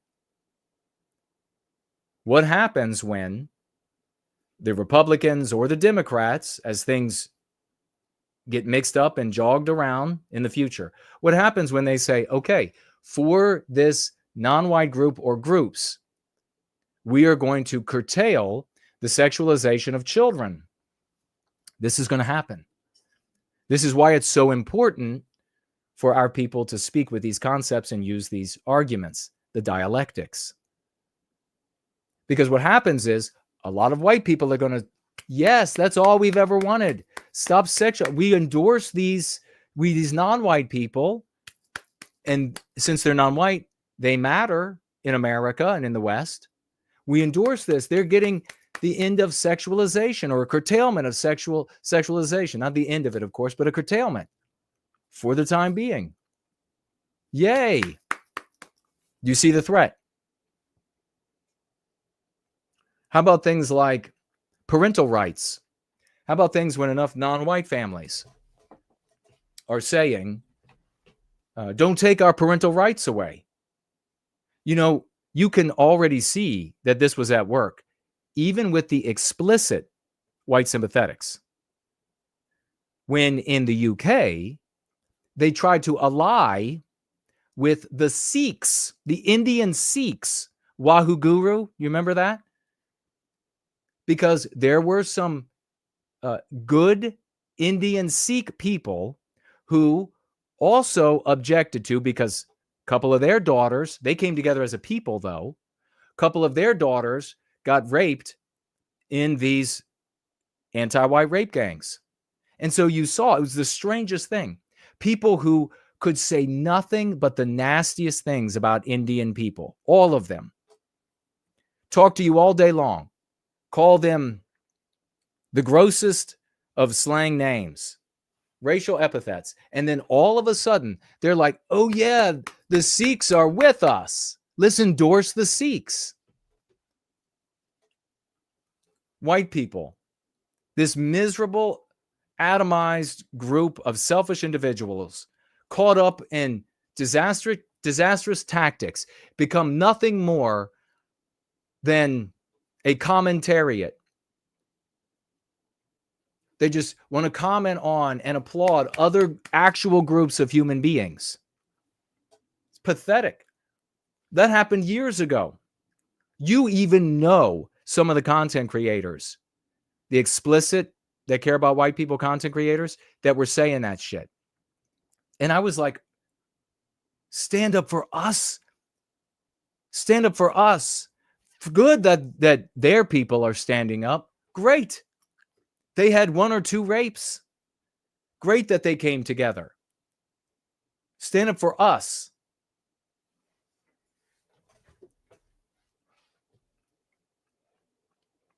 So what happens when they come out and they say, we want our parental rights?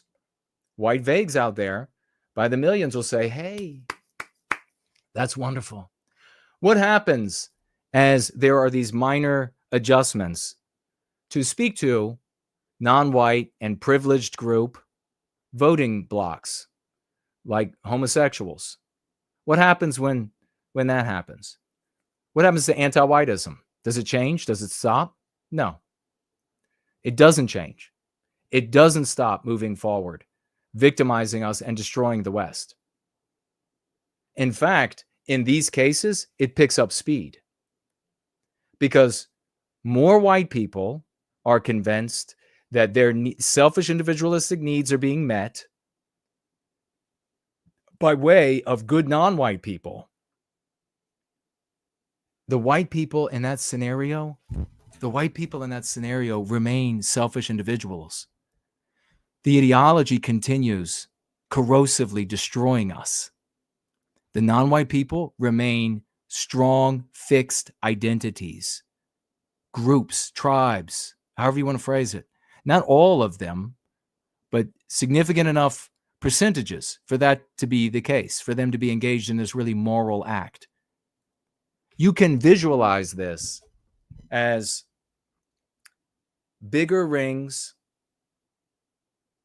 or bigger circles, solidly colored circles, surrounded by all of these white specks around the outside that are applauding, shining light on, and slowly disappearing as a consequence of the corrosive effects of anti-whiteism.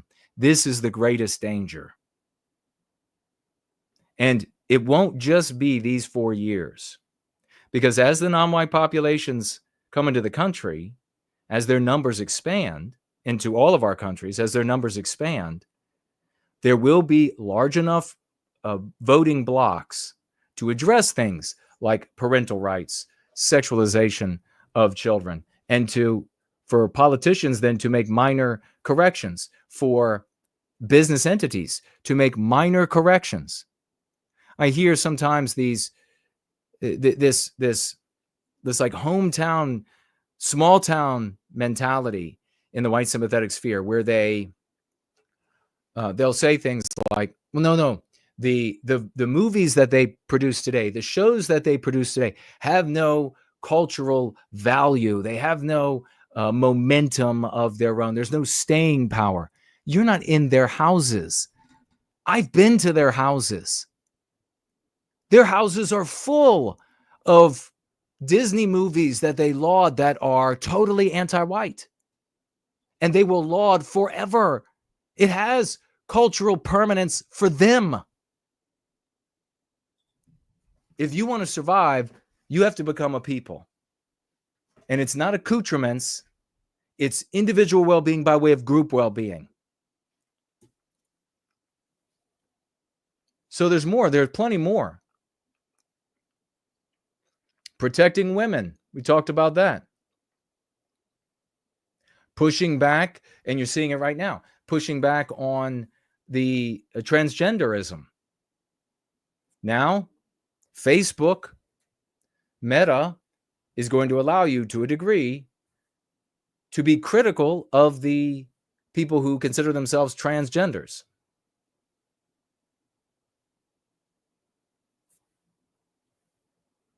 White people are going to say, yay. Don't encourage Tommy to become a little Tina, or Tina to become a Tommy. That's a benefit to us. Not if anti-whiteism isn't being addressed. If anti-whiteism isn't being addressed, if you are applauding on the backs of a non-white voting group or privileged group or whatever it might be, if you are applauding on their back, or like you see with these supporters of Israel, if you are applauding on their back to get a little something out there, a little collateral benefit for your selfish individualistic ass, it's like igniting a rocket on anti-whiteism. It's like those booster rockets they put on the B-52s and C-130s. What's the proper name for those things? So that they can lift off with a shorter runway and a heavier load. It's like igniting one of them things. That is why getting these concepts and getting these arguments to as many of our people as we can is imperative. It must be done, and it must be done as quickly as possible. Or else this is coming. It's going to you're going to see it during Trump's first term. And you all can probably think of a couple of other areas. You're going to see it during Trump's second term here, but it's going to continue after Trump by way of the non-white populations pouring into the country. What happens when enough Catholic and or Mormon Hispanics come into the country and they begin demanding, you know about their disputes in Central and South America. They're not white positive disputes. They're disputes between authoritarianism, largely on one hand, and Marxism on the other. So what happens when enough of them come in that they begin to carry out those disputes by way of politics and socio-political interaction? Well, there'll be white people who will have a little bit of collateral benefit for a given side. Some white people will say, just like some white people now, they're so happy that the nation is like Jones, filling up with non-white Catholics. Does that benefit the West? More people will be going to church, Jason. What does church mean at that point? What do parental rights mean at that point? What does pushback on the sexualization of children mean at that point? Does it really matter for the white race if there's a little bit less sexualization of children and fewer white children?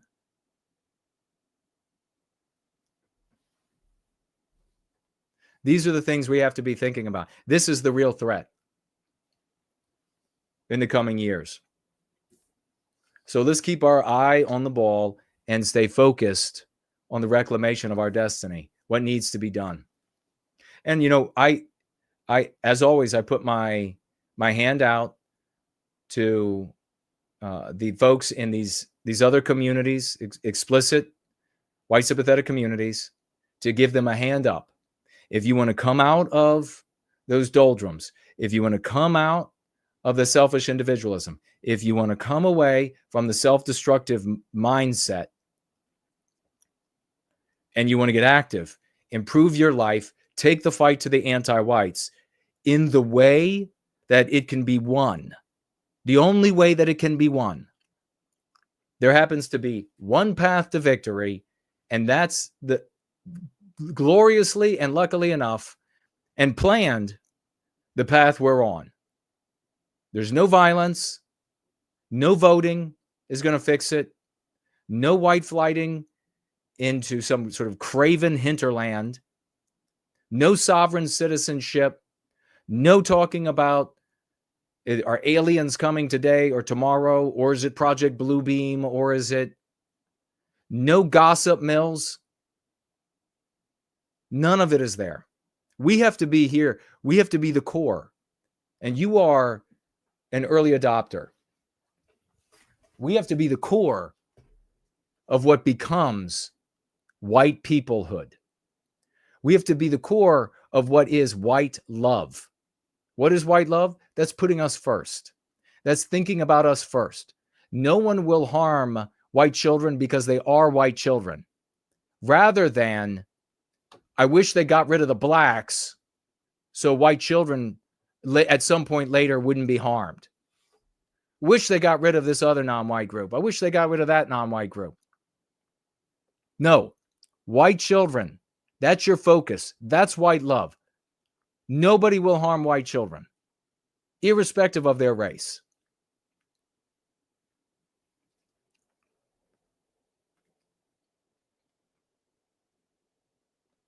What will continue to happen is this.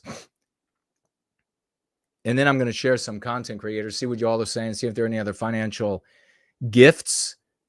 And then we're going to wrap it up for this Church of the West on this glorious Sunday so that I can begin getting ready for Jason Goes Political tomorrow morning, which, as you all know, if you are veterans around here, you know, takes a lot of work to set everything up. If we don't put the concepts and the arguments in the mouths of white people, and while they enjoy the collateral benefits that I was just articulating, our disempowerment will continue, our disenfranchisement will continue, our disinheritance will continue. White erasure in all of its forms. Our history, our norms, our biological reality, all of that will continue. And white people will sit around and say, well, at least the kids aren't being as sexualized as they used to be.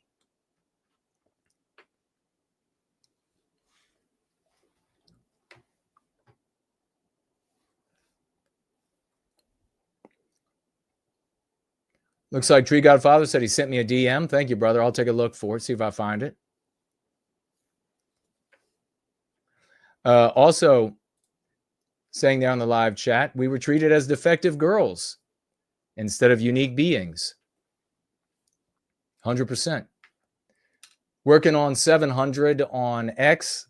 Let's see if we can get there with likes and retweets. Nationless nationalists. As time goes by, getting people to free themselves of white guilt will be harder than now. Like that idea. We'll copy that phrase. Good. See, we're all about creating warriors here. Not creating some audience for a guy. We're here creating warriors, lovers, redeemers. That's what the white race needs. No single person was ever going to remedy any of this. No entity somewhere. We have to show up in the ever fluxing entities of society that is always moving, always in flux, always changing. Nothing static will win. And I know this is beyond a lot of people's understanding. We had one person come in a couple of weeks ago and said, this isn't complicated at all. For you, because you can't understand the complexity. Because the social dynamism, socio-political dynamism is far beyond your capability to understand. It's very complicated, and we've found the way to victory.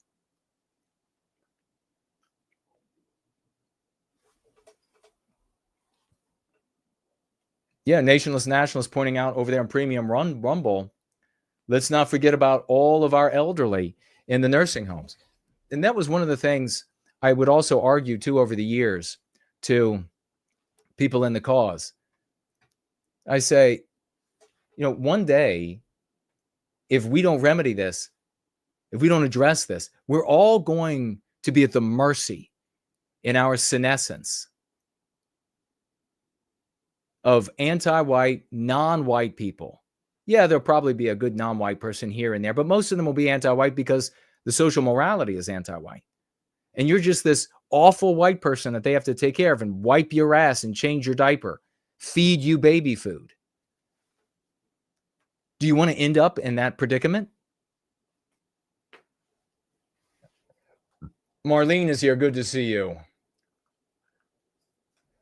I've been asking,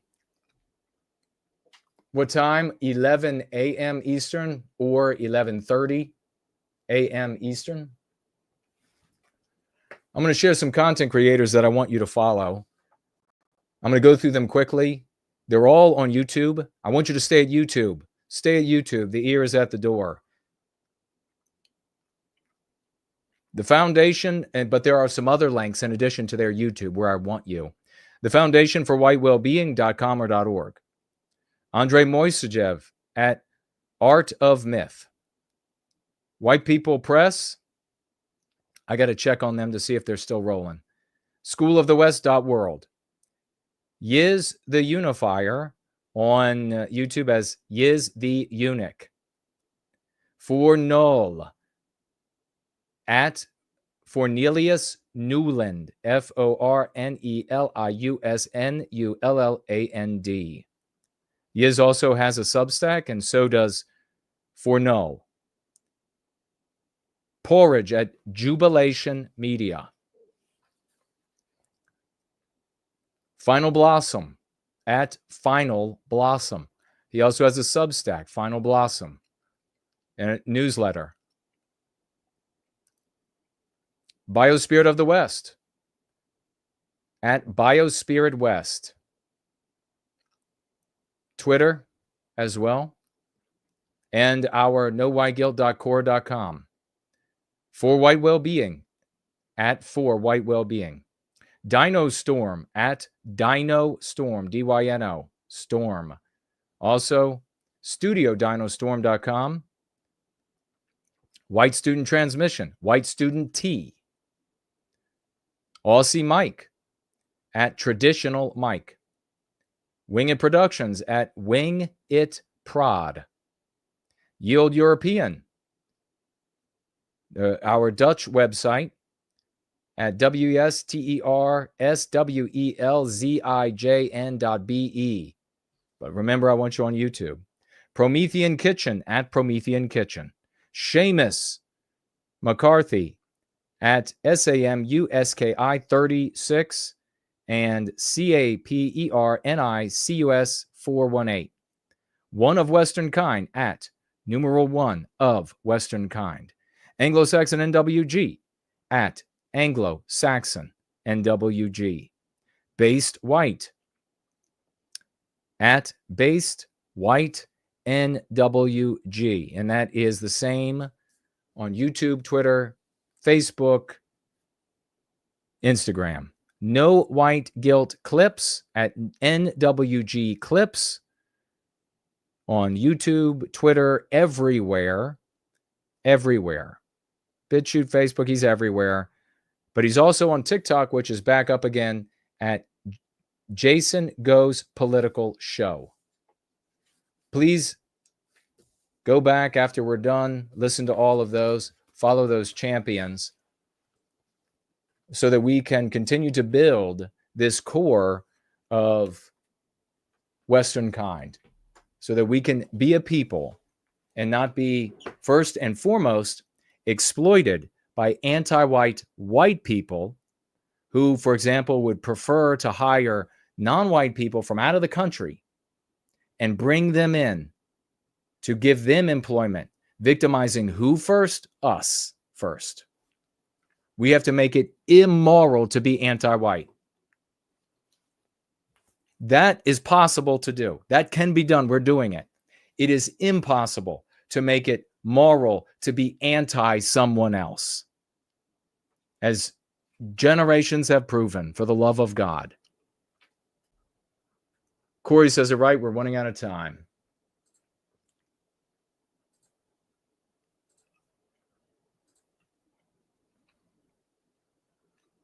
Thanks to everyone who has stuck around.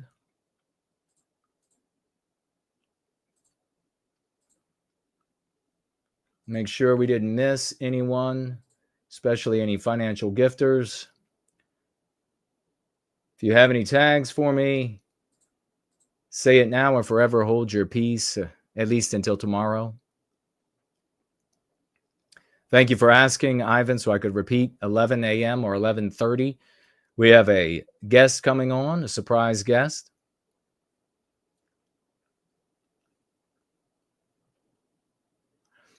Goy Prather says, he doesn't have anything to ask because I say it just right. Thank you for that. I appreciate it. And I'll look for the DM.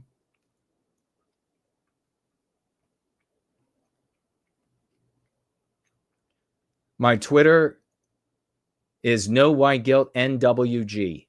My Zitter, No White Guilt NWG.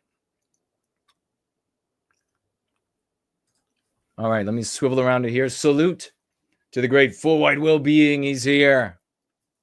Good to see you, brother. Tomorrow's going to be an interesting day.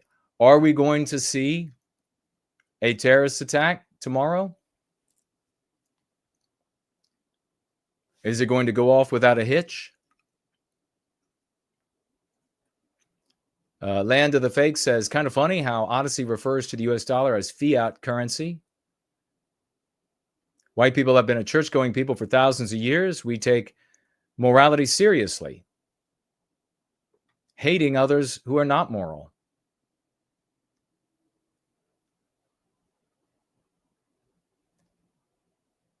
He says YouTube is clockwork oranging him with non-whites. Yeah, I get recommendations all the time from YouTube, from X, for people that are harmful for us to follow. It's amazing.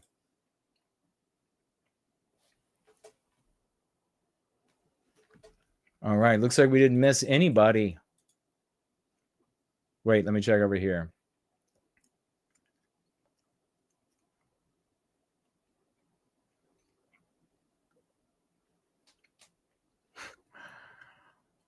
There's somebody come in on Premium Rumble just saying a bunch of racial slurs. I'm sure that's funny, but not going to be able to take back the country or the West with it. And I want that person to be a success. So take up our strategy. Before we go, what is this?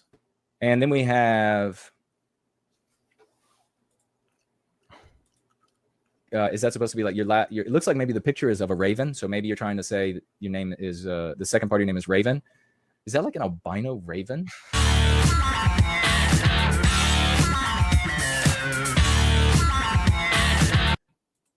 You remember that? That was years ago. Is that like an albino raven?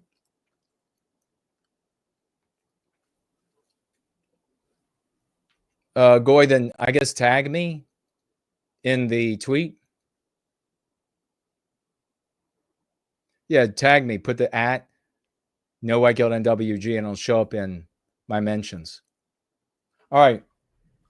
Here we are, everybody. The big victory of conservatism, and we see the dangers to us, and the opportunities are different, obviously, than they would have been with the anti-white Kamala. Things would have really been out of control. We have a different challenge, a different set of challenges here, and we have to endure with great contempt and disgust. I'm sure you felt it as well.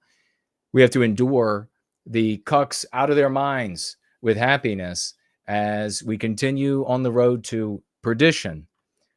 But at least we know the lay of the land, and we are examining and exploring the most efficient and successful way to get to the end of our victimization. That's what we do.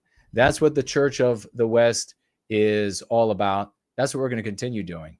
As soon as I get done here, I got to begin getting ready for you all tomorrow. So I will see you then, potentially. I hope you'll be able to show up. We'll watch the swearing-in ceremony. Maybe we'll stay around for the parade. I don't know. If you remember, in 2017, Trump got out of the car with Barron, and who was not 8 feet tall yet, and Melania, and she was in this beautiful powder blue. We deserve a princess.